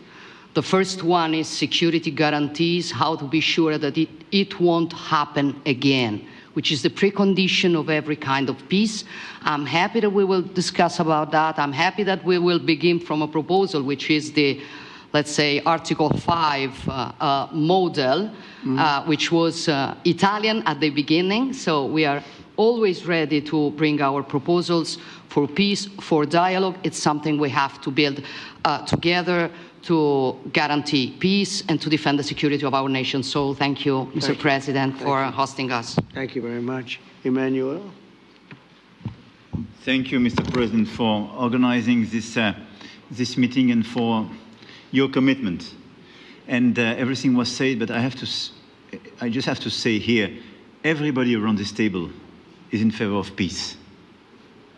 And we work very hard, and we've worked very hard during the past few years to have a peace which is a robust and long-standing peace.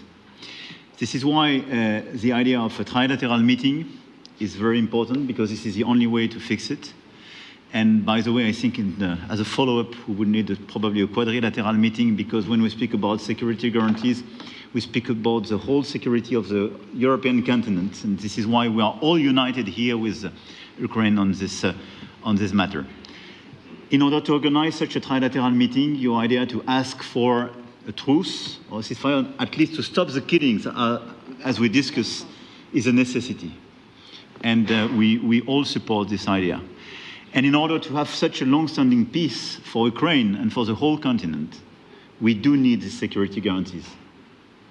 And the first one is clearly a credible Ukrainian army for the years and decades to come. And the second one is our own commitment, all of us. And we worked very hard during the past few months among the coalition of the willings, with the support of NATO, to build the different pillars of security guarantees and our commitments. And you can be sure that the Europeans are very lucid about the fact that they have their fair share in these security guarantees for Ukraine, but their own security is clearly at stake in this situation. So you can count on us, as we can count on you, in order to deliver this robust peace for both Ukraine and Europe. Thank you very much, Emmanuel. Mr. Prime Minister.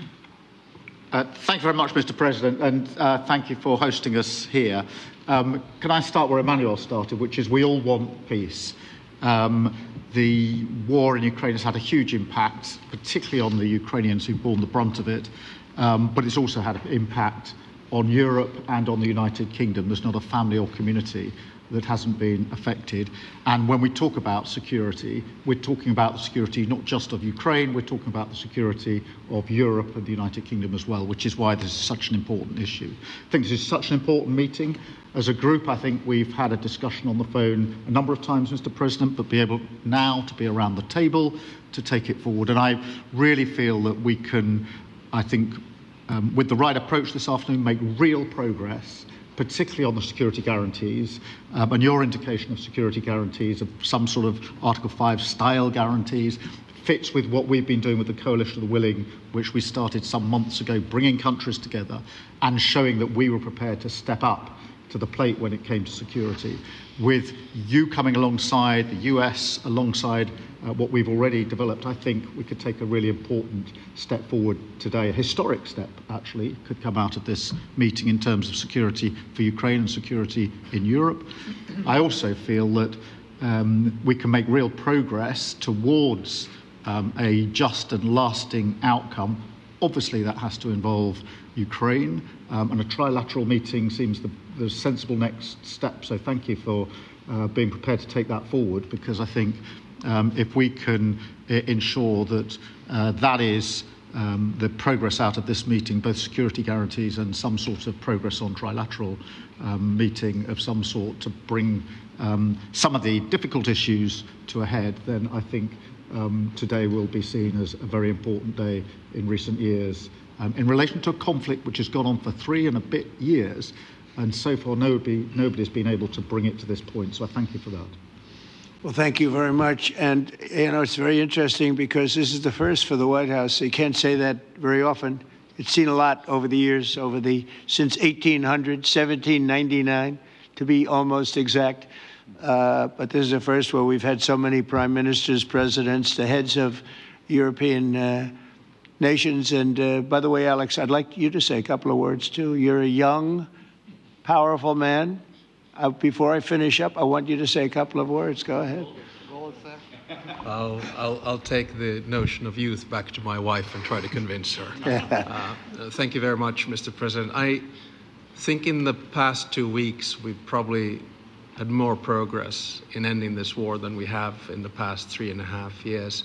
And I think the fact that we're around this table today is very much symbolic in the sense that it's Team Europe and Team United States helping Ukraine.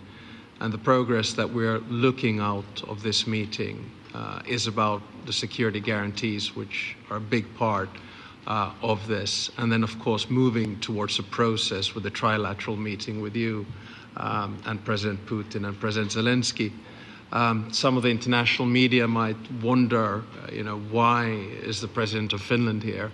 I think the reason is probably that we might come from a small country, but we have a long border with Russia, over 800 miles.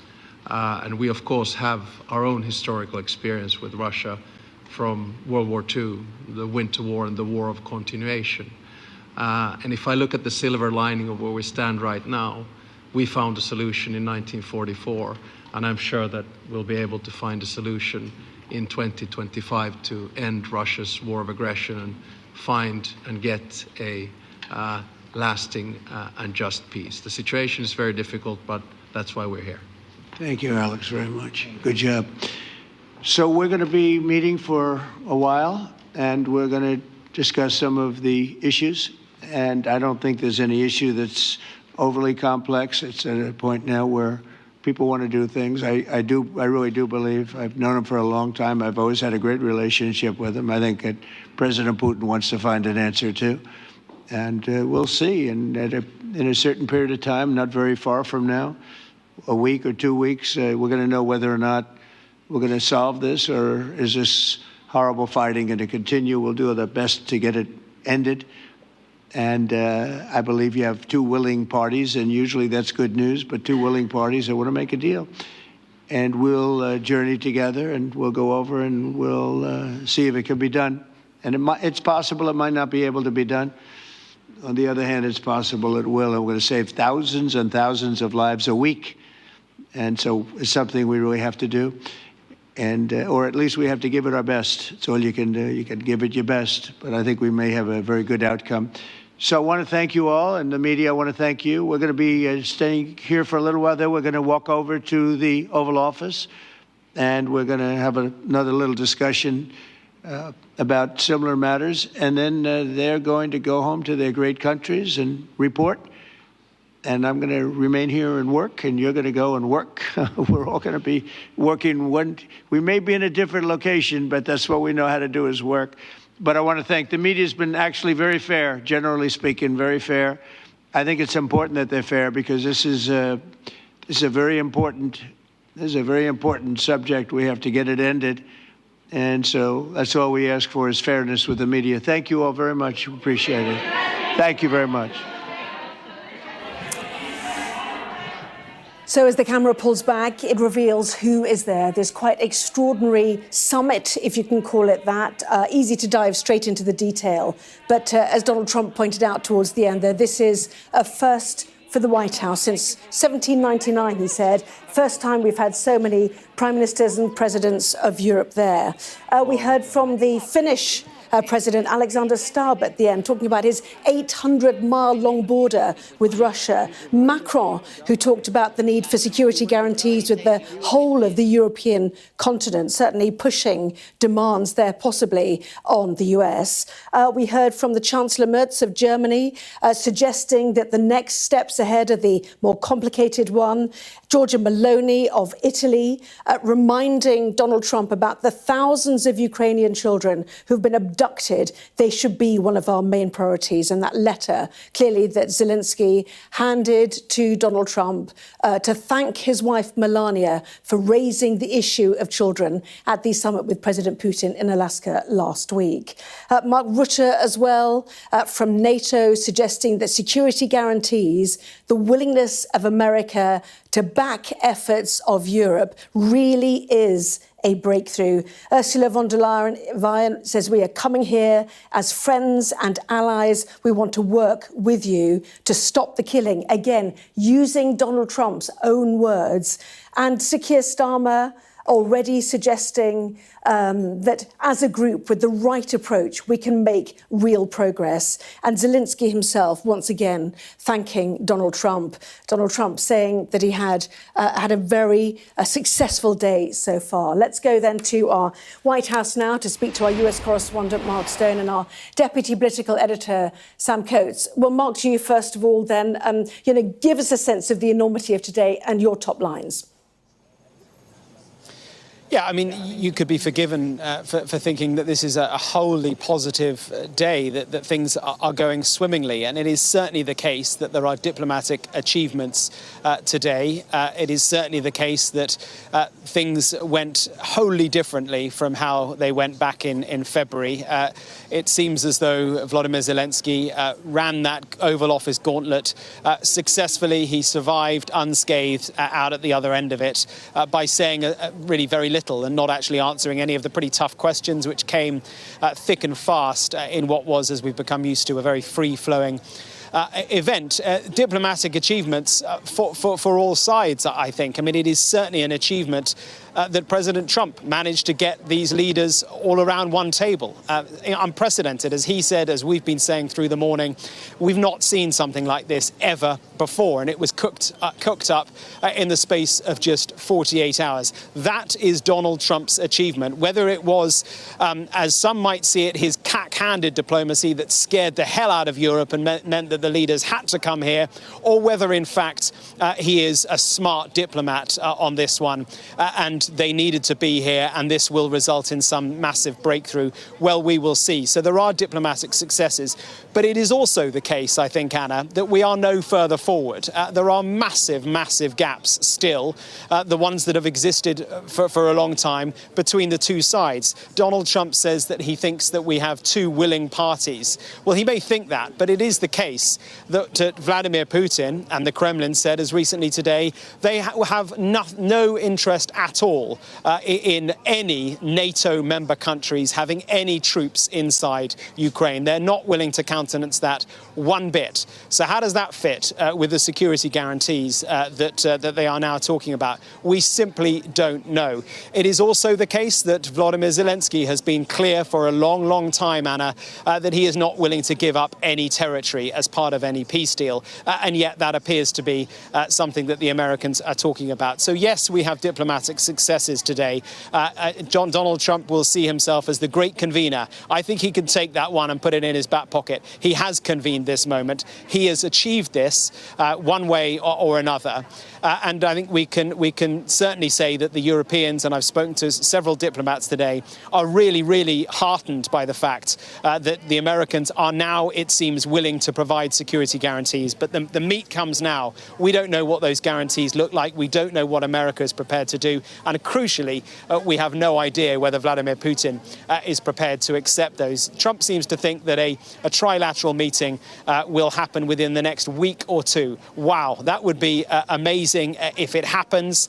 It seems as though Zelenskyy is firmly behind that. The ball is firmly in Putin's court. Is he being jumped into this? We will see, but it will be a moment indeed when it comes. So we don't know how security guarantees would work or indeed how they are guaranteeing. You know, there is much to do. But Sam, do you think we get a better picture now of what the European leaders have gone there to Washington to achieve today? To some degree, Anna. Look, if you accept Donald Trump's framing, you know, this is a big step forward.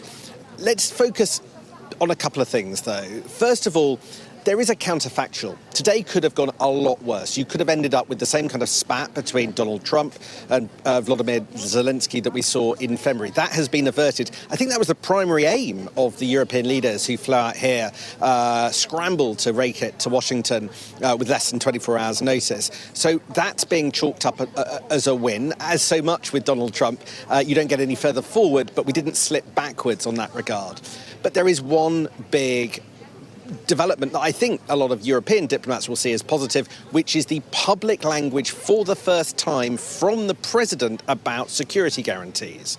Now, you heard around that table European leaders thank Donald Trump for using that language, for putting that on the record, for saying that in front of the TV cameras. We have not had that, and that is new. And that is the element of today, I think, that moves us slightly into a new domain. It is completely right to say that we don't know what those security guarantees actually amount to. For sure, they could be something meaningful. There is confusion over the role of NATO. There is confusion about how bankable they are, whether they involve troops, whether we're really talking about collective security.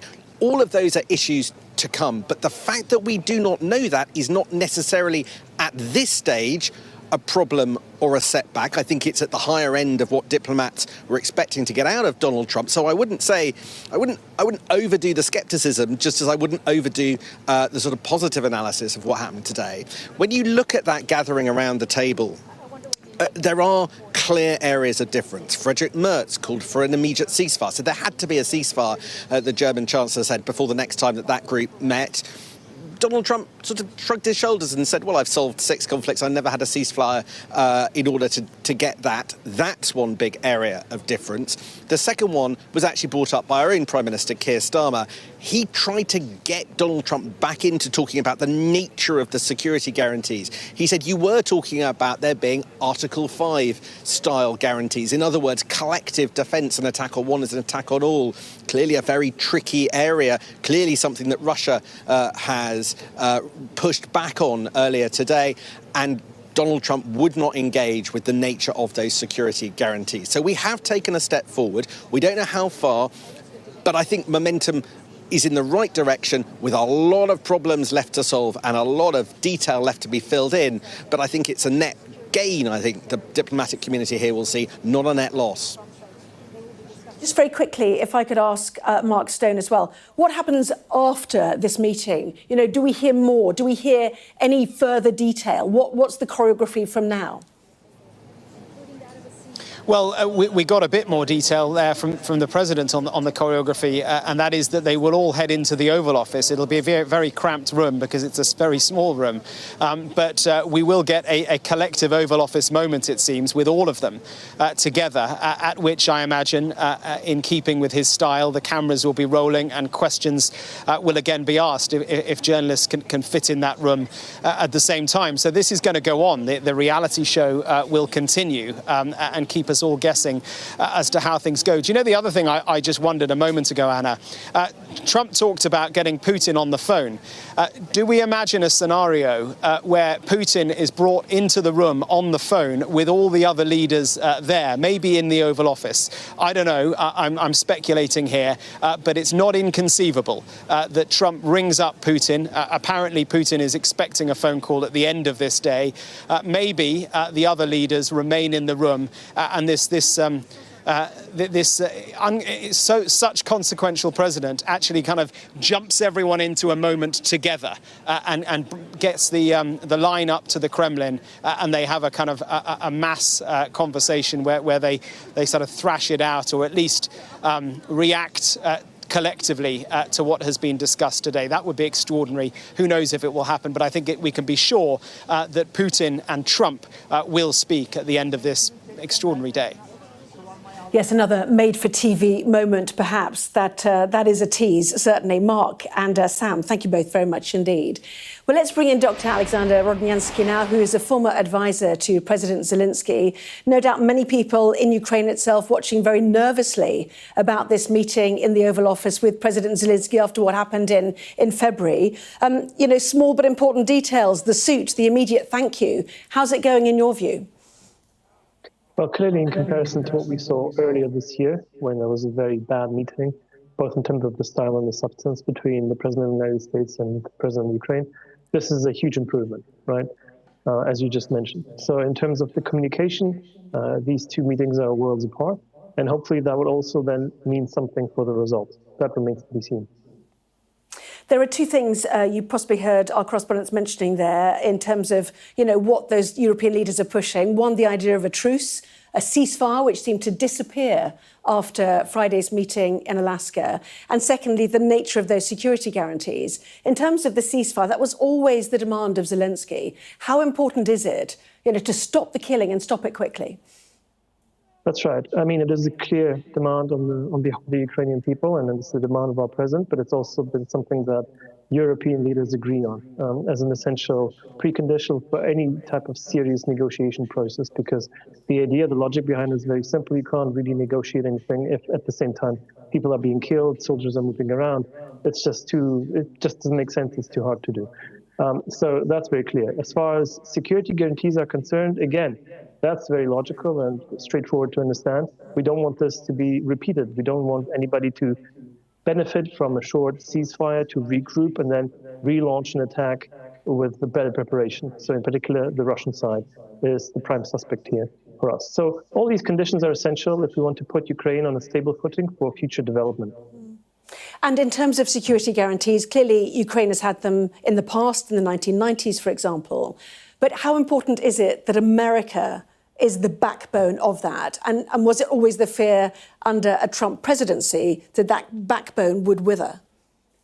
Well, just to clarify, I mean, we never really had tangible security guarantees. The Budapest Memorandum that you might be referring to provided security assurances, and especially for the case of a nuclear confrontation by 3 countries. Now, we never really had tangible security guarantees in the form of, NATO Article 5. That would be a milestone if we were able to achieve something like that, especially with boots on the ground. So, as I said, this is something that Ukrainian people would want to see, and it's something that investors and anybody thinking about Ukraine as a potential economy would like to see. Otherwise, it's just uninvestable going forward. And in terms of the mood in Ukraine, these devastating years of war, conscription, do people want peace at any cost now? Does that include giving up that large swathe of land, Donetsk, Kherson, Zaporizhia? I mean, parts of it at least. Are people willing to take that step? Well, again, that's a tricky issue, and you would have to carefully pick your words very carefully here. I don't think it's at any cost, although the cost has already been paid and it's enormous, and we continue to pay it day by day. I don't think people are willing to just give up swaths of land or just, various regions of Ukraine. Again, primarily because, we have people living there and we don't know what will happen afterwards. Maybe this is going to encourage Russia further, especially if there's no security guarantees or even with security guarantees. Plus, there are all sorts of tactical and military reasons for why we wouldn't want to do it. So the list is long, but by and large, the only feasible and the only realistic solution that would make sense is to look at the current front line and use that as a starting point. And that's what I think everyone is trying to do. And just very quickly, do you have any optimism now? Do you feel, hopeful at all? Well, look, I appreciate the efforts. I think the efforts are important. It's important to really speak to everyone and do what essentially we are currently witnessing as happening.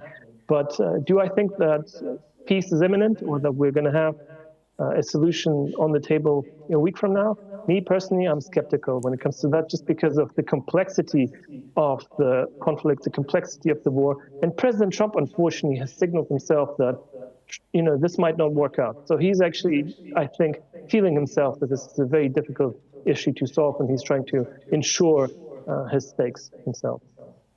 We really appreciate your thoughts there. And obviously, everyone's watching for some outcome for Ukraine, are they not? Alexander Rodnyansky, former advisor to President Zelensky, thank you. Thank you. Well, President Trump has said that the onus is on President Zelensky to agree on concessions of land that he believes could end the war. A prize for President Putin would be the Donbass industrial heartland. Our military analyst, Sean Bell, explains why this part of Ukraine has become a defining fault line in the war. If you look at territory, which is one of the key ones, President Trump has already suggested that Crimea is off the table. It isn't going to be part of that negotiation. It is worth pointing out that Crimea was originally part of the Soviet Union. They'd fought hundreds of years ago for the strategically important port of Sevastopol down in the south there. In 1954, Khrushchev had handed that to Ukraine, largely for administrative purposes, when Ukraine was actually just a county of the Soviet Union at the time. Of course, when the Soviet Union collapsed, Russia and Ukraine very nearly went to war over Crimea, and there was an accommodation made at the time. And of course, but now that's why in 2014, following about 2 decades of Ukraine starting to look further to the west for economic support, and with NATO starting to become on the agenda, that the Russians moved into Crimea. Now, having got in there, it'd be incredibly difficult military operation to liberate that. And that's why many people think that Crimea is not a useful negotiating tool at the moment.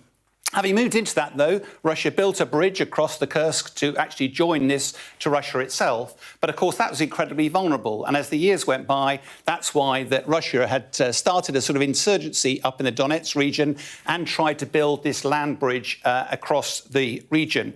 Now, why the focus on the Donbass region? Well, a lot of it's mineral resources and the like. This is the one area that Russia hasn't yet taken. But this isn't about just trying to get to the borders. It's not like they're trying to to secure Somerset.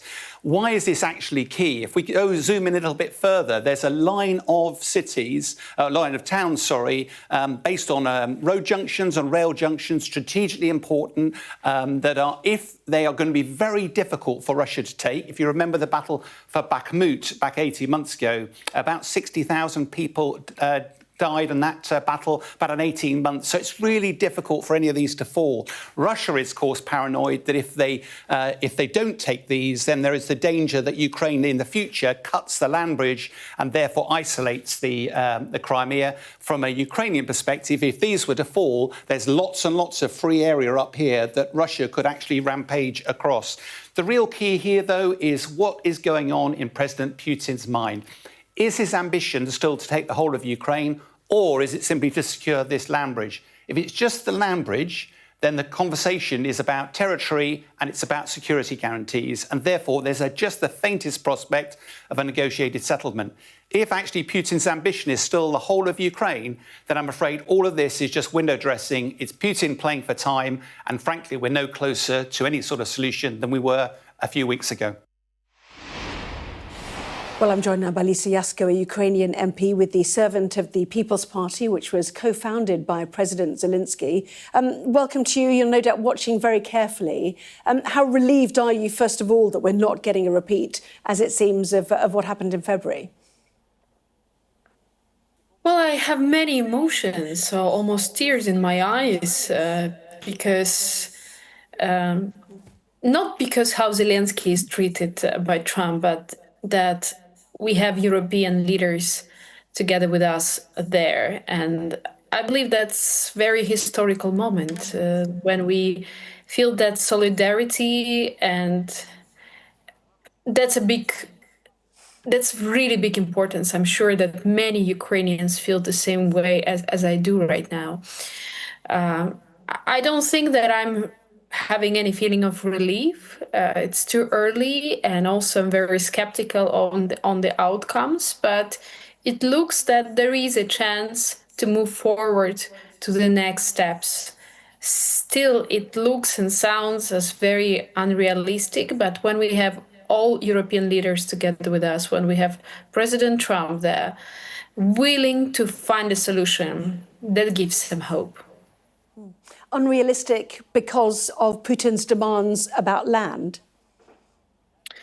Not only because of that. You cannot trust Putin, and that's not the question what is in his head. That's the whole imperialistic ideology that never can be feeding the appetite enough. It will be always not enough. And in your program, you were talking about Crimea and other lands, but that's not what Putin wants. He wants it for ideological purposes. And also, if we go back to the question of Crimea, in fact, Crimea historically was never Russian. It was always Crimean Tatar.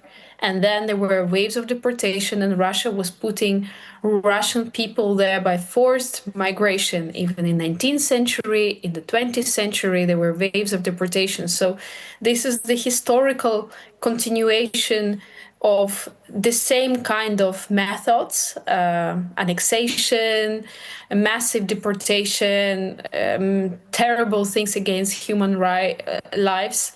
This all repeats, and very hard to imagine why Putin will stop that, even if he takes a break.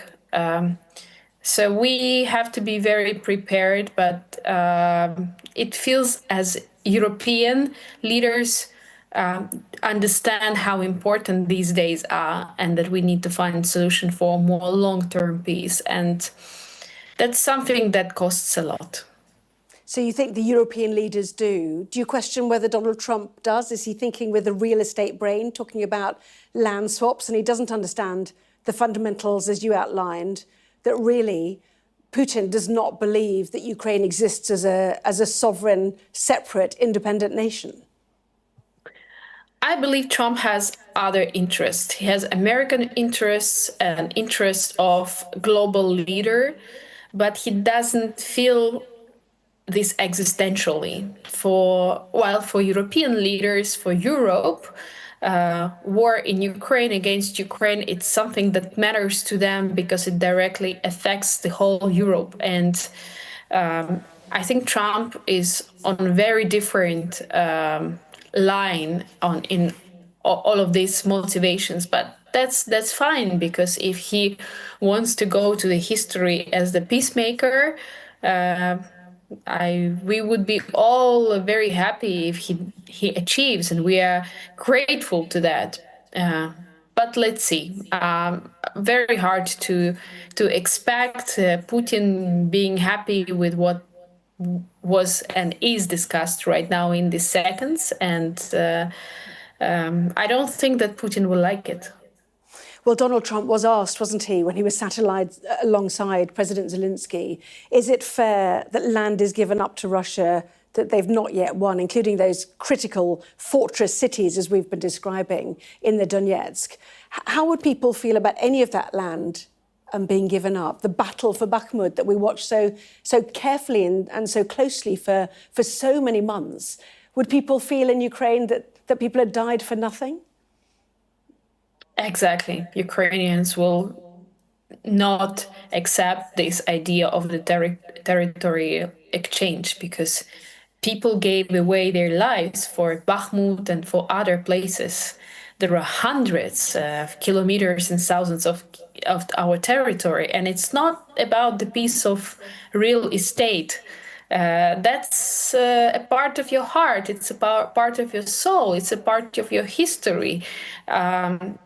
Very hard to imagine how historically we can accept this. So what President Zelensky says speaks actually the voice of Ukrainian people, that we are not ready for territorial exchanges.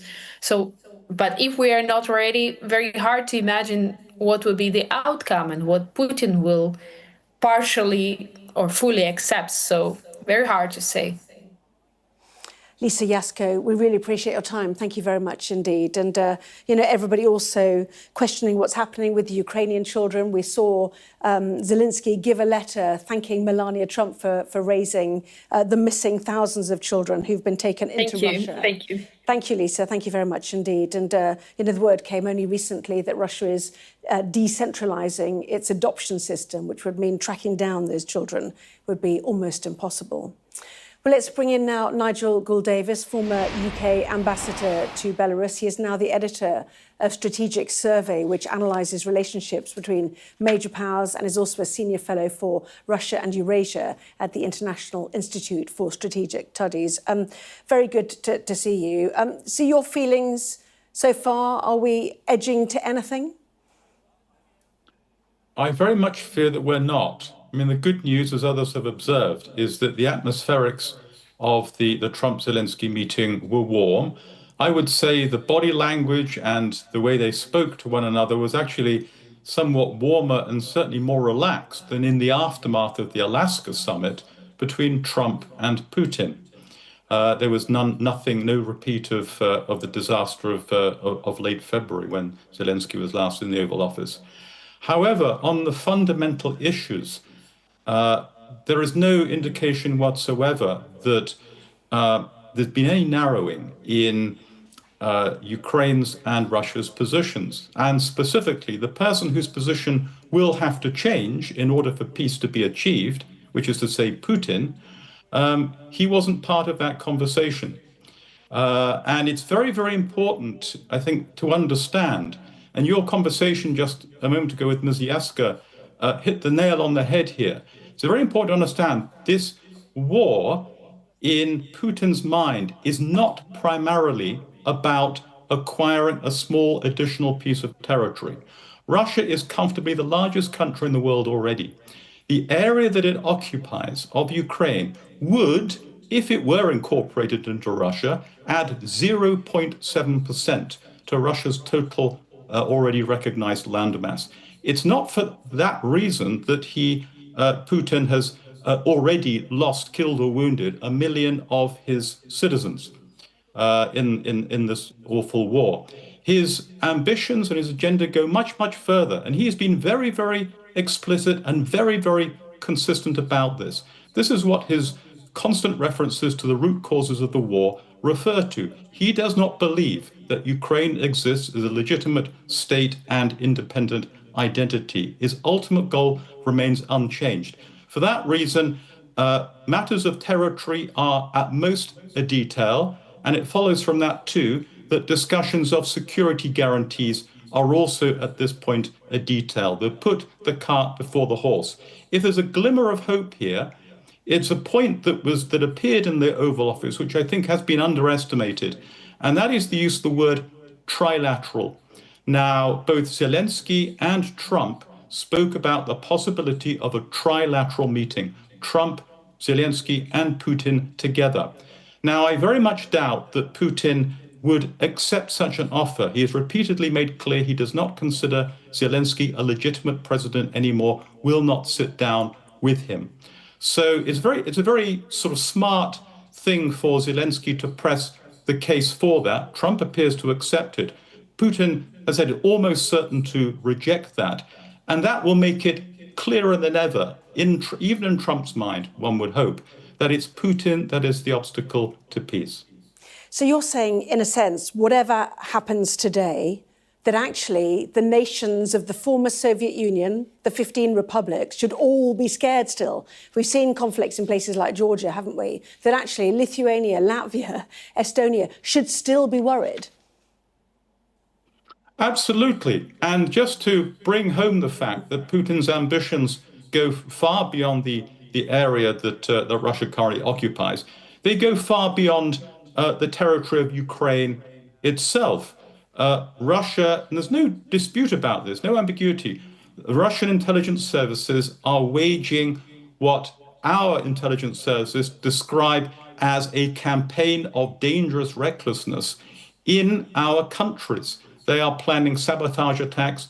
They have planned assassination attacks in a large number of European countries. At no point has Putin ever said or even hinted, well, we just want an extra slice of territory and they'll all be satisfied, we'll be a status quo power, and we will accept the new order of things. No, Putin's ambition is to recast European security on terms ultimately dictated by Russia. He hopes to get, and certainly at Alaska, I think, had hoped to get Trump's approval or acceptance for that. Fortunately, we see no sign of that now. It is helpful again that Trump has invited the Europeans. That wasn't something we could assume. Putin had made very clear, as he said at Alaska, he didn't want Europeans to torpedo what he wanted to remain as a strictly bilateral negotiation between himself and Trump. Trump now is again once tacking back, as it were, in what's been a very back and forth process towards a European position.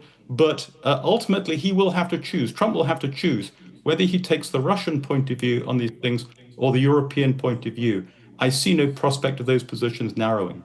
So do you think he understands in any way the fundamental principles over which this war has been fought? Firstly, that aggressors who invade and steal land should not be rewarded. And secondly, as we have already discussed, that Ukraine is an independent sovereign nation.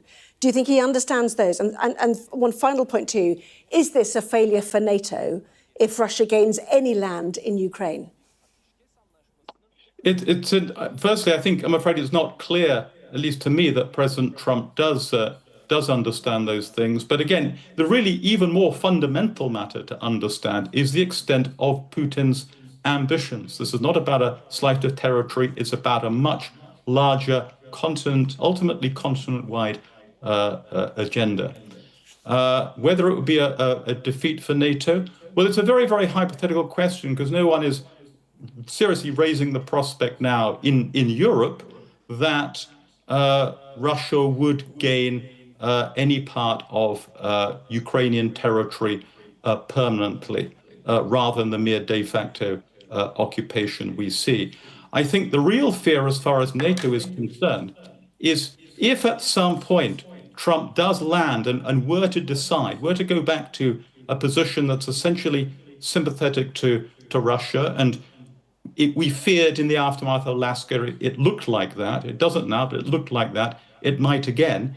If Trump were to do that, That's a position on Ukraine and indeed on European security that European countries could not possibly accept or agree to. And that would constitute, in effect, a breach of the transatlantic alliance. That's something, of course, that Putin would welcome very much. The next step is to see how these discussions that Trump is engaged in now with the leading European partners will go. Again, it's very, very good and encouraging that they are there. For the moment, Trump seems to have rowed back to some degree, at least, I would say, from what we worried about after Alaska. But there is this sense in which he's been tacking back and forth. He delivers the messages of the last person that spoke to him. And we know, because he's told us, the person he will speak to after Europeans is a phone call with Putin. So let's see where we are tomorrow. Indeed so. Nigel Gould-Davis, fascinating to hear your thoughts there. Thank you very, very much indeed. Thank you. Thank you. Well, let's bring in Ben Hodges now, former Commanding General, United States Army Europe. Welcome to you as well. As a military man, then, how would you feel about Russia getting land for peace or land for free, you might argue?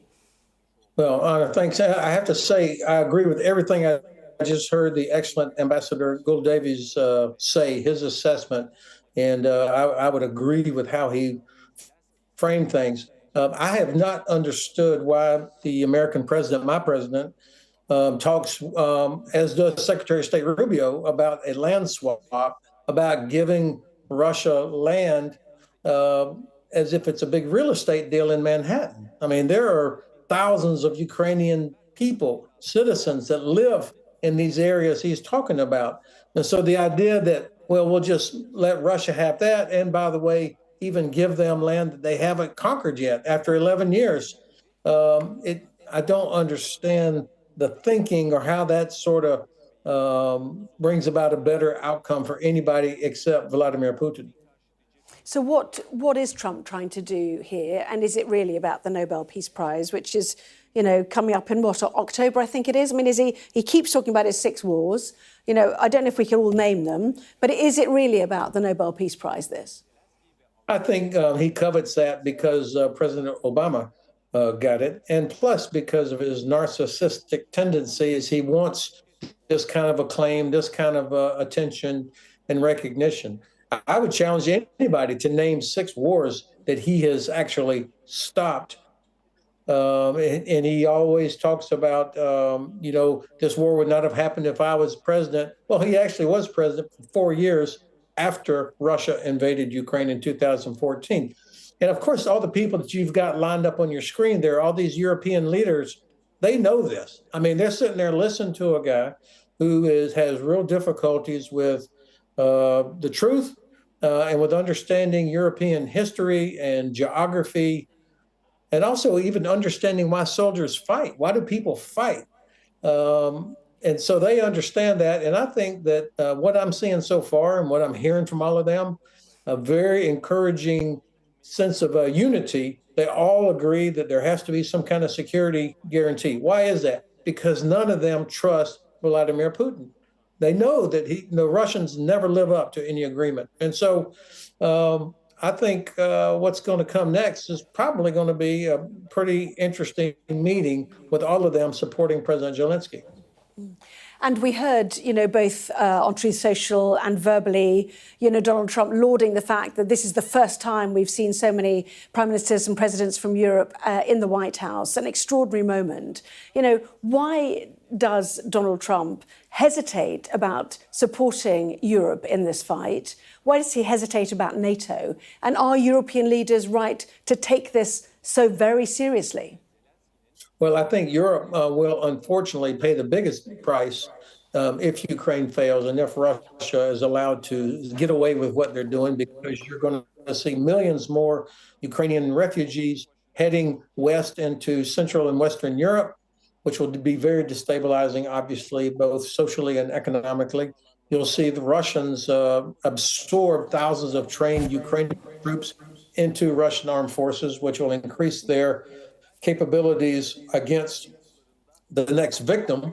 And certainly Vladimir Putin will learn or confirm what he already believes, is that the Americans are not willing to actually stand up to him. And so the Europeans, of course, are rightfully, including your prime minister, are rightfully concerned about what might happen here. And also they're worried that the Chinese are seeing this, that the United States apparently is kind of flexible when it comes to sovereignty and borders and international law. That's a bad signal to send to China. Now, the president makes a lot of claims about first, biggest, best ever.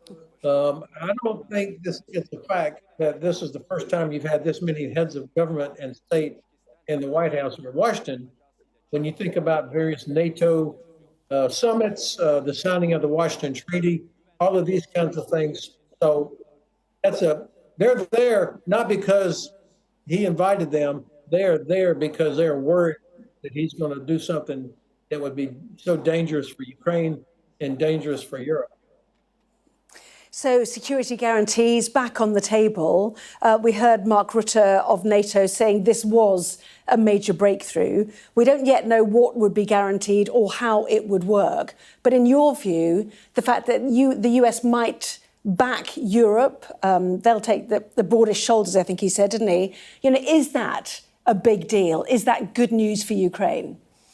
Well, it certainly is if we follow through on this. And I think it was important that all of these European leaders, including Prime Minister, were there talking about the need for security guarantees, because those actual capabilities that would be needed for that, most of them will come from the countries represented at that table. Whatever the U.S. role might be, whether it's intelligence or logistics or something like that. Personally, me as a commander, I would want to know what is our mission? What, Mr. President, we're going to send 5,000 German or British or French soldiers or Italians into Ukraine. What do you want me to do? I mean, what's my task? You can be sure that the Russians will test this immediately in the first hour. They will test with drones and long-range strikes and check the resolve of what this so-called, whether it's a security guarantee force or whatever. I think actually the best thing we could be doing to guarantee Ukraine's security is to help them defeat Russia. Number one, make Russia live within its own borders.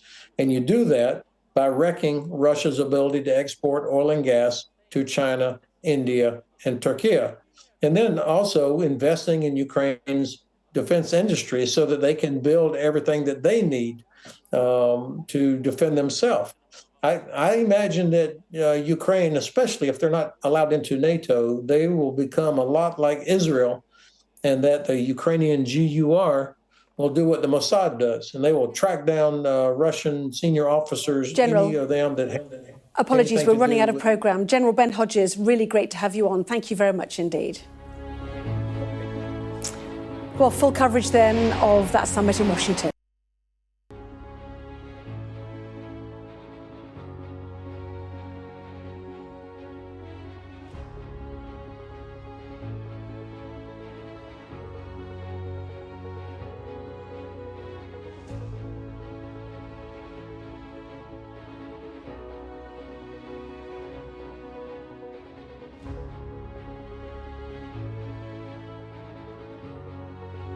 Zgodnie ze stanem wczesnej wiedzy, tak należało zrobić.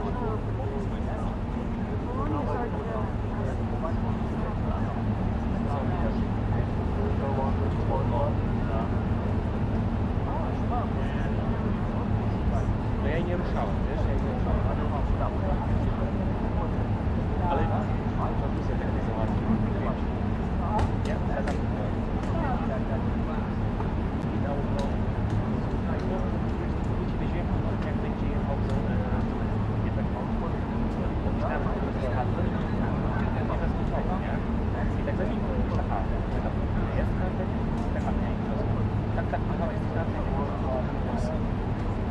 Ale potem wyjaśniłem ze sobą i Maćka Marowa się wytłumaczył.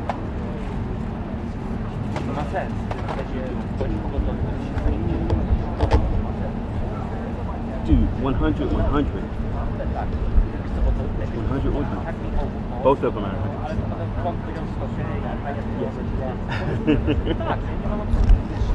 Bardziej jestem I'm saying you got another 3 hours of work, right? More than that. What time did you go up? What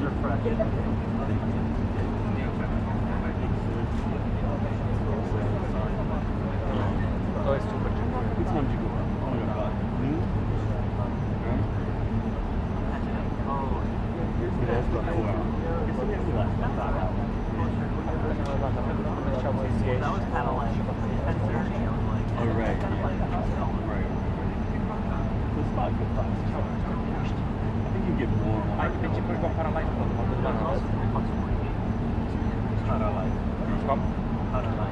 Cara lá.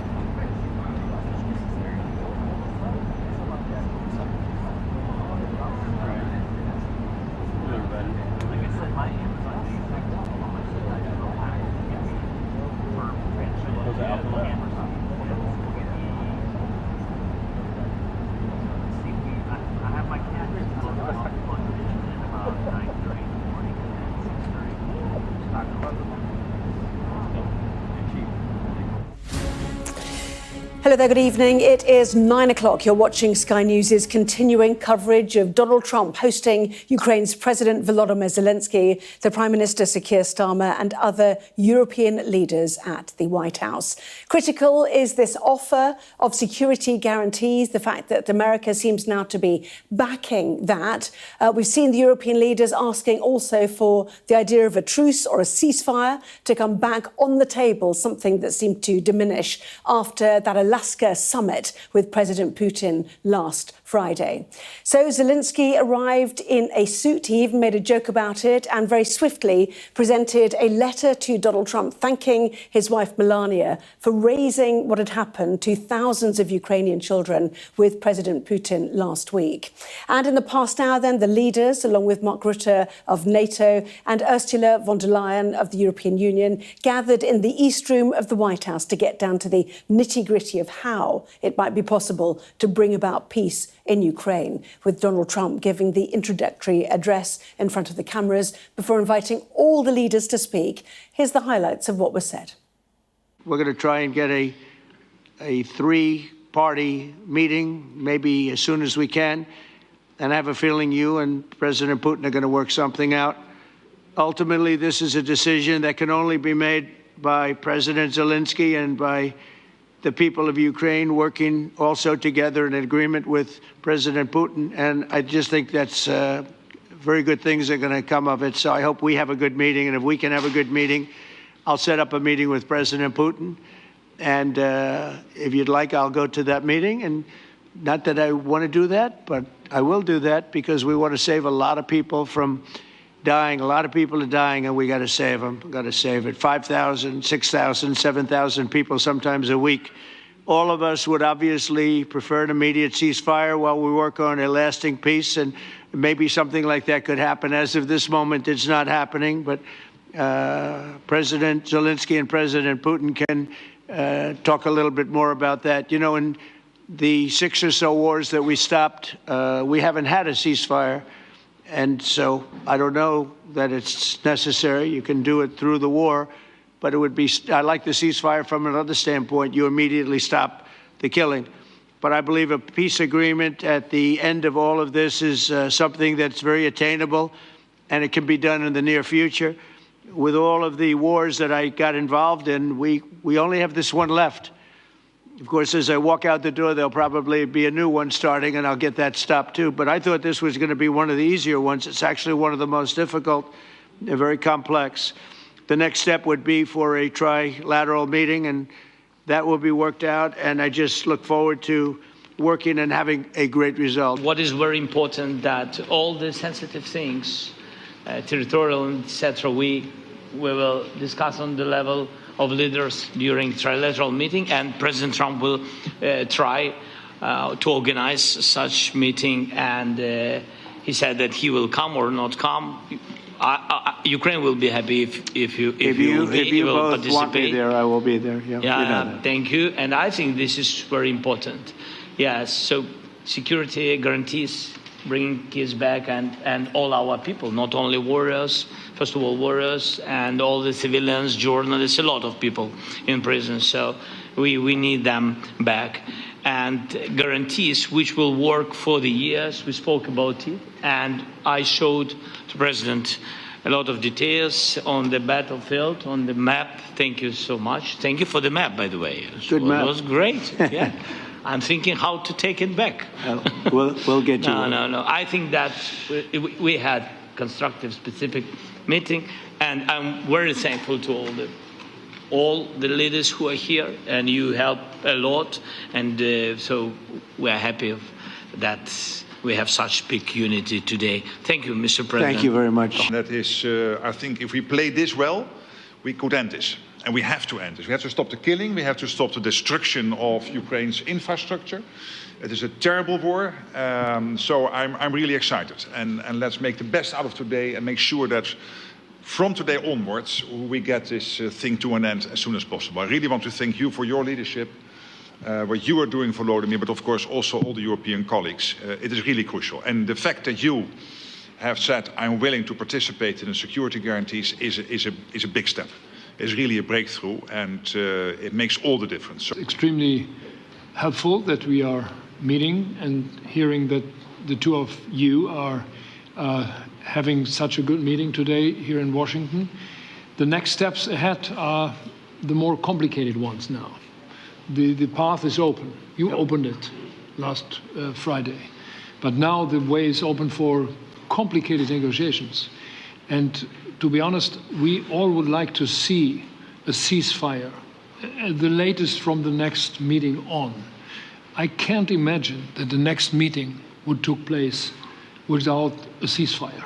So let's work on that, and let's try to put pressure on Russia, because the credibility of these efforts we are undertaking today are depending on at least a ceasefire from the beginning of the serious negotiations from next step on. So I would like to emphasize this aspect and would like to see a ceasefire from the next meeting, which should be a trilateral meeting wherever it takes place. We do absolutely support your efforts towards peace.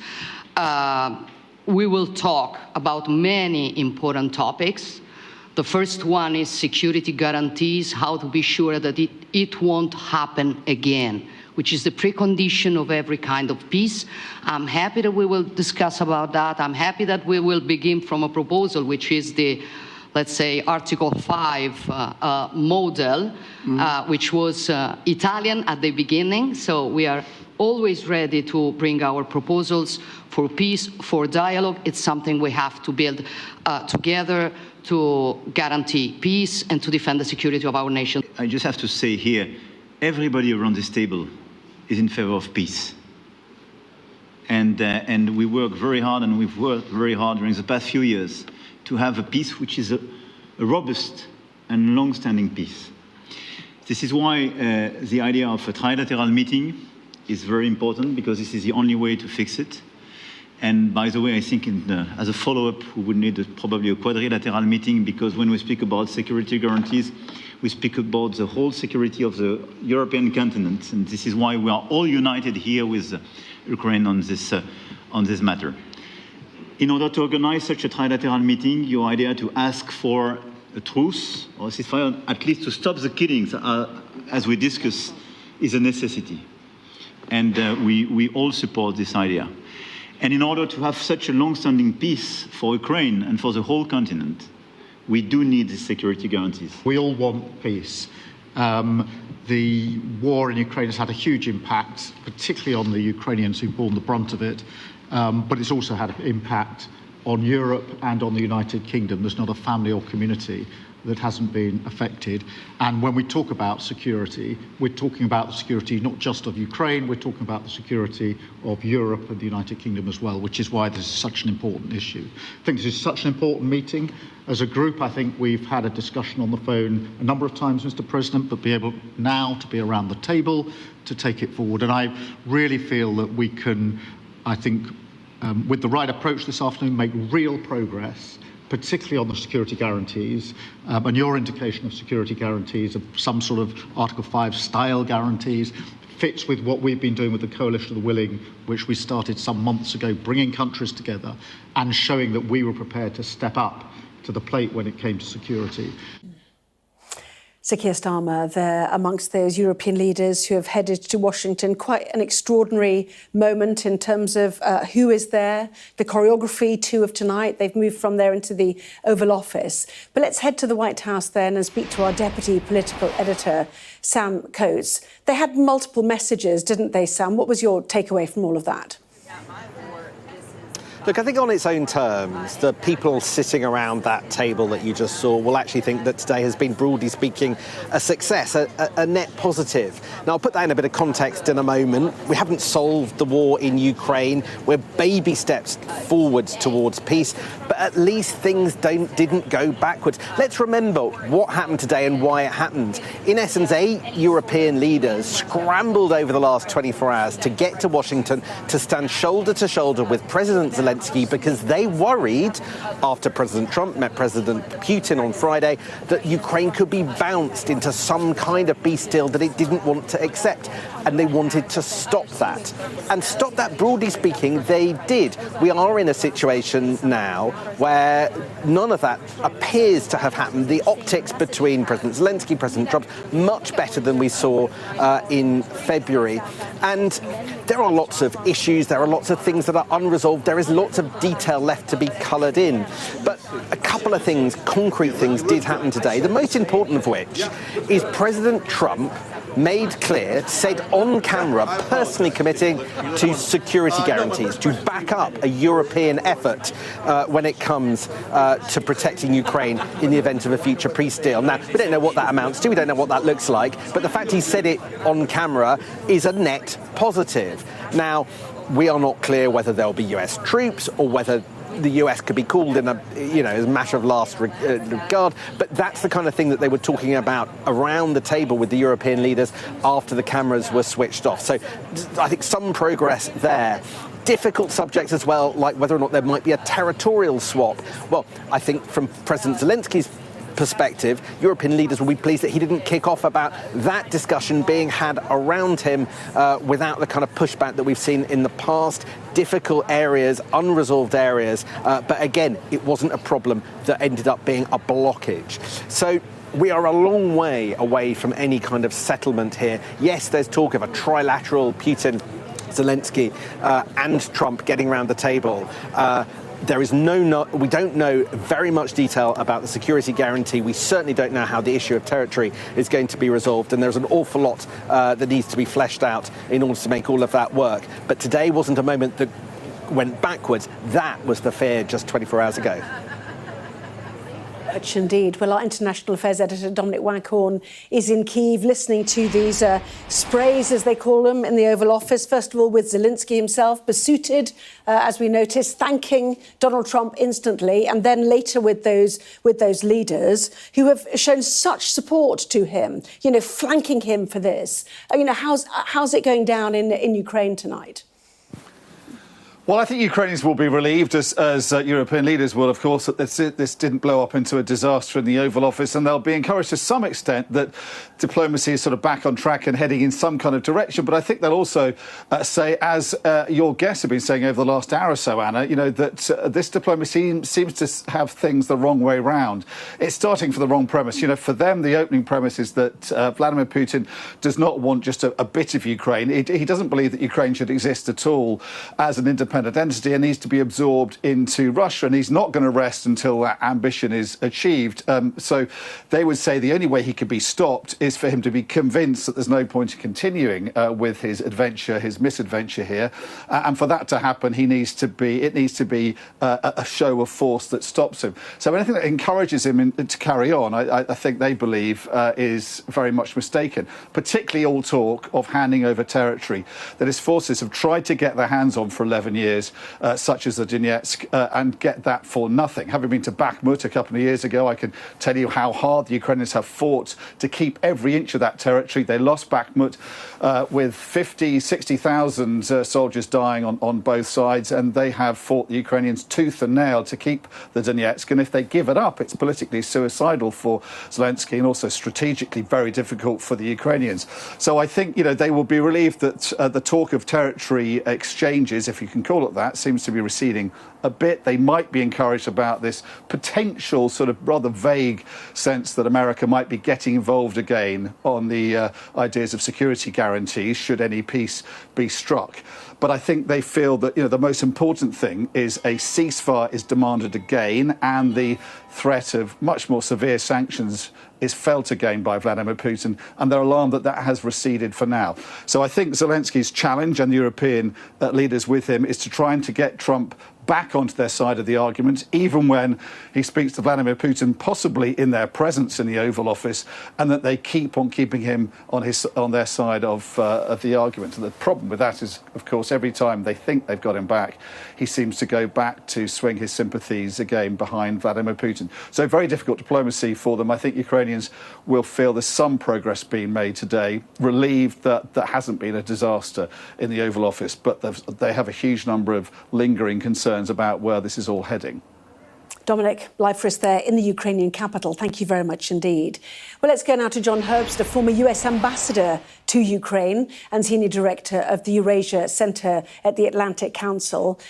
Come on to the substantives in a minute. But, first of all, how did you feel seeing the European leaders, flanking Zelensky today, bodyguards, some suggested, wingmen? Was it necessary? Was it good for Donald Trump that he felt the centre of the geopolitical universe, if you like?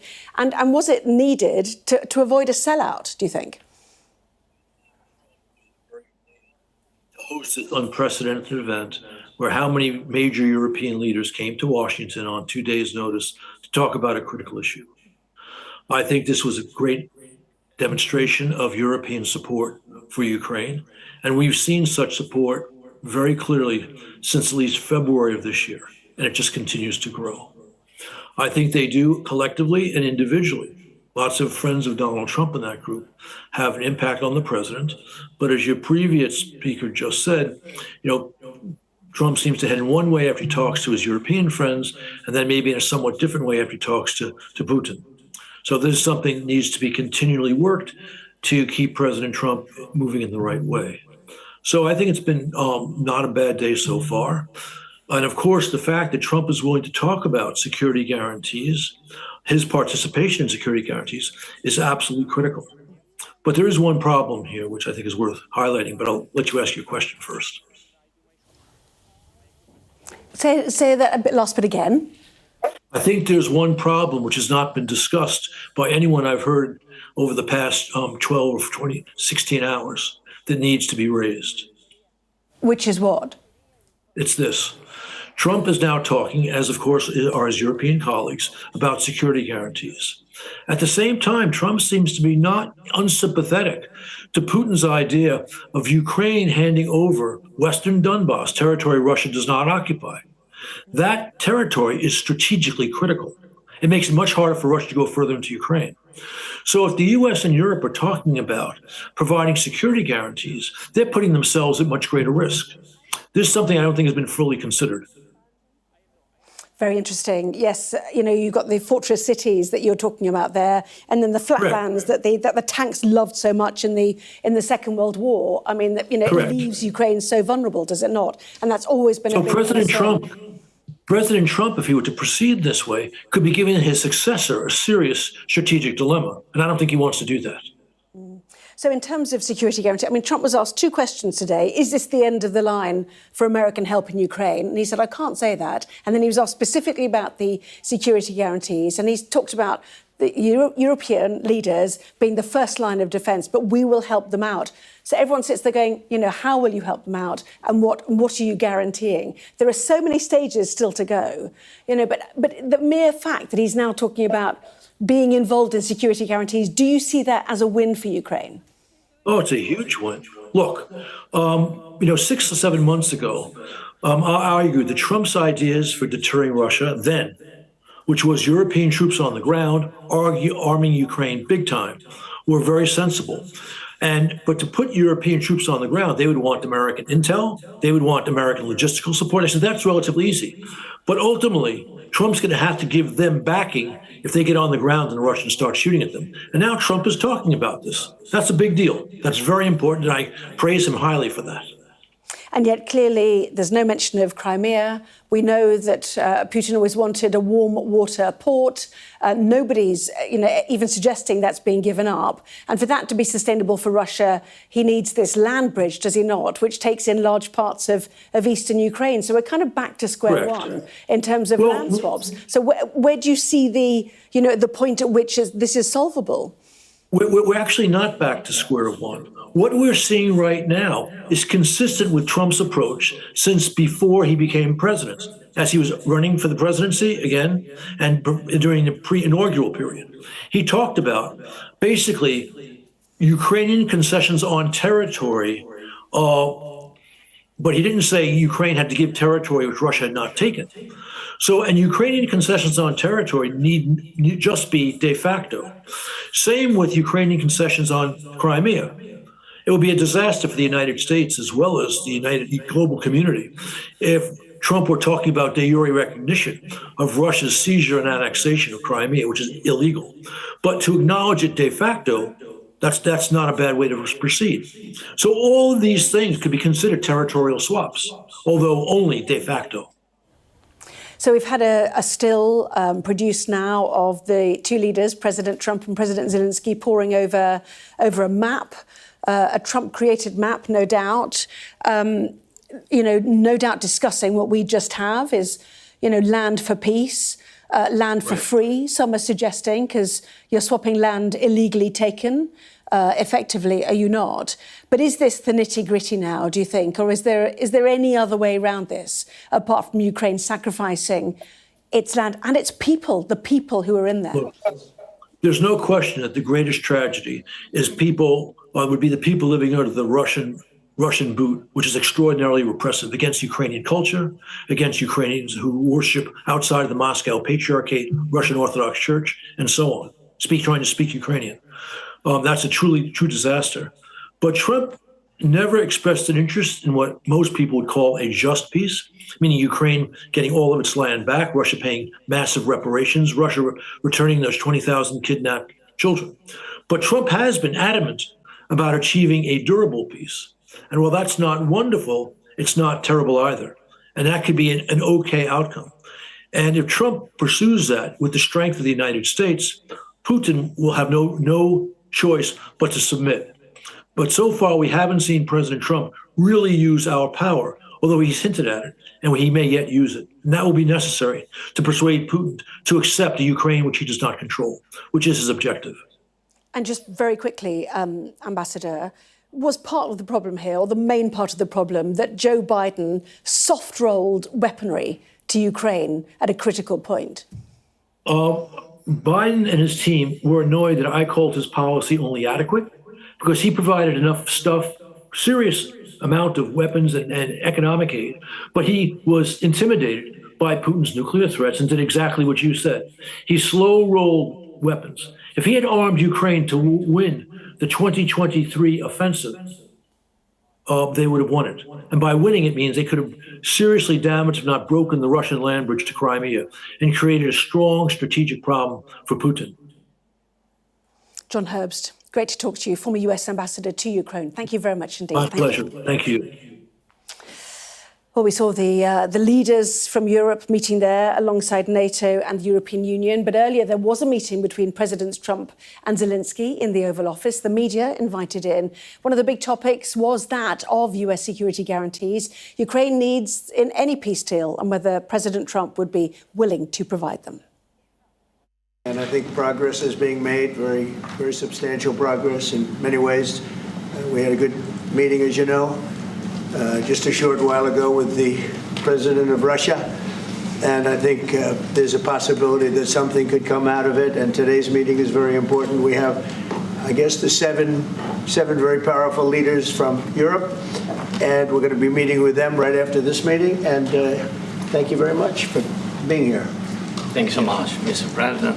If I can, first of all, thank you for invitation and thank you very much for your efforts, personal efforts to stop killings and stop this war. Thank you. And using this opportunity, many thanks to your wife, First Lady of the United States. She sent a letter to Putin about our children, abducted children, and my wife, she First Lady of Ukraine. She gave the letter. It's not to you, to your wife. Oh, I want it. Yeah. So we're saying this sensitive topic, yeah. We're going to have a meeting. I think if everything works out well today, we'll have a trilat. And I think there will be a reasonable chance of ending the war when we do that. We are strong people, and we supported the idea of the United States, personally of President Trump, to stop this war, to make a diplomatic way of finishing this war. And we are ready for trilateral, as President said. This is a good signal about trilateral. I think this is very good. Is this the end of the road for American support for Ukraine? Is today's meeting deal or no deal? I can never say that. It's never the end of the road. People are being killed, and we want to stop that. So I would not say it's the end of the road. No, I think we have a good chance of doing it. It's been almost 4 years now that a lot of people were killed last week. A lot of people last week. I mean, millions of people killed, but a lot of people last week for whatever reason. A big number, a lot of soldiers, on both sides. And I know the president, I know myself, and I believe Vladimir Putin wants to see it ended.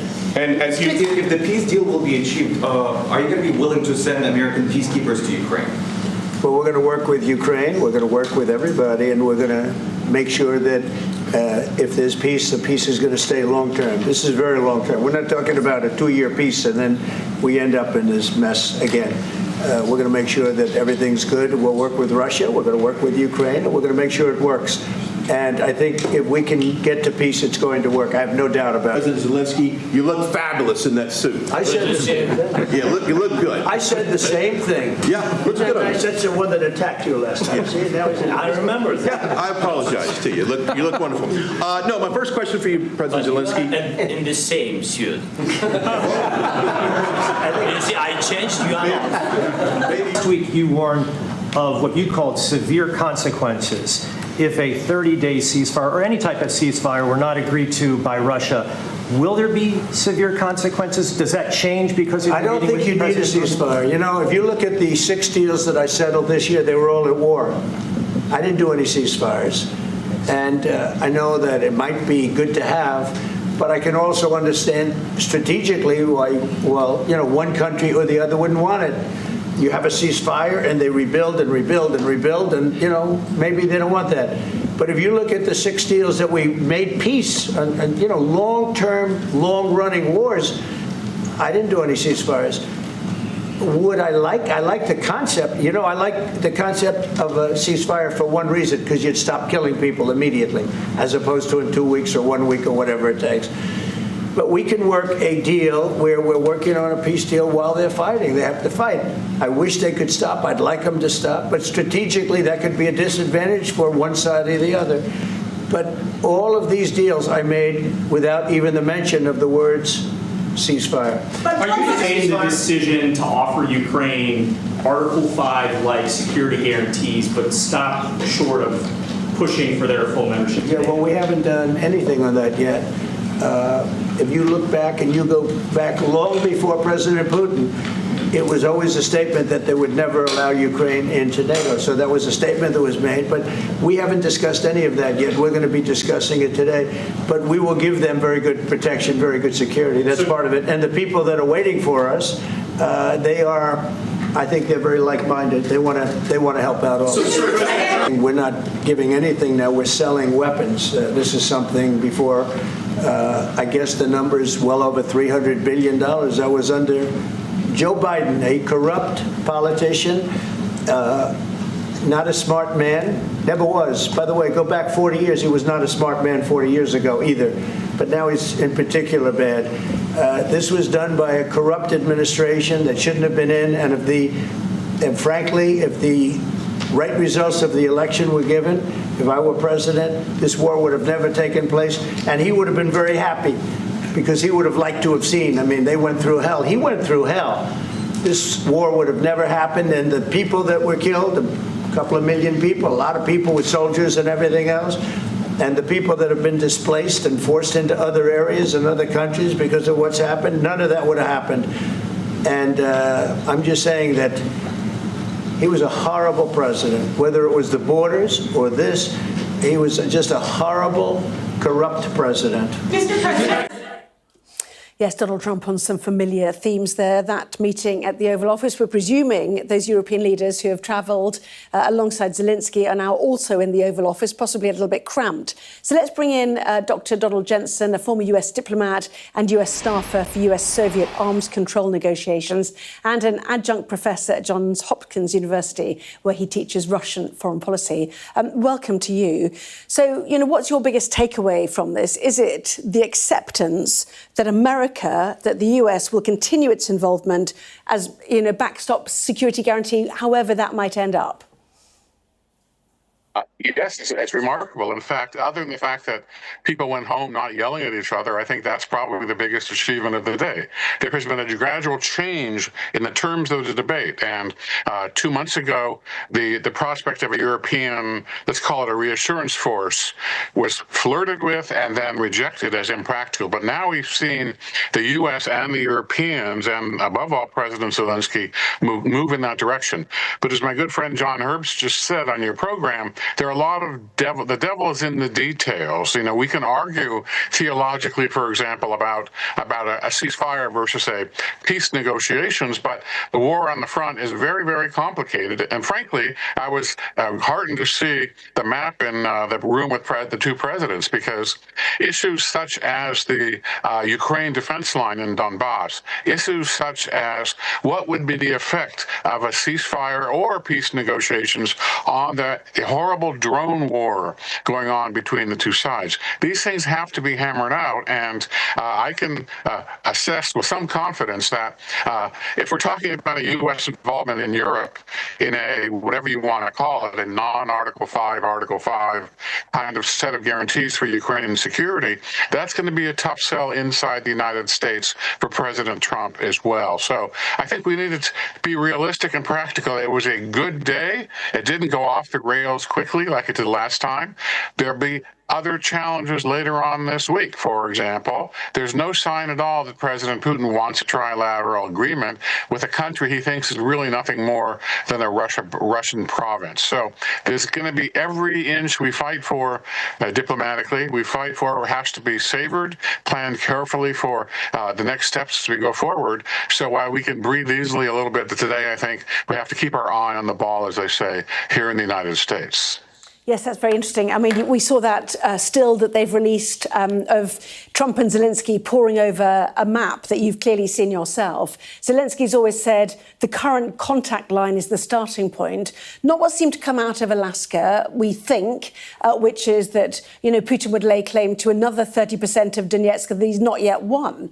So take me through what happened last Friday that seemed to suck Trump into a world where a ceasefire is no longer relevant, and Putin kind of gets what he wants. Yeah, sure. What happened to everybody's surprise on Friday was that after a policy, frankly, of zigzagging on Ukraine since the beginning of his administration, President Trump zagged again and took a number of positions that resembled not only the Russian rhetoric of recent weeks, but also earlier Russian peace plans that most people in the West had rejected, one of which was the issue of Donbass, one of which was the issue of the line of contact, one of which is the issue of which four provinces does Putin claim. And these are old KGB Soviet-style negotiating tactics. To give you an example, they don't control all of Donbass, so essentially they are asking for the land they have not succeeded in conquering or capturing. They've asked for land for nothing in exchange for a wink, an expression of confidence in the good intent of the Kremlin. So when President Trump talks about he believes Vladimir Putin's good faith, I think one has to be really, really careful before saying that, even the president, because all sorts of evidence that Russia does not hold up to its promises, certainly has contempt for international law. And now that we're facing with a Europe and United States, it has been for many months, I think you're going to see a concerted Russian effort to disrupt that apparent unity relatively quickly. Yes, absolutely. And perhaps via this idea of a trilateral summit is one way to do it. In terms of the spectacle we're seeing today, you know, one guest I heard from today suggested that really the Oval Office has been turned into a TV studio, and any leader who arrives in it needs to understand they're a supporting actor in this. And he even teases, you know, I wonder what the result will be on Truth Social earlier today. You know, is this part of, you know, feeding off you know, this idea of being a showman, a reality star for Donald Trump? And, you know, for him, is it about a win today, a win tomorrow? What is the win for him here? Be the way that President Trump does think, wins and deals. And I think we had a day today where there was no deal, but there was progress toward a settlement. And we also had a realization, I think, by the president and also everybody who was at the table that this is a complicated process to which everybody has to contribute. And there's not win or lose. And that's the problem. We have to be patient. And sometimes my beloved country, in the United States, we're not known for our patience. So I think everybody has to take a deep breath, realize the complexity of the situation, and above all, realize that tactical games aside, President Putin has not changed his basic demands since the beginning of the war, which is that Ukraine is part of Russia, it needs to be subjugated, and that NATO is a threat to Russian security. Now, none of those are true. However, Putin keeps saying them. And one of the things the Kremlin has profited from, particularly in the last 2 weeks, is the apparent disarray in the Western position, the apparent disarray in what we agree on and disagree about. And the Kremlin plays games like that. And I even saw a Russian commentator the other day talk about Western media, and I'm not criticizing. Western media contributes to the perception of chaos, and Russia likes to foster chaos. It sees chaos as a way of advancing its foreign policy objectives. You can bet this will start tomorrow, and you can bet, and if you have nothing else to do, and maybe I don't, and my job, this is my job, read the Russian reaction, and you will see a lot of different eddies in the stream, all of which are worth paying attention to, because the Russians like to do this. And I would conclude by saying that just 2 weeks ago, you might recall former President Dmitry Medvedev was talking about a nuclear war, and President Trump talked about rearranging the U.S. submarines. That is a good reminder of how quick this stuff can change. So we should all keep our eye on the ball, realize that this is the beginning, not the end, and expectations of a quick wrap-up to this horrible, horrible war and situation, I think, ought to be tempered with a dose of realism, and above all, realizing the cleverness of the opponent we have in the Kremlin. No chaos here. We are very ordered and very orderly. Dr. Jensen, really appreciate your thoughts. Very interesting. Thank you. Thank you.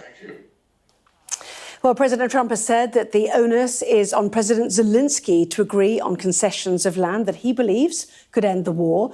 A prize for President Putin would be the Donbass industrial heartland, as we've just been discussing. Our military analyst, Sean Bell, explains why this part of Ukraine has become a defining fault line in the war.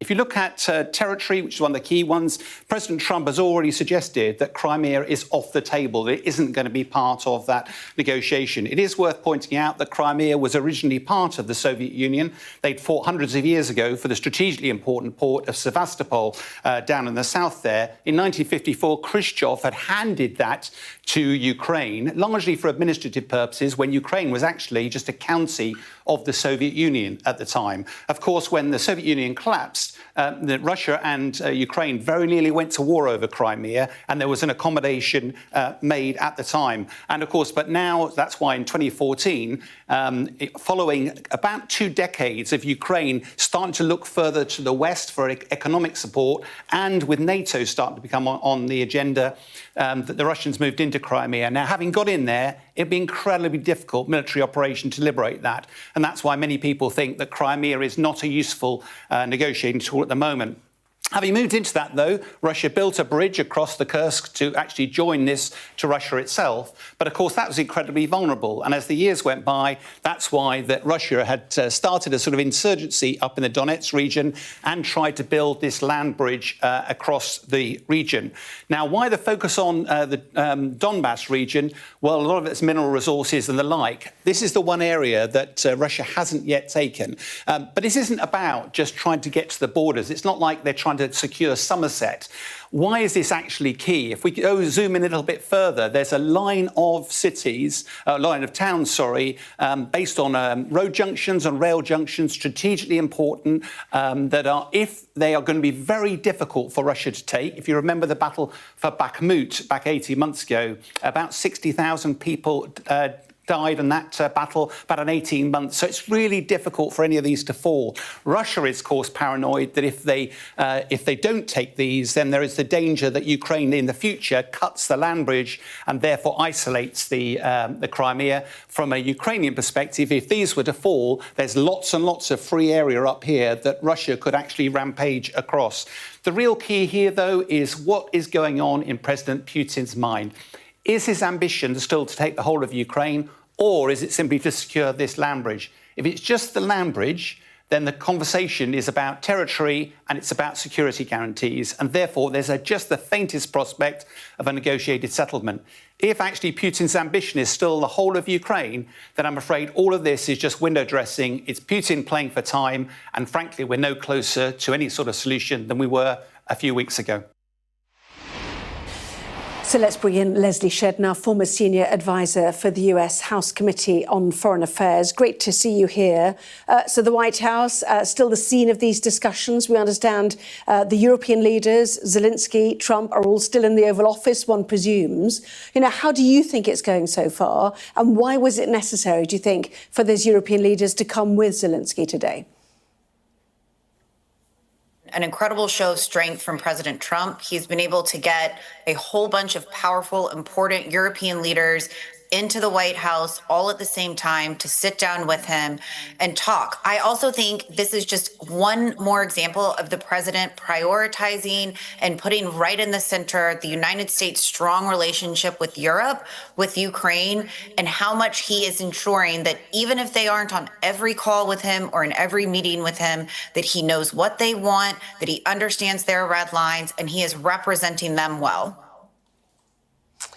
Just reading, actually, that Trump has interrupted that meeting with European leaders to call President Putin. That's according to the Bild newspaper report. The meeting is to be resumed after the call, according to the German magazine Bild. But, extraordinary. At one point, we began to think maybe President Putin would be brought into that discussion on a group telephone call. But anyway, clearly not. Why is it important that he now brings in Putin at this stage? Surely this is the day to hear what Zelenskyy has to say and what Europe has to say.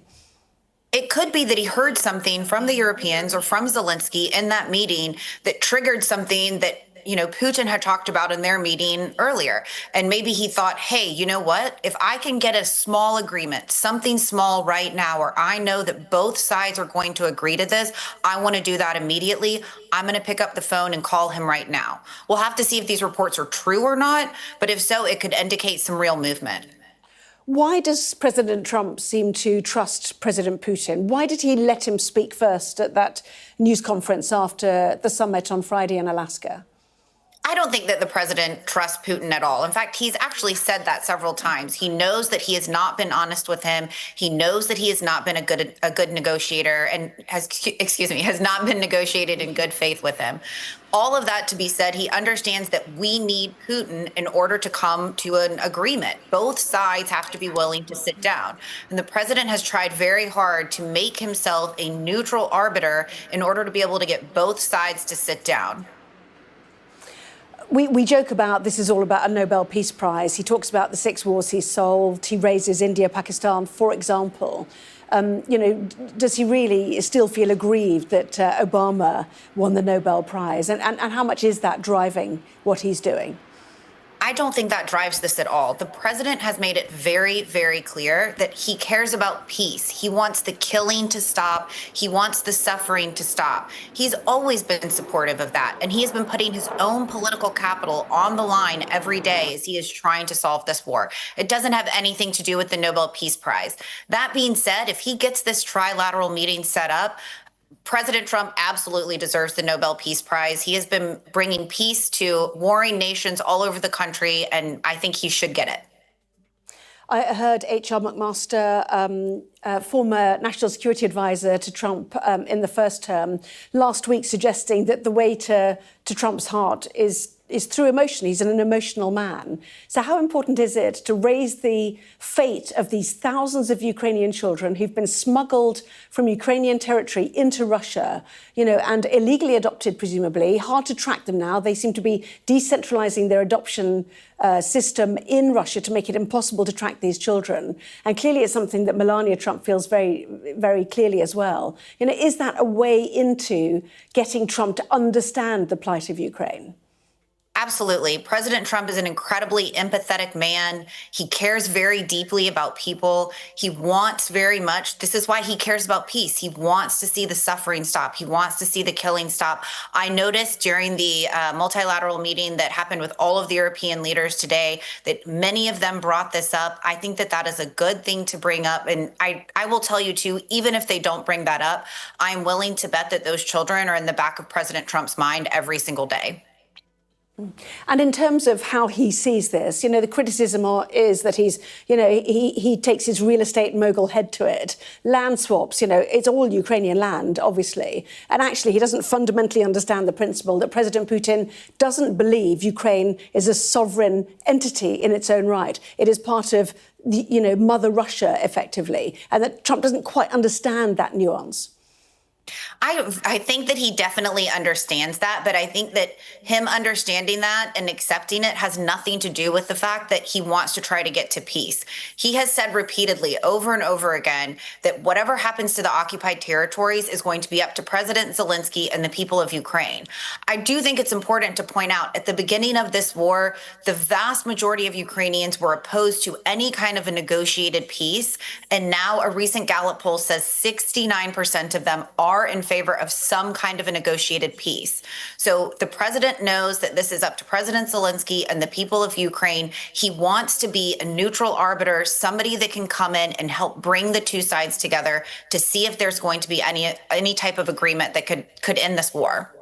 Yes, I mean, Leslie, there must be war weariness in Ukraine. It's been more than 3 really difficult years for there. But what about in America? They've talked about an Article 5 style security guarantee. That's part of the NATO agreement. An attack on one is an attack on all. Would the American people stomach any of that? Or does there need to be a row back from helping countries, thousands of miles away? I think so. I think that the American people will absolutely be supportive of that. Poll after poll has showed the American people have continued to be very supportive of Ukraine. And I mean, I have to tell you, that is a huge get that the president got. Not only that, according to him, that Putin has said that he is going to, allow some type of Article 5 type security agreements. I mean, that is a big get. Now, you got to keep Putin to that, right? And that's always going to be the hardest part. But the president made it clear he is supportive of that. And if that is something that we can get agreed to, it will be a really important part of whatever peace deal we get to. But keep in mind, it's one part.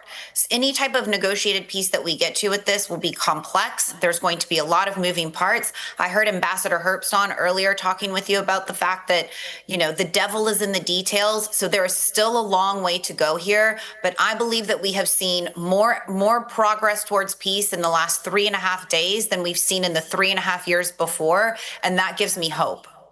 Yes, it feels like we're a long way from details, doesn't it? And certainly in terms of the concerns about that security guarantee, Russia opposes any scenarios that envisage deployment of NATO troops in Ukraine, according to the Russian foreign minister this evening. So that negotiation, as you said, with Putin will no doubt be tricky. Leslie Shedd, really good to hear from you. Thank you very much indeed, former advisor for the US House Committee on Foreign Affairs.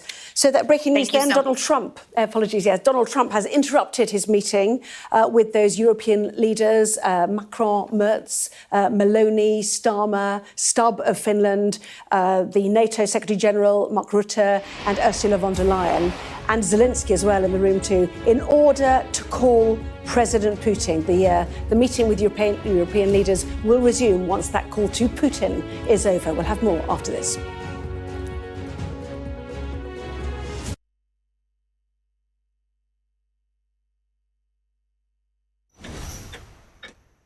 Go ahead, back white jacket. Deborah Haynes from Sky News. He called you Daddy earlier. No, Do you? he did. He did it very affectionately. Daddy, you're my daddy. Thank you. Leicester is on its knees. They've ripped the soul out of my factory and there's nothing left. It is eerily quiet. It's constantly on the brink of capacity. There's overcrowding. It's not a new thing. It's rough. There's nothing to hide. Why aren't international journalists allowed in? Are you worried about escalation? Of course I'm worried about escalation, which is why my focus is on de-escalation. The region, I think, is on edge because they are anticipating a retaliation. Iran retaliates for the US attacks. Founding principle of the alliance, that an attack on one is an attack on all. Could Putin attack another NATO country within 5 years?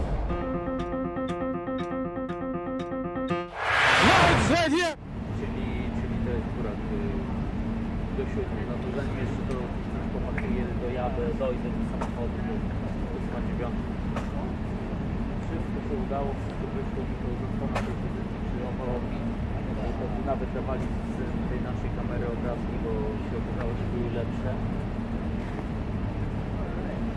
Także no wszystko dobrze, no, wszystko dobrze. No.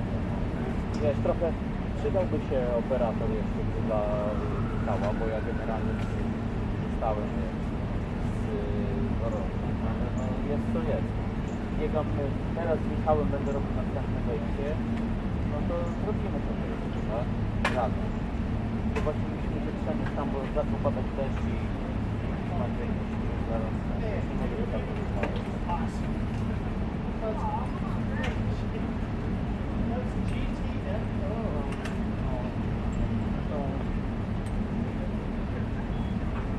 Dobrze, dobrze. A, no tak, dobra. Dobrze, trzymaj się, mam to, trzymaj się, papa, cześć.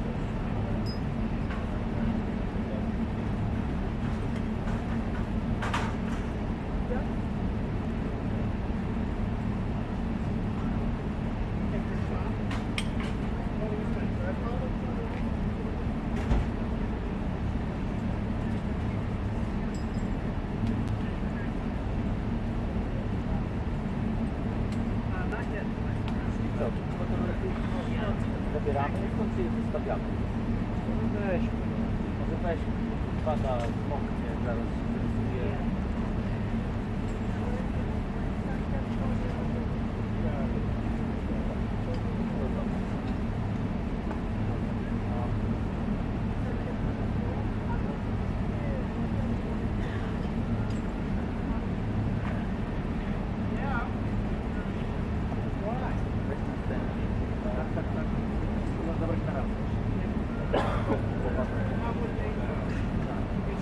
Już idę, co?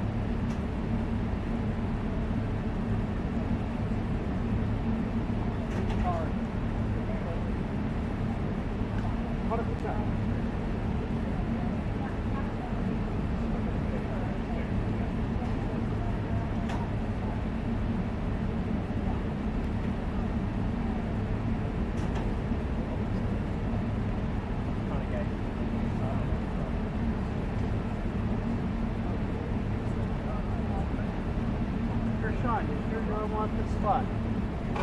It's a choice location.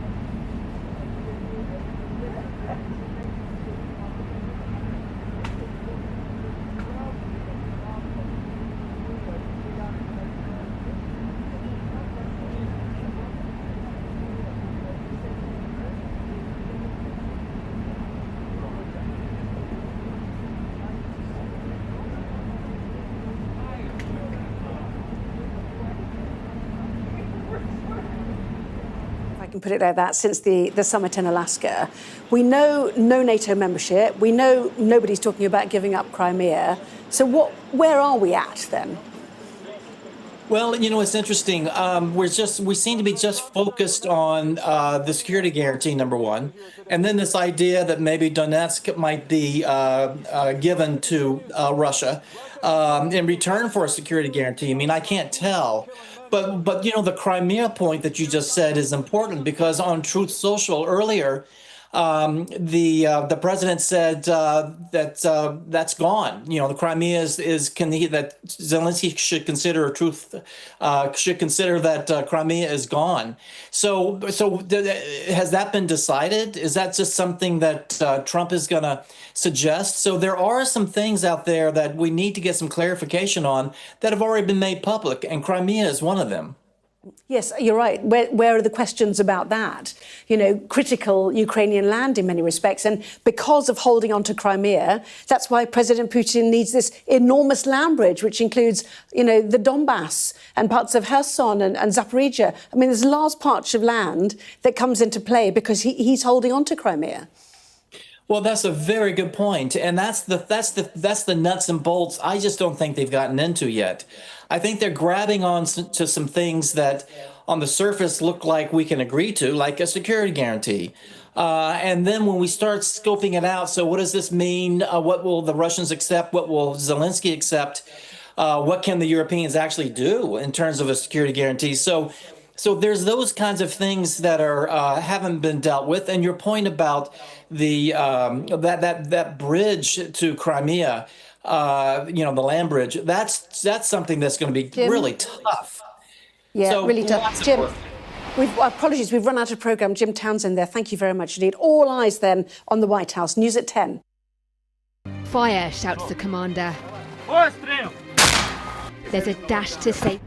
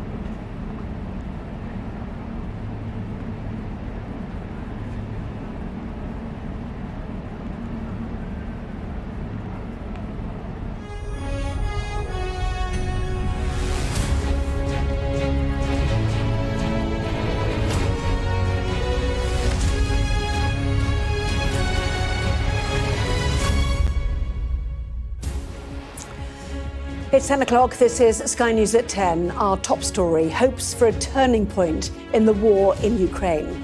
President Trump says the United States will provide security guarantees to Ukraine as part of a peace deal as he welcomes President Zelensky and European leaders to the White House.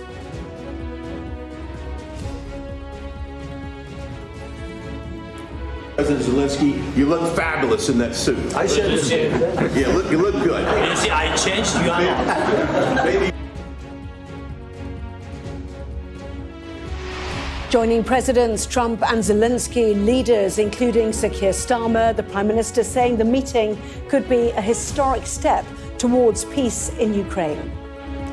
Well, the leaders are still together in the Oval Office, with reports suggesting President Trump interrupted that meeting to call Vladimir Putin. We'll be live at the White House. And that gathering, sure to dominate tomorrow's front pages. We'll take a first look in our press preview from 10:30.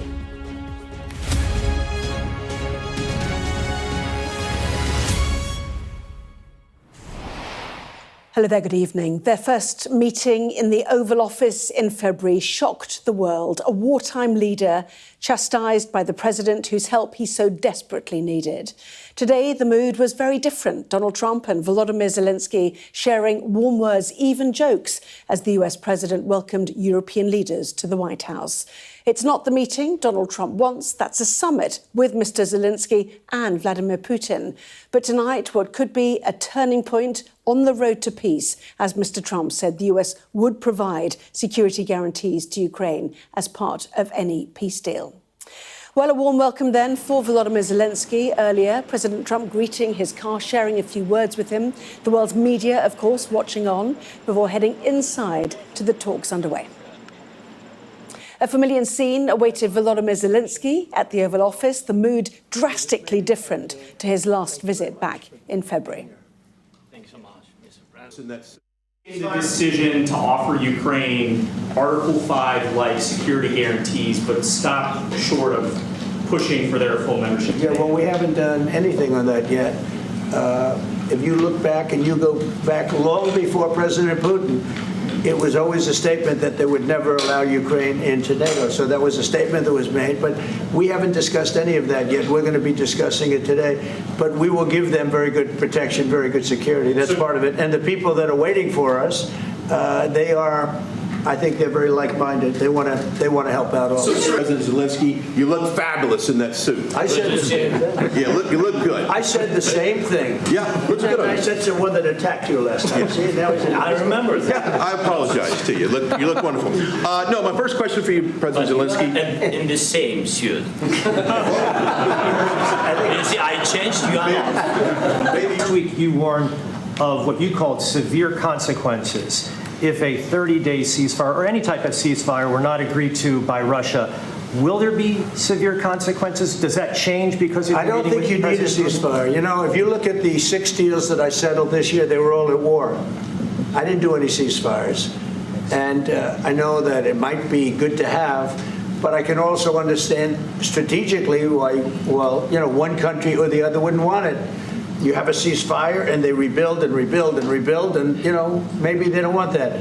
But if you look at the 6 deals that we made peace and you know, long-term, long-running wars, I didn't do any ceasefires. I like the concept. You know, I like the concept of a ceasefire for one reason, because you'd stop killing people immediately, as opposed to in 2 weeks or 1 week or whatever it takes. But we can work a deal where we're working on a peace deal while they're fighting. They have to fight. I wish they could stop. I'd like them to stop. But strategically, that could be a disadvantage for one side or the other. But all of these deals I made without even the mention of the words ceasefire. We have possibility now to buy weapons from the United States. We are thankful for this program and this opportunity. We are thankful for Europe. They pay for this. And through NATO program for Tumble Pearl and etc. We have some programs where we can have some money to finance this. And this is a part, I think, it's not a part for the war and to defend us. It also will be a part for security guarantees, to strengthen our army, to rearm Ukrainian army. This is very, very important. We're going to have a meeting. I think if everything works out well today, we'll have a trilat. And I think there will be a reasonable chance of ending the war when we do that. We are strong people, and we supported the idea of the United States, personally of President Trump, to stop this war, to make a diplomatic way of finishing this war. And we are ready for trilateral, as President said. This is a good signal about trilateral. I think this is very good. Well, joining Presidents Trump and Zelensky at the White House, the leaders of the UK, France, Germany, Italy and Finland, as well as the NATO Secretary-General and the President of the European Commission, Ursula von der Leyen. And again, the cameras allowed in to hear their comments at the start of their roundtable meeting. We're going to try and get a three-party meeting, maybe as soon as we can. And I have a feeling you and President Putin are going to work something out. Ultimately, this is a decision that can only be made by President Zelensky and by the people of Ukraine working also together in agreement with President Putin. And I just think that's very good things are going to come of it. So I hope we have a good meeting. And if we can have a good meeting, I'll set up a meeting with President Putin. And if you'd like, I'll go to that meeting. And not that I want to do that, but I will do that because we want to save a lot of people from dying. A lot of people are dying, and we got to save them. You know, in the 6 or so wars that we stopped, we haven't had a ceasefire. And so I don't know that it's necessary. You can do it through the war, but it would be, I like the ceasefire from another standpoint. You immediately stop the killing. But I believe a peace agreement at the end of all of this is something that's very attainable. I think if we play this well, we could end this. And we have to end this. We have to stop the killing. We have to stop the destruction of Ukraine's infrastructure. It is a terrible war. So I'm really excited. And let's make the best out of today and make sure that from today onwards, we get this thing to an end as soon as possible. The next steps ahead are the more complicated ones now. The path is open. You opened it last Friday. But now the way is open for complicated negotiations. And to be honest, we all would like to see a ceasefire. The war in Ukraine has had a huge impact, particularly on the Ukrainians who've borne the brunt of it. But it's also had an impact on Europe and on the United Kingdom. There's not a family or community that hasn't been affected. And when we talk about security, we're talking about the security not just of Ukraine, we're talking about the security of Europe and the United Kingdom as well, which is why this is such an important issue. Well, the leaders then moved through to the Oval Office for talks. That is where they remain. No word on how long those talks might last, but President Trump interrupted that meeting to call Vladimir Putin. Well, let's bring in Mark Stone at the White House tonight. Our deputy political editor, Sam Coates, is at the British Embassy in Washington, and our international affairs editor, Dominic Waghorn, is in Kyiv. So, Mark, first of all, how much of a shift have we seen from Donald Trump today? This confirmation, as it appears, that the US and its military would provide a security guarantee for Ukraine to step in to support them. Well, Anna, I think first of all it's worth underlining just how unusual today is. Unusual that there should be so many European leaders, key European leaders, in the White House at the same time. But unusual, too, that it was organised at such short notice. We got a kind of underlining of the nature of this day early on today. I think it was before 7 o'clock we saw the flags of all those nations being brought into through the north door of the White House. Here together, at over just a weekend's notice. It was only on Saturday that Zelensky confirmed that he would be coming to the White House. And then I think in a sort of sense of safety in numbers, his European allies thought that they needed to be here too. And so schedules were ripped up and they all flew here for this pretty extraordinary day. I think there are two major diplomatic achievements that we have seen over the course of today and the past few days. The first is that President Trump, either through backhanded diplomacy and therefore scaring the hell out of Europe, or through some masterstroke of diplomacy, and it will be the historians and down the line that we establish which of those is true. But either way, he has managed to convene these leaders, to get them here, to get them almost to heel, to his house, to have this extraordinary moment.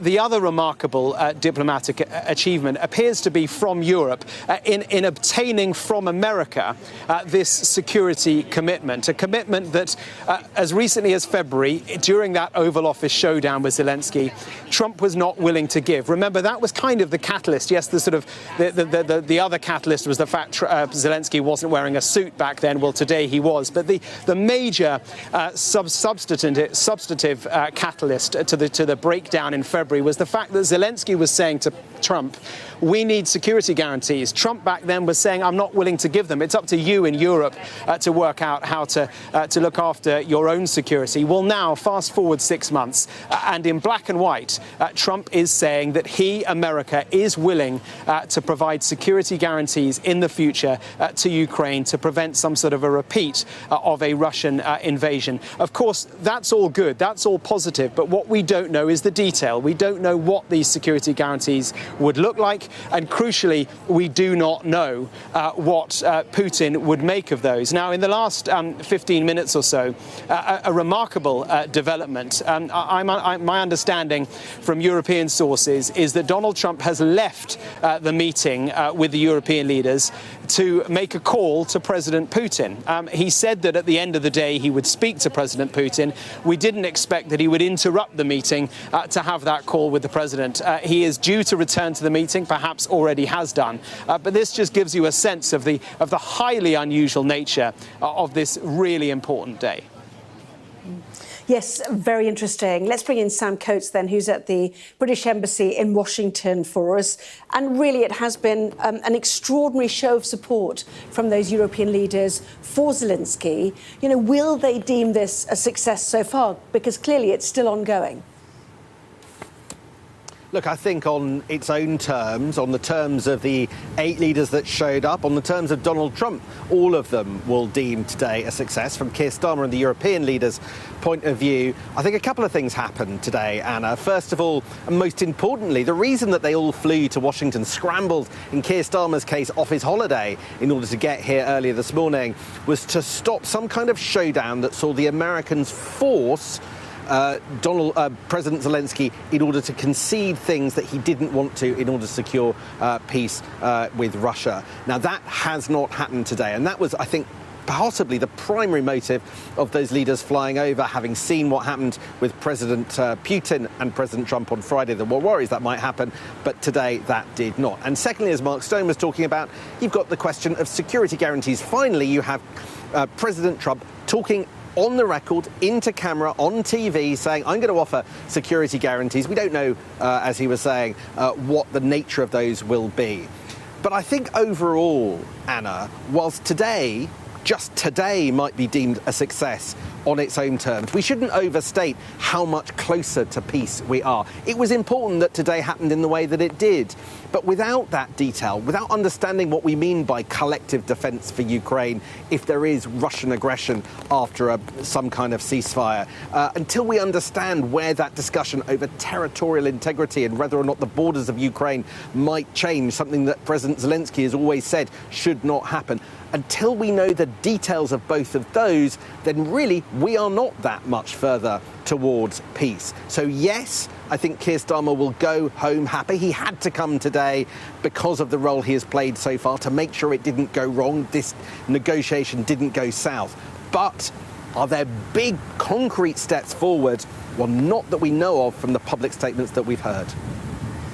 Sam, thank you very much indeed. We watch, we wait, we see what else comes out tonight, but you're there live at the British Embassy. Thank you for the moment. Well, of course, while Zelensky is in Washington, all the while the war rages in Ukraine. 10 people killed in Russian strikes today, something Volodymyr Zelensky says will continue until security guarantees are in place. From Kyiv, our international affairs editor Dominic Waghorn has this report. Donald Trump says Vladimir Putin wants to stop the killing. Try telling that to the people of Kharkiv, hit by multiple drone strikes at dawn. Dazed residents were led to safety while rescue workers raced to save survivors, prizing them from the rubble. Among the civilians killed, an 18-month-old baby girl, a 16-year-old boy. More than 20 were injured. There was no reason for Putin's military to target this place. I want to say that this is not a military house. Families live here. Children, youth, old people. There is no military object here. But still, every drone hit it. You can all ask, why is this happening? There were similar scenes further south in Zaporizhia, more attacks on residential areas. Russians are combining drones with ballistic missiles from multiple directions now and increasing the frequency of their attacks. On his way to Washington, Ukraine's President Zelenskyy wrote, "The Russian war machine continues to destroy lives despite everything. Putin will commit demonstrative killings to maintain pressure on Ukraine and Europe, as well as to humiliate diplomatic efforts. That is precisely why we're seeking assistance to put an end to the killings. That is why reliable security guarantees are required." In Sumy, it was a college the Russians chose to target overnight, with yet more civilians wounded. The Ukrainians said the Russians will soon have the ability to launch 1,000 drone and missile attacks a night, and they don't have the means to fully defend themselves. While they want security guarantees in future, right now they want far more help to counter that rising threat. Ukrainians want an end to this war, but need cast-iron guarantees that Vladimir Putin can never start it up again. Dominic Waghorn, Sky News, Kyiv. Well, Dominic is live in Kyiv. We're beginning to be at the sharp end, Dominic, where things might have to be given up. The Ukrainian people, of course, want peace, but, you know, perhaps not if it means big concessions to Russia.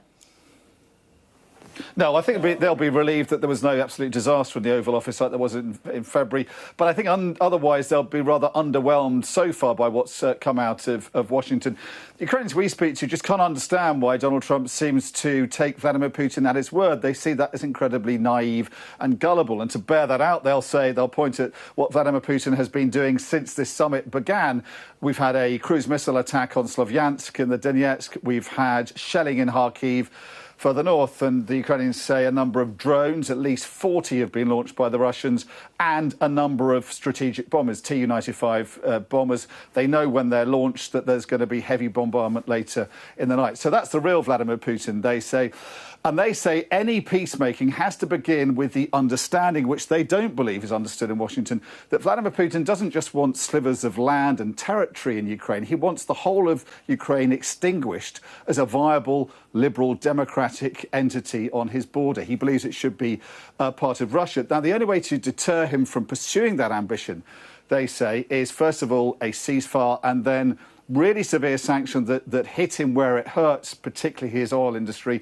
The kind of sanctions that Donald Trump was threatening right up to this summit and has now backed away from, as well as calling for that immediate ceasefire, calling off that as well. So they see this American president as sort of switching sides in this conflict, and that causes them deep concern. But also they're very worried about the possibility of them having to or be asked to give up land in the Donetsk that they fought over for 11 years. That is unacceptable for them and would be suicidal politically and strategically for Zelenskyy. Now, they may see some consolation in this talk of security guarantees, America possibly getting more involved in them, but I think they'll be less impressed than observers in Washington.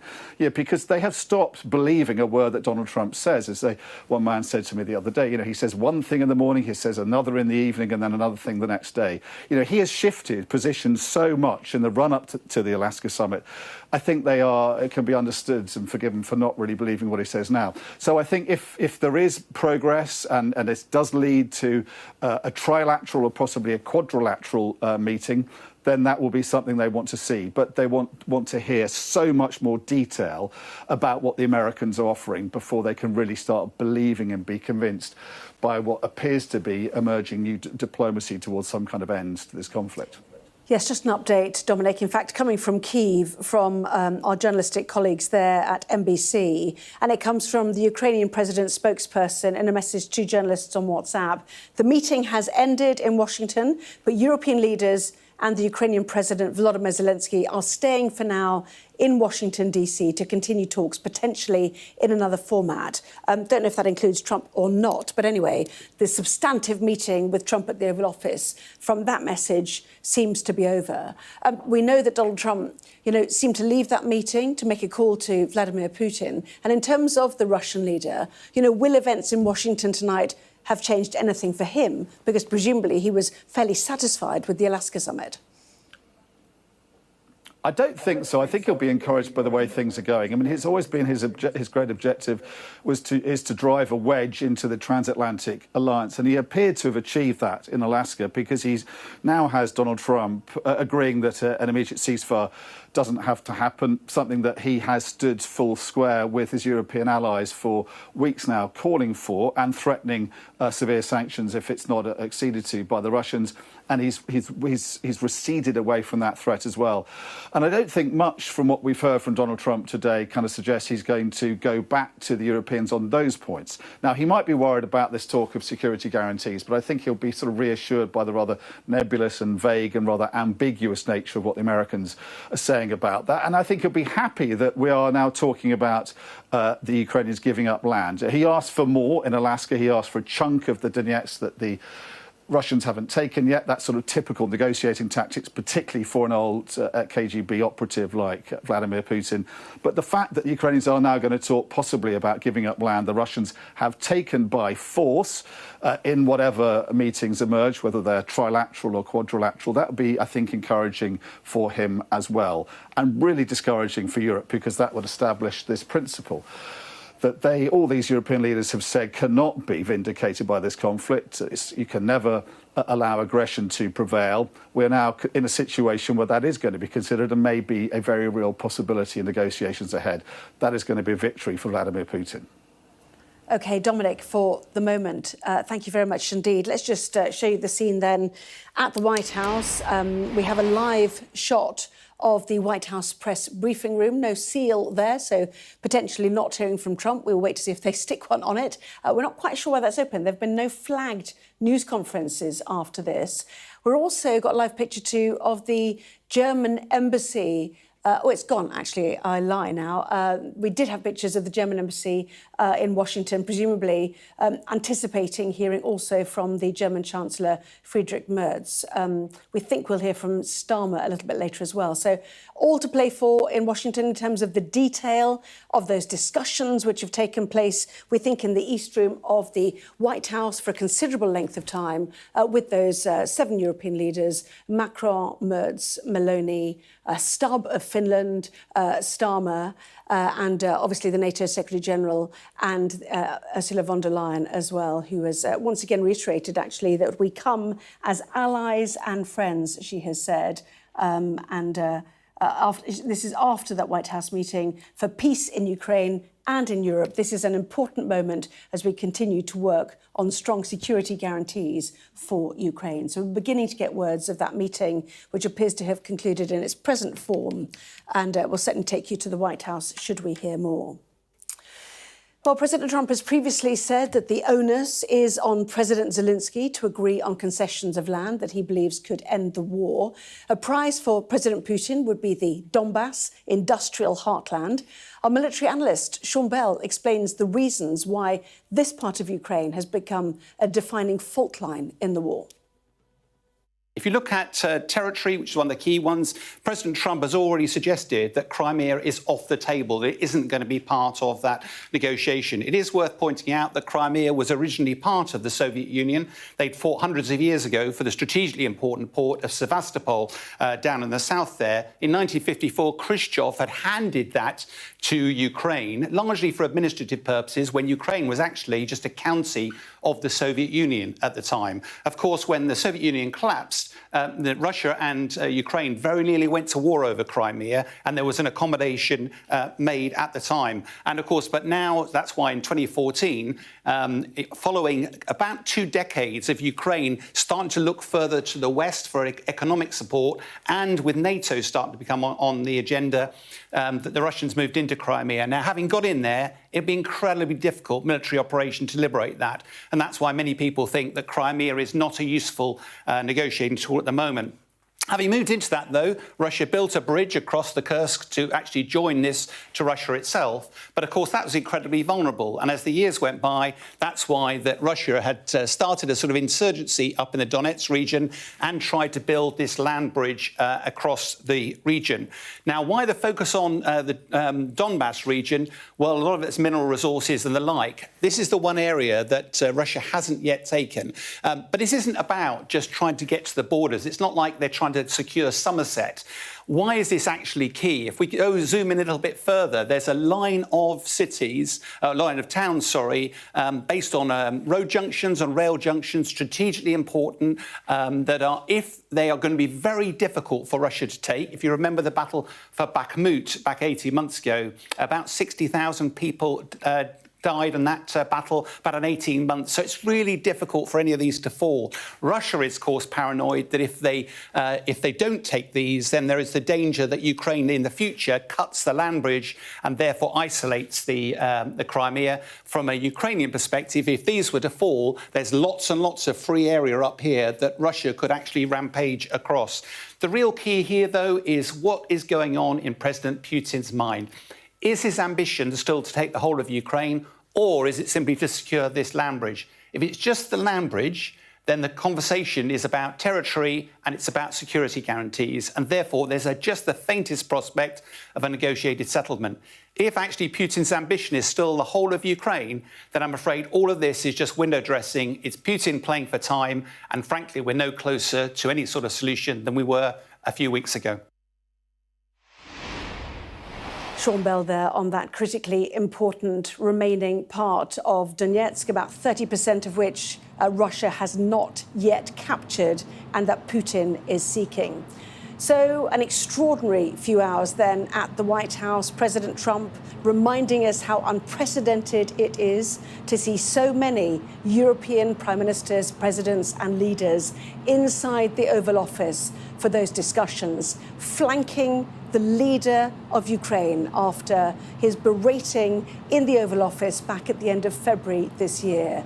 The bodyguards, some have suggested they are, the wingmen with a strong message that America needs to back a fair and just peace for Ukraine, and confirming what we heard from Steve Witkoff, the president's envoy, who said it on television at the weekend, that actually America is considering security guarantees for Ukraine as part of any peace settlement. Europe, he said, would be the first line of defence because they are there, but we will help them.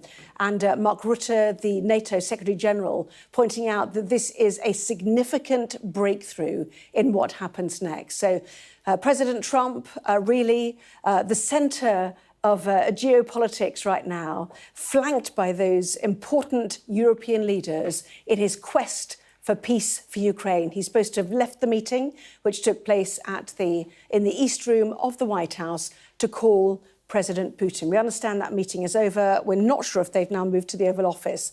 Little bit of confusion, but we will clarify that as soon as we can. But really, as I said, substantively, the security guarantees for Ukraine is what we've heard today.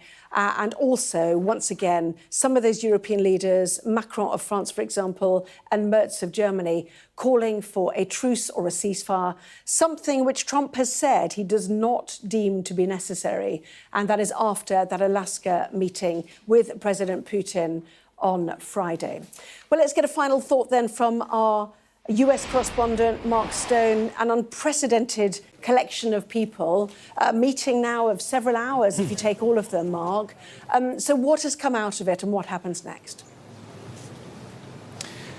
Well, I think there have been diplomatic achievements today and over the course of the past few days. The fact that Trump made the meeting on Friday happen, to remove the optics and the uncomfortable optics that many saw with that Alaska moment. The fact that it happened is significant. There's no question about that.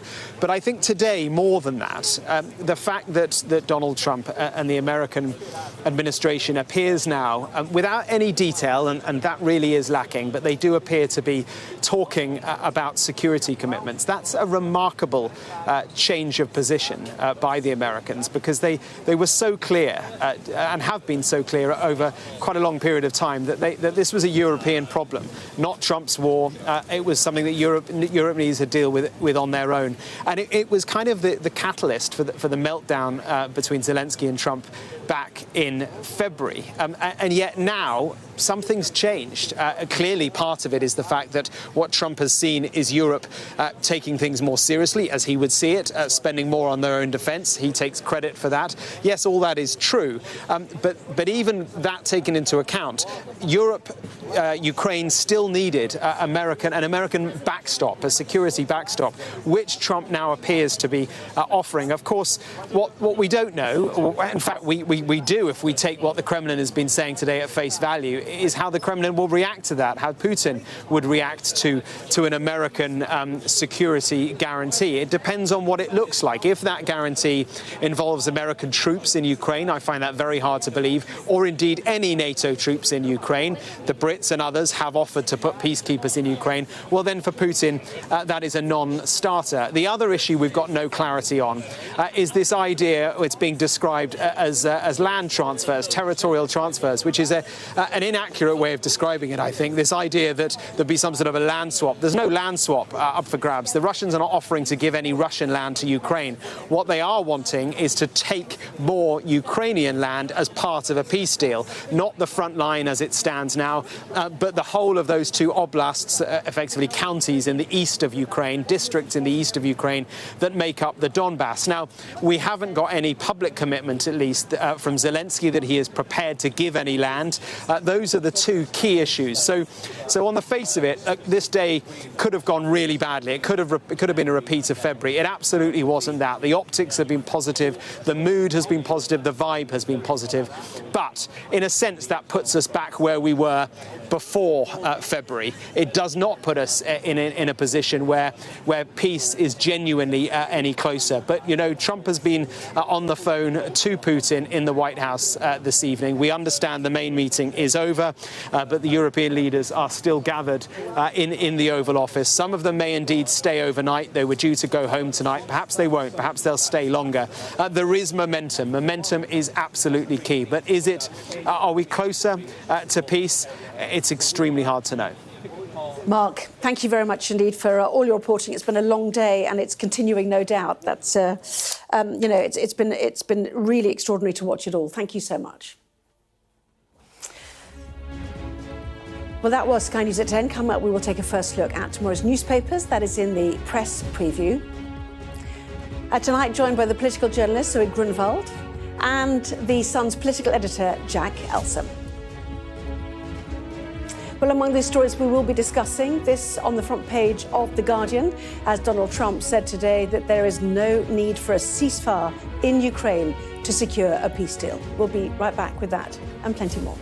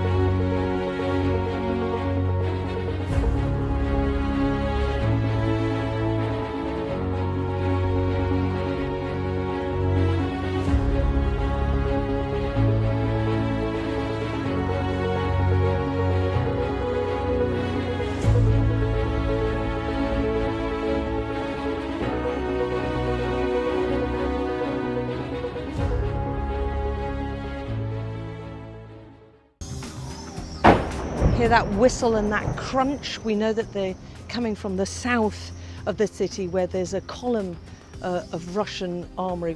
I'm Alex Crawford and I'm Sky's special correspondent based in Istanbul. Look at that sheet of flames, and that has happened within minutes, and now it's coming from both sides and it's moving this way.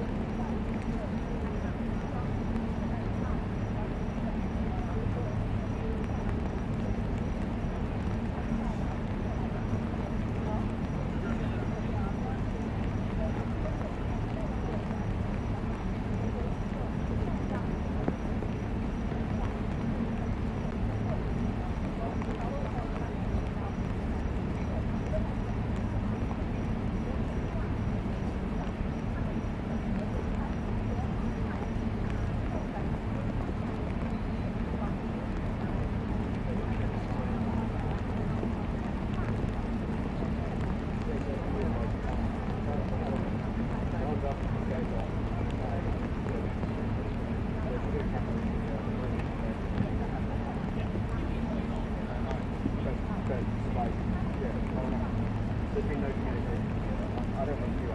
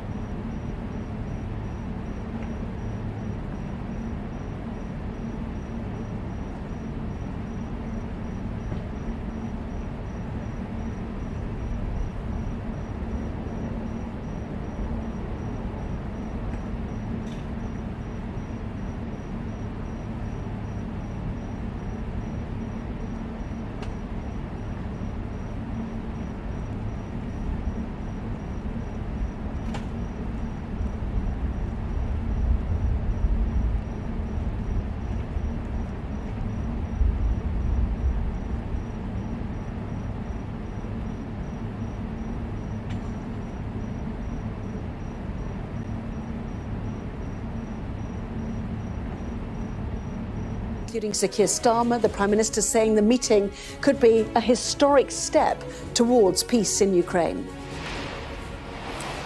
Well, reports suggest the meeting was interrupted by Donald Trump making a call to President Putin.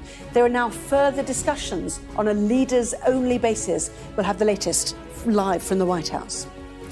And we'll have a full look at the front pages for you. That's coming up in our press preview at 11:30.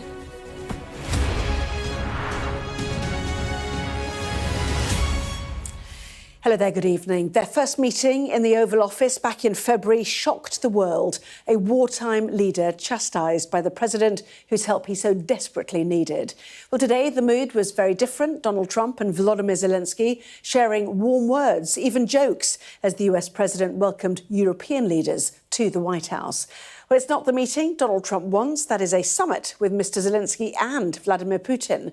But tonight, what could be a turning point on the road to peace, as Mr. Trump said the US would provide security guarantees to Ukraine as part of any peace deal. Well, a warm welcome then for Volodymyr Zelenskyy. Earlier, President Trump greeting his car, sharing a few words.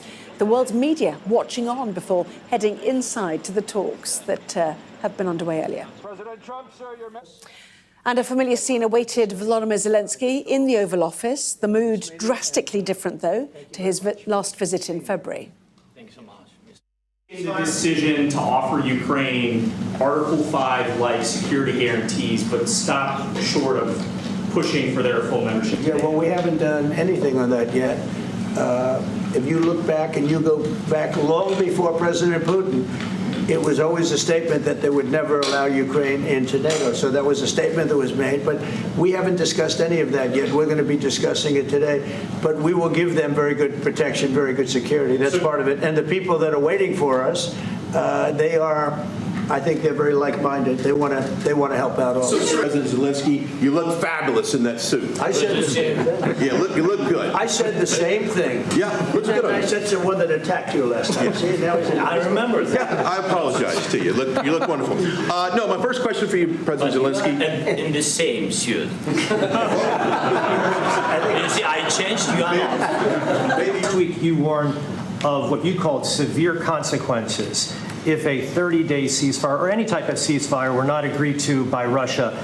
Will there be severe consequences? Does that change because of I don't think you need a ceasefire. You know, if you look at the 6 deals that I settled this year, they were all at war. I didn't do any ceasefires. And I know that it might be good to have, but I can also understand strategically why, well, you know, one country or the other wouldn't want it. You have a ceasefire and they rebuild and rebuild and rebuild, and, you know, maybe they don't want that. But if you look at the 6 deals that we made peace and you know, long-term, long-running wars, I didn't do any ceasefires. Would I like the concept. You know, I like the concept of a ceasefire for one reason, because you'd stop killing people immediately, as opposed to in 2 weeks or 1 week or whatever it takes. But we can work a deal where we're working on a peace deal while they're fighting. They have to fight. I wish they could stop. I'd like them to stop. But strategically, that could be a disadvantage for one side or the other. But all of these deals I made without even the mention of the words ceasefire. We have possibility now to buy weapons from the United States. We are thankful for this program and this opportunity. We are thankful for Europe. They pay for this. And through NATO program, for example, Pearl and etc., we have some programs where we can have some money to finance this. And this is a part, I think, it's not a part for the war and to defend us. It also will be a part for security guarantees, to strengthen our army, to rearm Ukrainian army. This is very, very important. We're going to have a meeting. I think if everything works out well today, we'll have a trilat. And I think there will be a reasonable chance of ending the war when we do that. We are strong people, and we supported the idea of the United States, personally of President Trump, to stop this war, to make a diplomatic way of finishing this war. And we are ready for trilateral, as President said. This is a good signal about trilateral. I think this is very good. So we are getting lines now from Donald Trump, just showing you the family photo. This is the European leaders who decided to flank, some call it the bodyguards or the wingmen, to support President Zelenskyy. But we are getting some lines now quoting President Trump. This was a very good early step for a war that has been going on for almost 4 years, he said. He called President Putin. We've had confirmation from the Kremlin of that as well.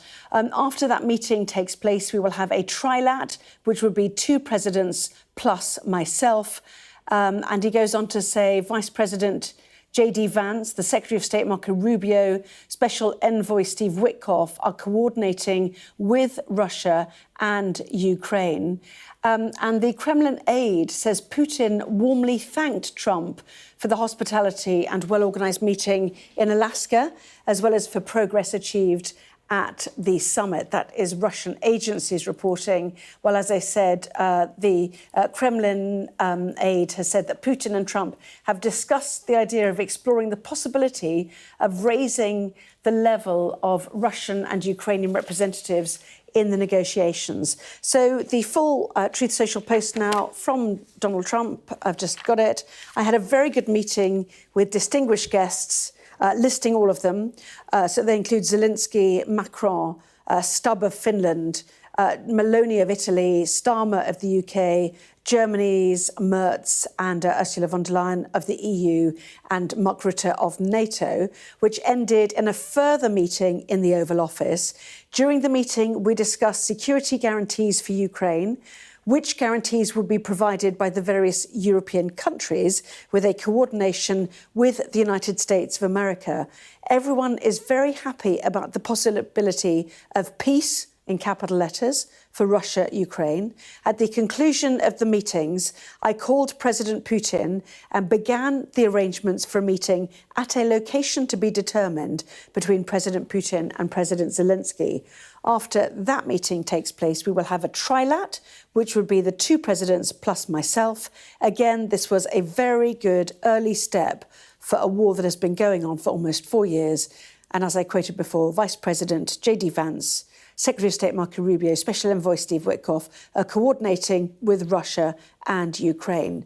So they've had a discussion specifying which guarantees would be provided by the various European countries and coordinated, it seems, by the United States of America. So definitely Marco Rubio suggested that the idea of any form of security guarantee by America for Ukraine was a significant breakthrough.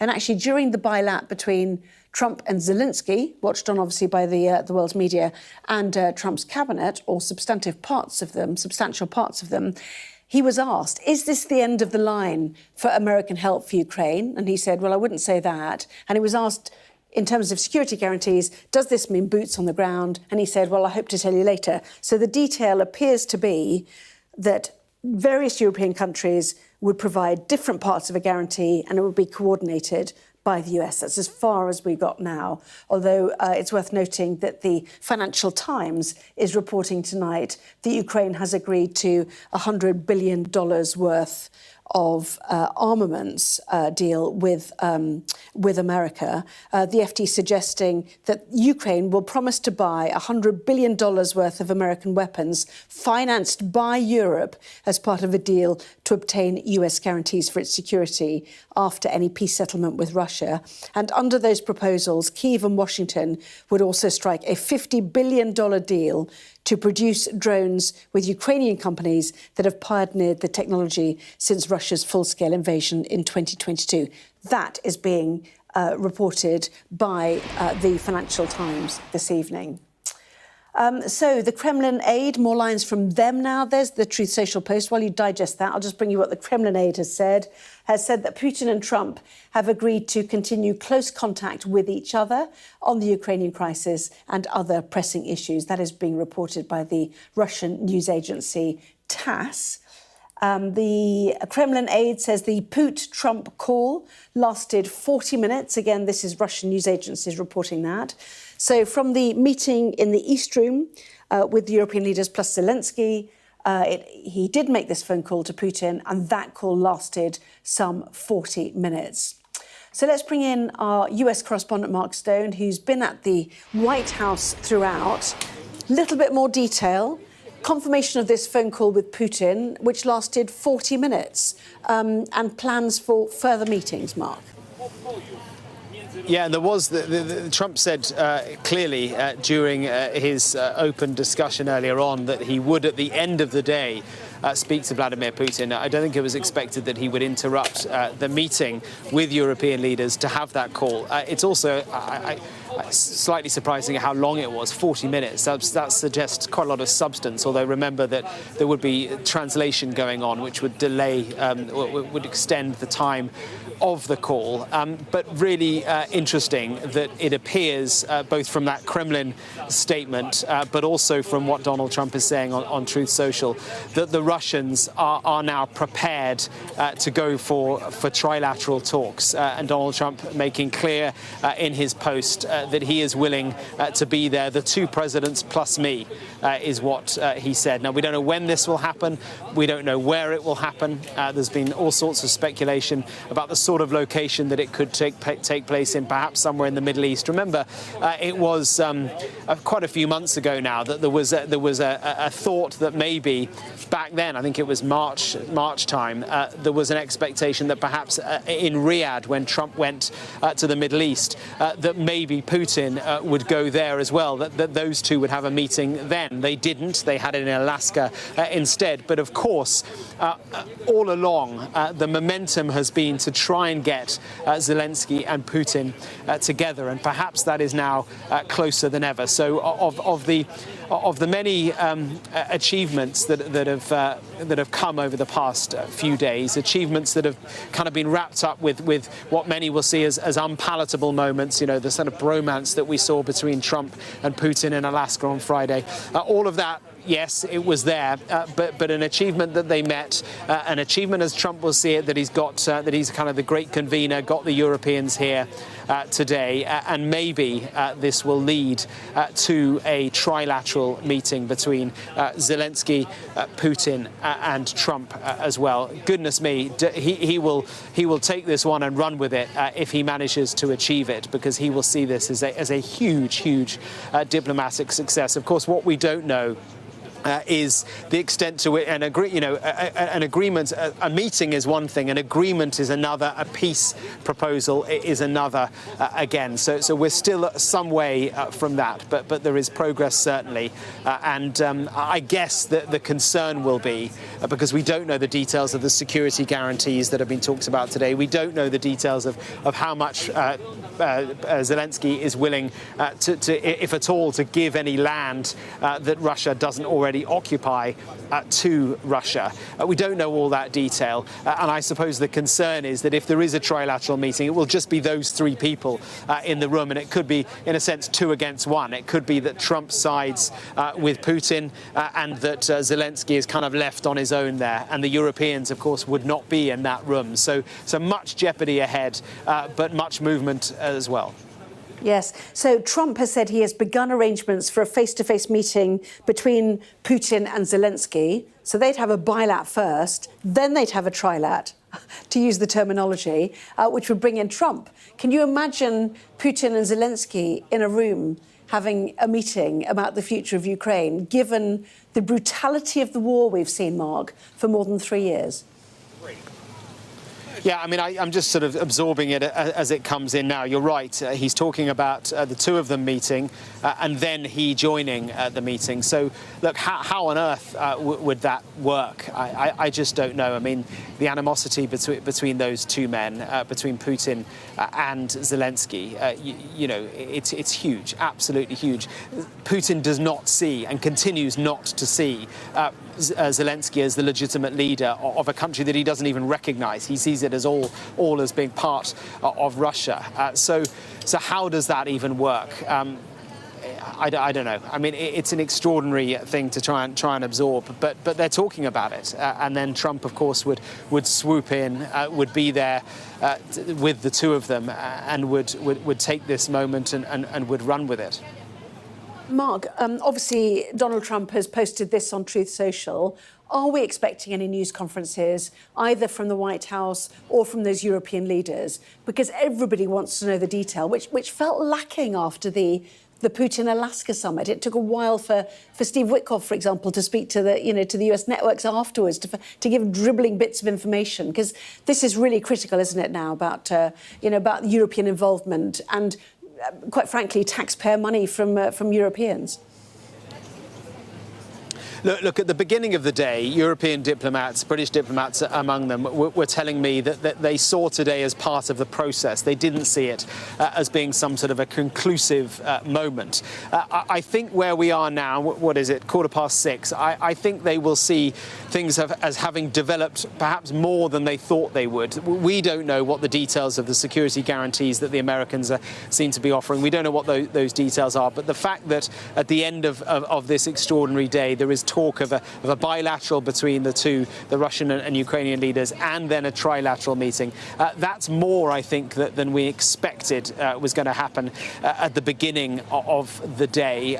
But there's still a long way to go. There's some talk now. I mean, they're all still there. The Marine is on the door of the West Wing, which indicates that the president is in the West Wing. We know that the European leaders are with him in the Oval Office now. There are no cameras in there, so the meetings are ongoing.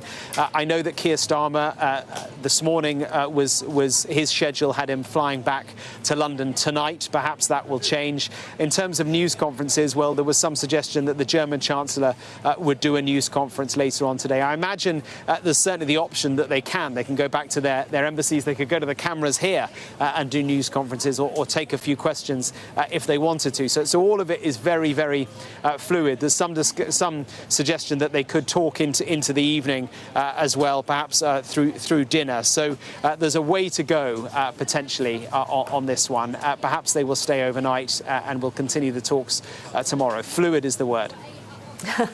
Mark, thank you very much indeed. And just hearing from our colleagues at NBC in Moscow as well.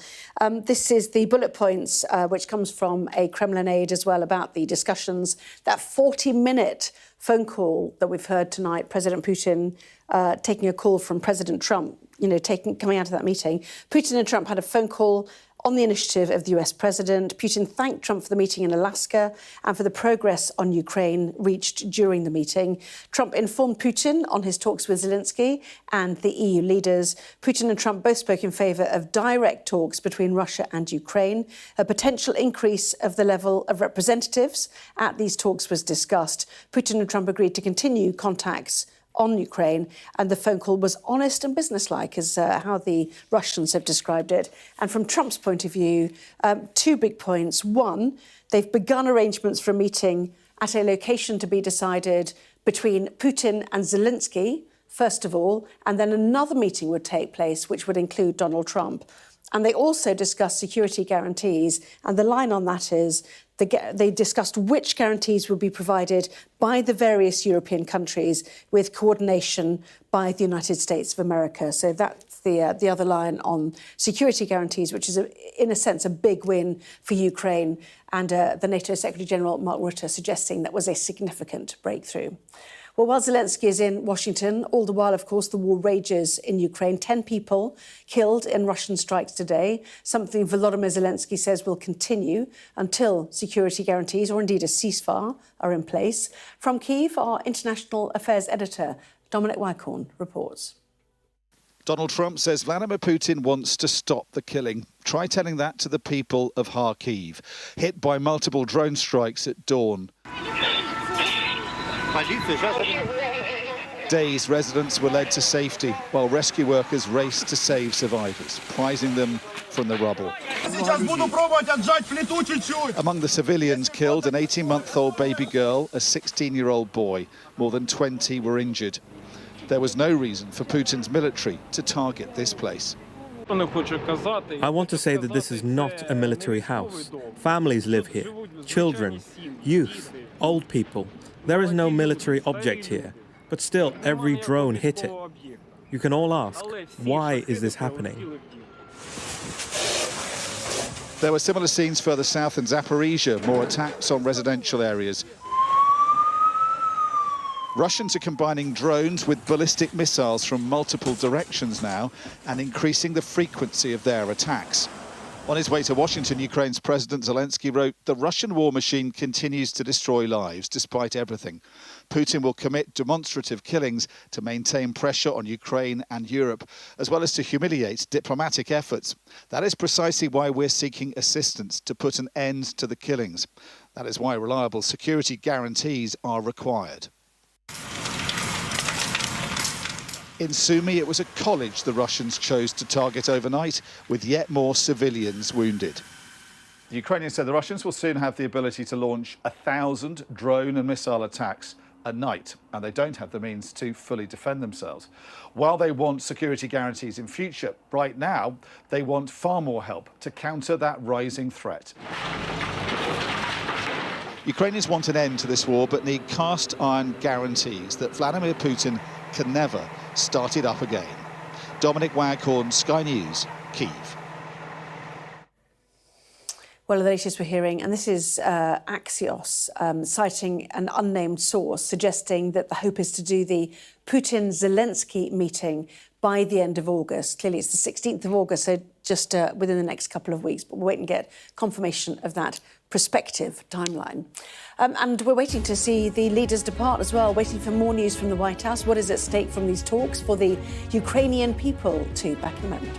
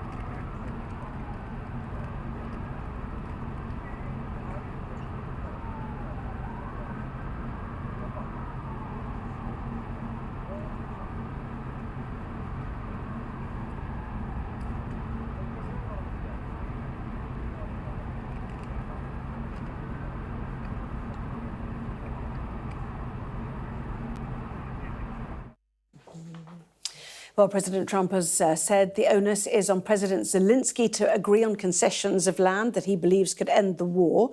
A prize for President Putin would be the Donbass industrial heartland. Our military analyst, Sean Bell, explains the reasons why this part of Ukraine has become a defining fault line in the war.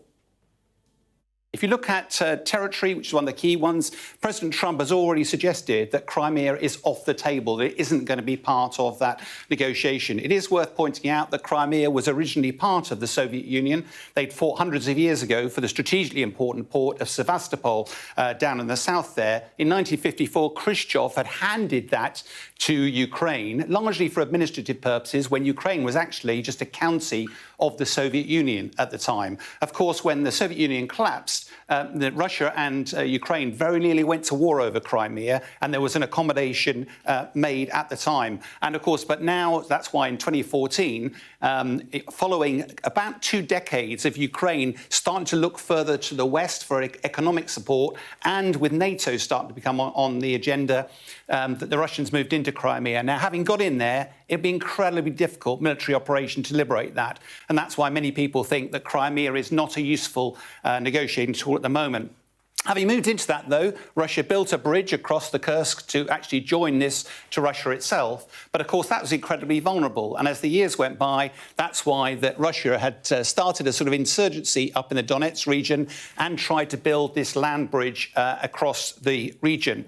Now, why the focus on the Donbass region? Well, a lot of its mineral resources and the like. This is the one area that Russia hasn't yet taken. But this isn't about just trying to get to the borders. It's not like they're trying to secure Somerset. Why is this actually key? If we zoom in a little bit further, there's a line of cities, a line of towns, based on road junctions and rail junctions, strategically important, that are, if they are going to be very difficult for Russia to take. If you remember the battle for Bakhmut back 18 months ago, about 60,000 people died in that battle, about an 18 months. So it's really difficult for any of these to fall. Russia is, of course, paranoid that if they don't take these, then there is the danger that Ukraine in the future cuts the land bridge and therefore isolates the Crimea. From a Ukrainian perspective, if these were to fall, there's lots and lots of free area up here that Russia could actually rampage across. The real key here, though, is what is going on in President Putin's mind.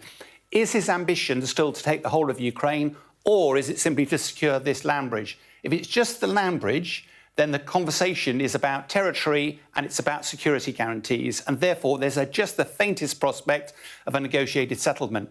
If actually Putin's ambition is still the whole of Ukraine, then I'm afraid all of this is just window dressing. It's Putin playing for time, and frankly, we're no closer to any sort of solution than we were a few weeks ago. Sean Bell there. Well, let's go live now to Mark Stone at the White House. Mark, what has been achieved today then? Well, what a day it's been. It feels like a very long day, but a day where there have been achievements, no question. We don't know the detail. We don't know quite how much closer to peace we are today in Ukraine. But what we do know is that Donald Trump, this truly consequential president, an unpredictable president, has managed to get European leaders here alongside Volodymyr Zelenskyy to talk face to face for a long time about how they can achieve peace. And of course, that follows that extraordinary meeting in Alaska on Friday between Trump and Putin. And at the end of this day, Trump spoke to Putin on the phone and has tweeted or put on Truth Social in the past few minutes, "I called President Putin and began the arrangements for a meeting at a location to be determined between President Putin and President Zelenskyy." He goes on to say, after that meeting takes place, we will have a trilateral meeting, the three of them together. He said it would place the two presidents plus plus myself. Again, this would be a very good early step for a war that has been going on for almost 4 years. You know, that alone is a huge development. But of course, behind that, underneath that, are the details that Sean Bell went into with his maps a moment ago. Those details about a security guarantee, clear movement from the Americans in the sense that they are now willing, so Donald Trump says, to provide some sort of a security blanket, a guarantee for Ukraine and for Europe to make sure that Vladimir Putin can't reinvade another day. But we don't know what that looks like, and we don't know whether Vladimir Putin would even accept it. We also don't know the extent to which Volodymyr Zelenskyy is willing to cede land that is Ukrainian to Russia, that Russia doesn't yet hold, but would perhaps be a pivotal part of any peace deal that would come. So you know, of course, the difficulties lie with the detail, but the very fact that we are now in a position where we're talking about a trilateral meeting, a bilateral, then a trilateral meeting with Trump, Putin and Zelenskyy, that is an achievement. We don't know when that will happen. We don't know where it will happen. The talk is that it would happen by the end of August. So let's see. An extraordinary day today. Mark Stone, what a day, as you said. Much appreciated. Thank you very much indeed for your reporting there at the White House.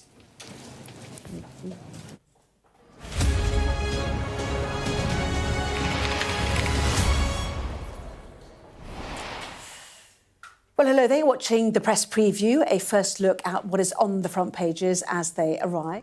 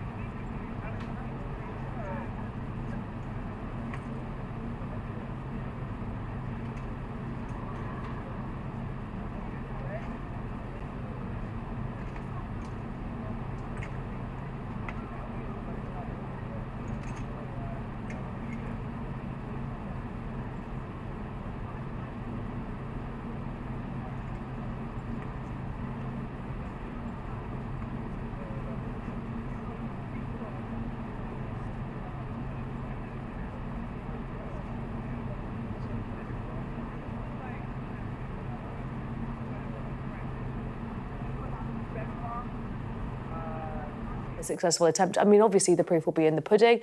It might be that next time Trump has an audience with Vladimir Putin, he changes his mind again. But for now, it seemed pretty successful. Well, we've mentioned the FT reporting about the $100 billion worth of American weapons effectively to be bought by Europe as part of this deal, that Ukraine would buy it.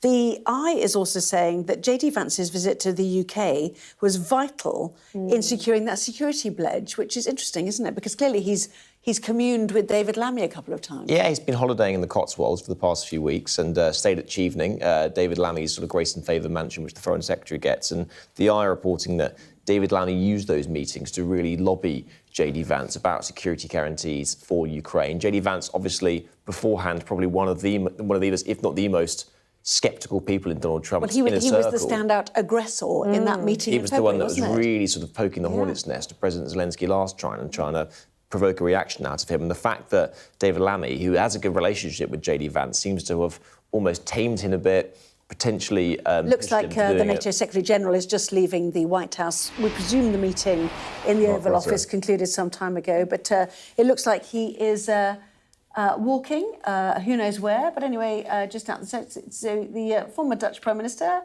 is behind somebody's umbrella by the look of it. It's been a bit wet, hasn't it? Maybe he's going to journalists to say something, actually. He does like to talk to the camera, Mark Rutte. He does, yeah, he does. So he's the NATO Secretary General. He was the one who said, your security guarantees, that is a significant breakthrough moment. And genuinely, that does feel like that is the main thing that has come out of today. But sorry, I interrupted you. No, I was just saying, obviously, David Lammy has a very good relationship with JD Vance and seems to clearly has, the lobbying effort has paid off in terms of what we saw today. But it's interesting when you look at these pictures of the European leaders, there's a story in the eyes of the European protection squad proved effective. And I do think that each of them do bring a sort of different special skill. If you sort of look at Keir Starmer and Macron are the sort of charmers who have managed to strike up a pretty good relationship with Donald Trump. Mark Rutte is probably a bit of a suck-up and who has sort of, been absolutely ebullient when it comes to lavishing praise on Donald Trump, calling him the daddy. Meloni has a very sort of close affiliation with Trump. They're probably both ideologically bedfellows. Alexander Stubb, interesting as well, the fact that he's there, the Finnish Prime Minister. He's right on the front line of this in terms of the Finland. But also, we learned that he's a golfing buddy of Donald Trump. And so they each bring their own special skills, and I think it has worked quite well. Yeah, exactly. 800-mile border, he says, with Russia, the Finnish leader. So it looks like they're starting to depart. We will keep a close eye on that. For now, Zoe and Jack, thank you both very much indeed. Thank you.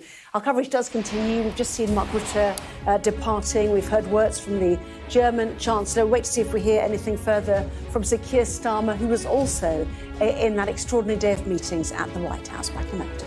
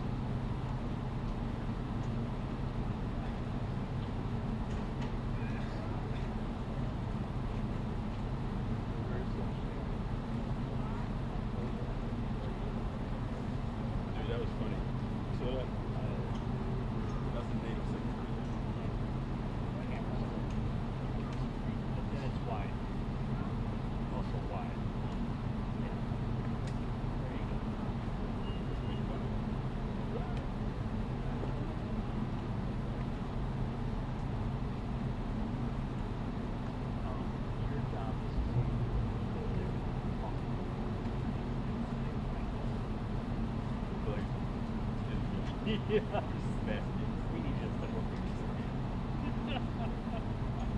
Dude, that was funny. Like, there was something.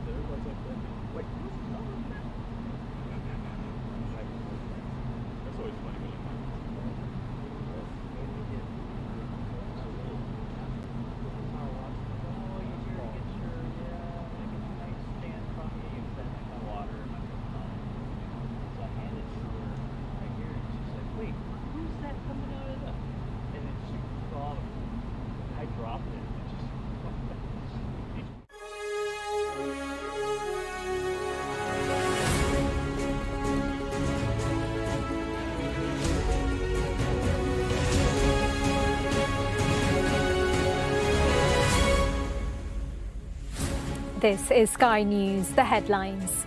President Trump says the United States will provide security guarantees to Ukraine as part of a peace deal as he welcomed President Zelensky and European leaders to the White House. We will give them very good protection, very good security. That's part of it. And the people that are waiting for us, I think they're very like-minded.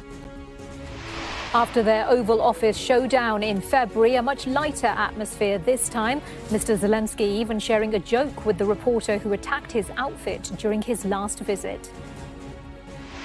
President Zelensky, you look fabulous in that suit. I said the same thing. Yeah, you look good. You see, I changed, you are not. Joining Presidents Trump and Zelensky, leaders including Sir Keir Starmer, with the Prime Minister saying the meeting could be an historic step towards peace in Ukraine.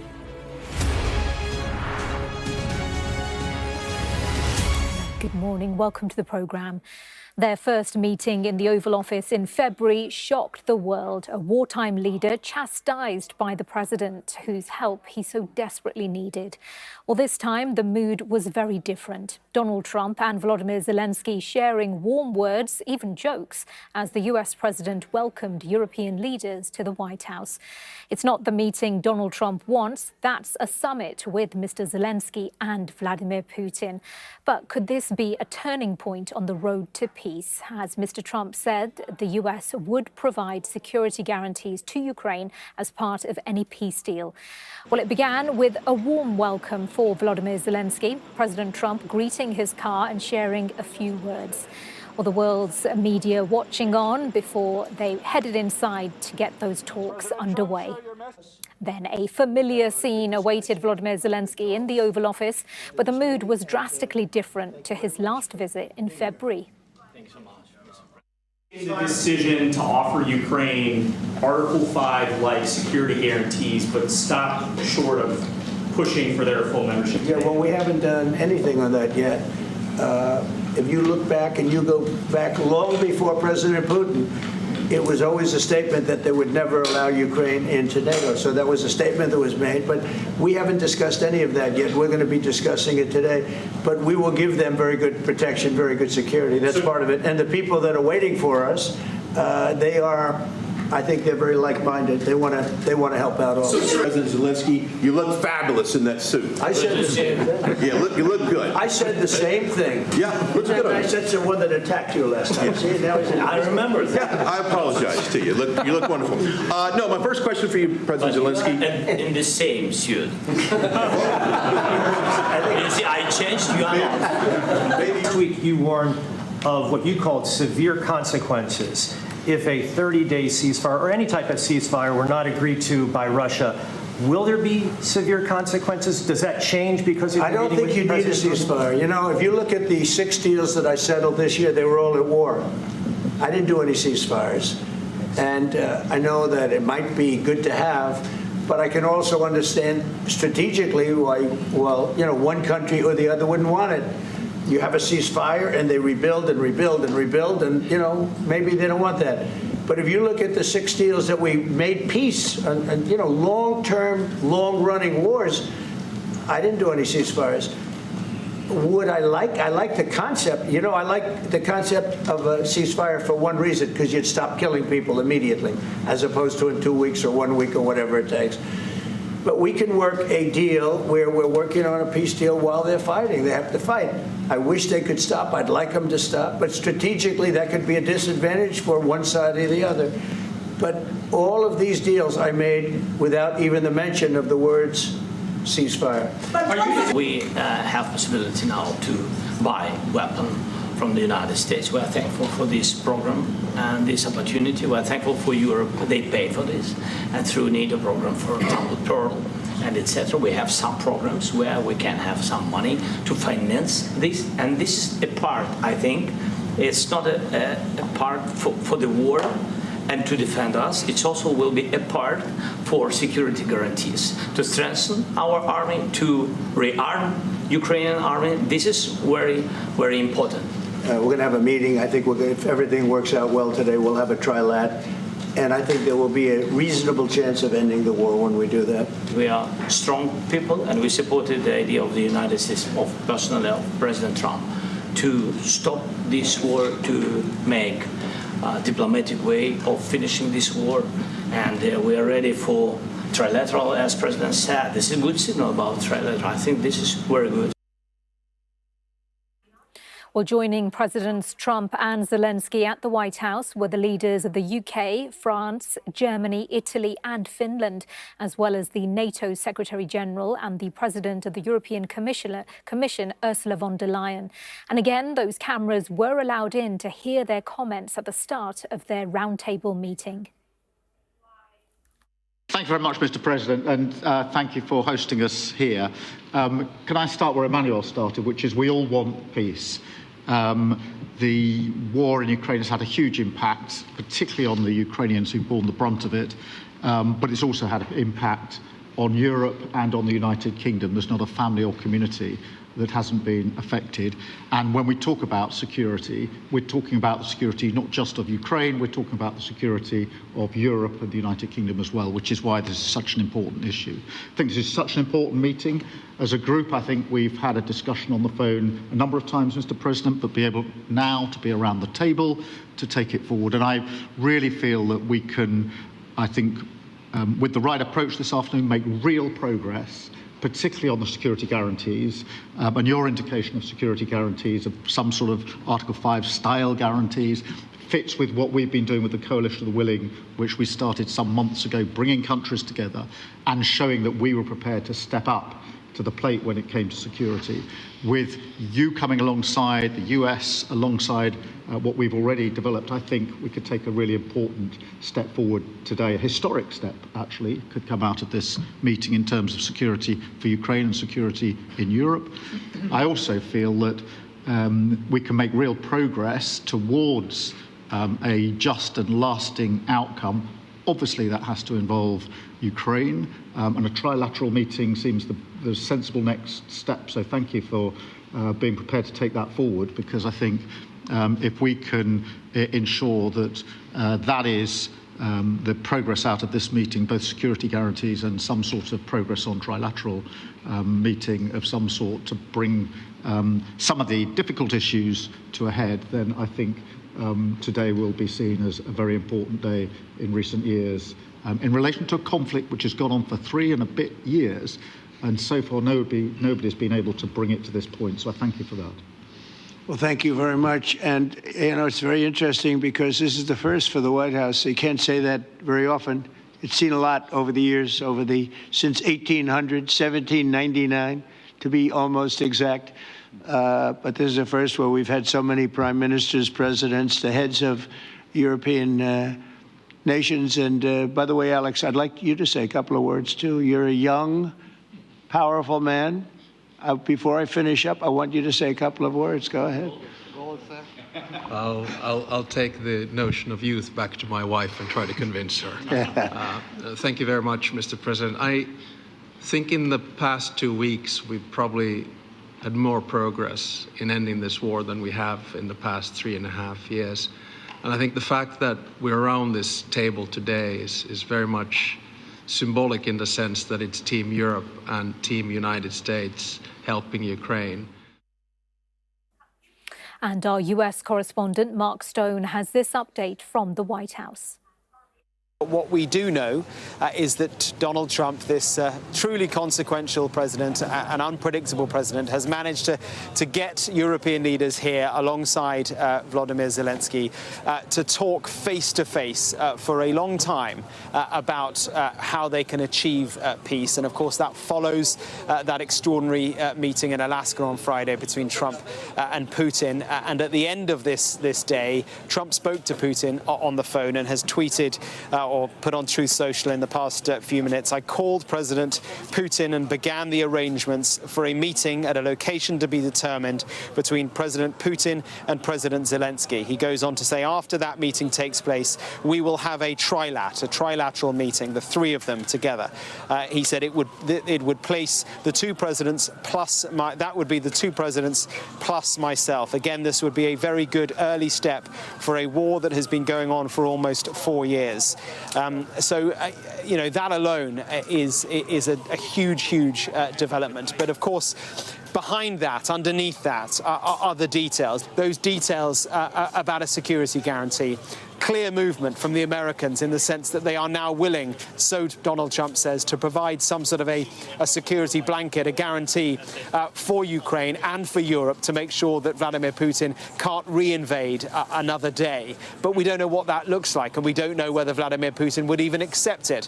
We also don't know the extent to which Volodymyr Zelenskyy is willing to cede land that is Ukrainian to Russia, that Russia doesn't yet hold, but would perhaps be a pivotal part of any peace deal that would come. So you know, of course, the difficulties lie with the detail. But the very fact that we are now in a position where we're talking about a trilateral meeting, a bilateral, then a trilateral meeting with Trump, Putin, and Zelensky, that is an achievement. We don't know when that will happen. We don't know where it will happen. The talk is that it would happen by the end of August.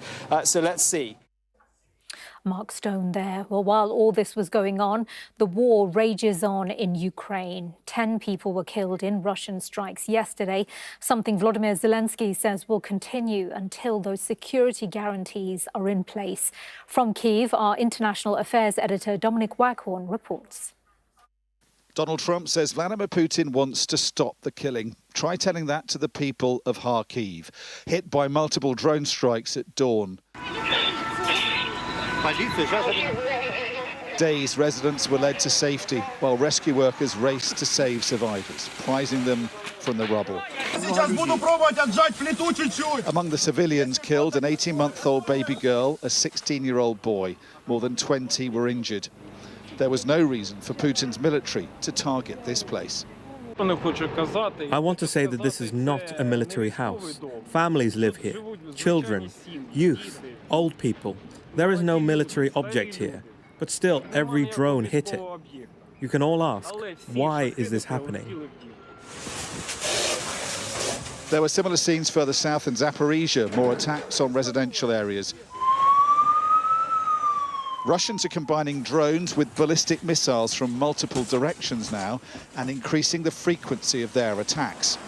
On his way to Washington, Ukraine's President Zelenskyy wrote, "The Russian war machine continues to destroy lives despite everything.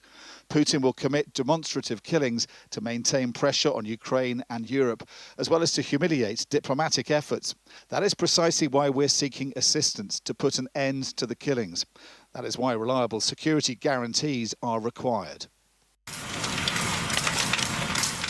In Sumy, it was a college the Russians chose to target overnight, with yet more civilians wounded. The Ukrainians said the Russians will soon have the ability to launch 1,000 drone and missile attacks a night, and they don't have the means to fully defend themselves. While they want security guarantees in future, right now they want far more help to counter that rising threat. Ukrainians want an end to this war, but need cast-iron guarantees that Vladimir Putin can never start it up again. Dominic Waghorn, Sky News, Kyiv. And here is the latest update from Dominic in Kyiv. I think they'll be relieved that there was no absolute disaster in the Oval Office like there was in February. But I think otherwise they'll be rather underwhelmed so far by what's come out of Washington. The Ukrainians we speak to just can't understand why Donald Trump seems to take Vladimir Putin at his word. They see that as incredibly naive and gullible. And to bear that out, they'll point at what Vladimir Putin has been doing since this summit began.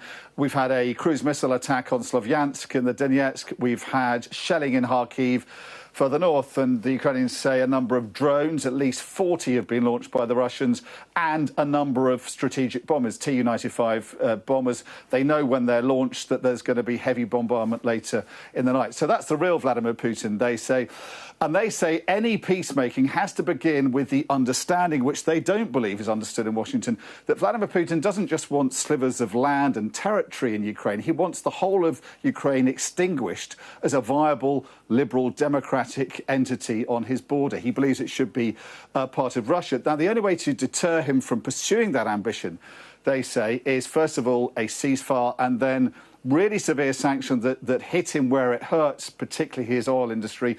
The kind of sanctions that Donald Trump was threatening right up to this summit and has now backed away from, as well as calling for that immediate ceasefire, calling off that as well. So they see this American president as sort of switching sides in this conflict, and that causes them deep concern. But also, they're very worried about the possibility of them having to, or be asked to give up land in the Donetsk that they fought over for 11 years. That is unacceptable for them and would be suicidal politically and strategically for Zelensky. Now, they may see some consolation in this talk of security guarantees, America possibly getting more involved in them, but I think they'll be less impressed than observers in Washington.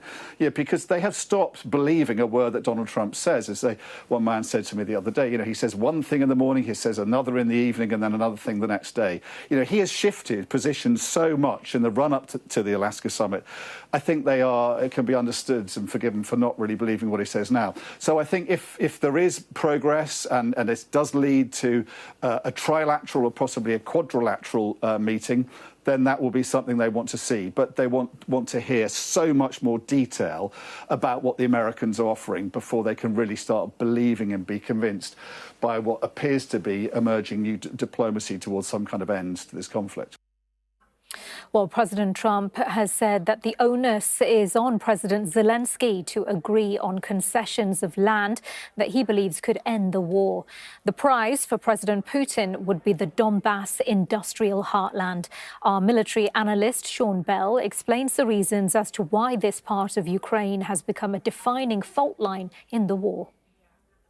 If you look at territory, which is one of the key ones, President Trump has already suggested that Crimea is off the table, that it isn't going to be part of that negotiation. It is worth pointing out that Crimea was originally part of the Soviet Union. They'd fought hundreds of years ago for the strategically important port of Sevastopol down in the south there. In 1954, Khrushchev had handed that to Ukraine, largely for administrative purposes, when Ukraine was actually just a county of the Soviet Union at the time. Of course, when the Soviet Union collapsed, Russia and Ukraine very nearly went to war over Crimea, and there was an accommodation made at the time. And of course, but now that's why in 2014, following about 2 decades of Ukraine starting to look further to the west for economic support, and with NATO starting to become on the agenda, that the Russians moved into Crimea. Now, having got in there, it'd be incredibly difficult military operation to liberate that. And that's why many people think that Crimea is not a useful negotiating tool at the moment. Having moved into that, though, Russia built a bridge across the Kursk to actually join this to Russia itself. But, of course, that was incredibly vulnerable. And as the years went by, that's why that Russia had started a sort of insurgency up in the Donetsk region and tried to build this land bridge across the region. Now, why the focus on the Donbass region? Well, a lot of it's mineral resources and the like. This is the one area that Russia hasn't yet taken. But this isn't about just trying to get to the borders. It's not like they're trying to secure Somerset. Why is this actually key? If we go zoom in a little bit further, there's a line of cities, line of towns, based on road junctions and rail junctions, strategically important, that are, if they are going to be very difficult for Russia to take. If you remember the battle for Bakhmut back 18 months ago, about 60,000 people died in that battle, about 18 months. So it's really difficult for any of these to fall. Russia is, of course, paranoid that if they don't take these, then there is the danger that Ukraine in the future cuts the land bridge and therefore isolates the Crimea. From a Ukrainian perspective, if these were to fall, there's lots and lots of free area up here that Russia could actually rampage across. The real key here, though, is what is going on in President Putin's mind. Is his ambition still to take the whole of Ukraine, or is it simply to secure this land bridge? If it's just the land bridge, then the conversation is about territory and it's about security guarantees. And therefore, there's just the faintest prospect of a negotiated settlement. If actually Putin's ambition is still the whole of Ukraine, then I'm afraid all of this is just window dressing. It's Putin playing for time. And frankly, we're no closer to any sort of solution than we were a few weeks ago. A look at some other news now, and High Court judges will today decide whether the Bell Hotel in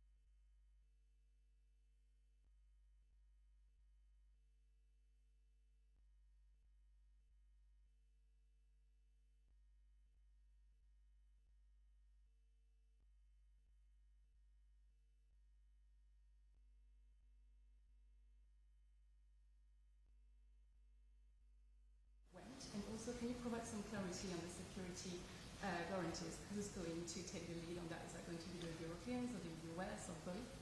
Yeah, well, today's meeting was good and constructive, and there was a real sense of unity between the European leaders that were there and President Trump and President Zelensky.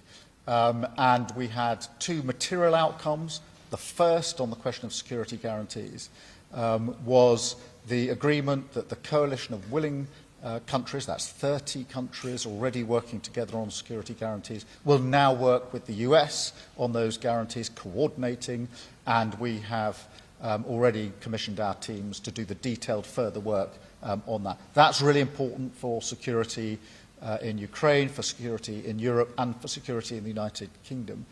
The other material outcome was the agreement that will now be a bilateral agreement between President Putin and President Zelensky. That was after a phone call between President Trump and President Putin during the course of this afternoon, followed by a trilateral, which will then add in President Trump. And that is a recognition of the principle that on some of these issues, whether it's territory or the exchange of prisoners, or the very serious issue of the return of the children, that is something where Ukraine must be at the table. And so these were the two outcomes that were the most important coming out of today. They're positive outcomes. There was real sense of unity. We've made real progress today. Thank you very much. Thank you.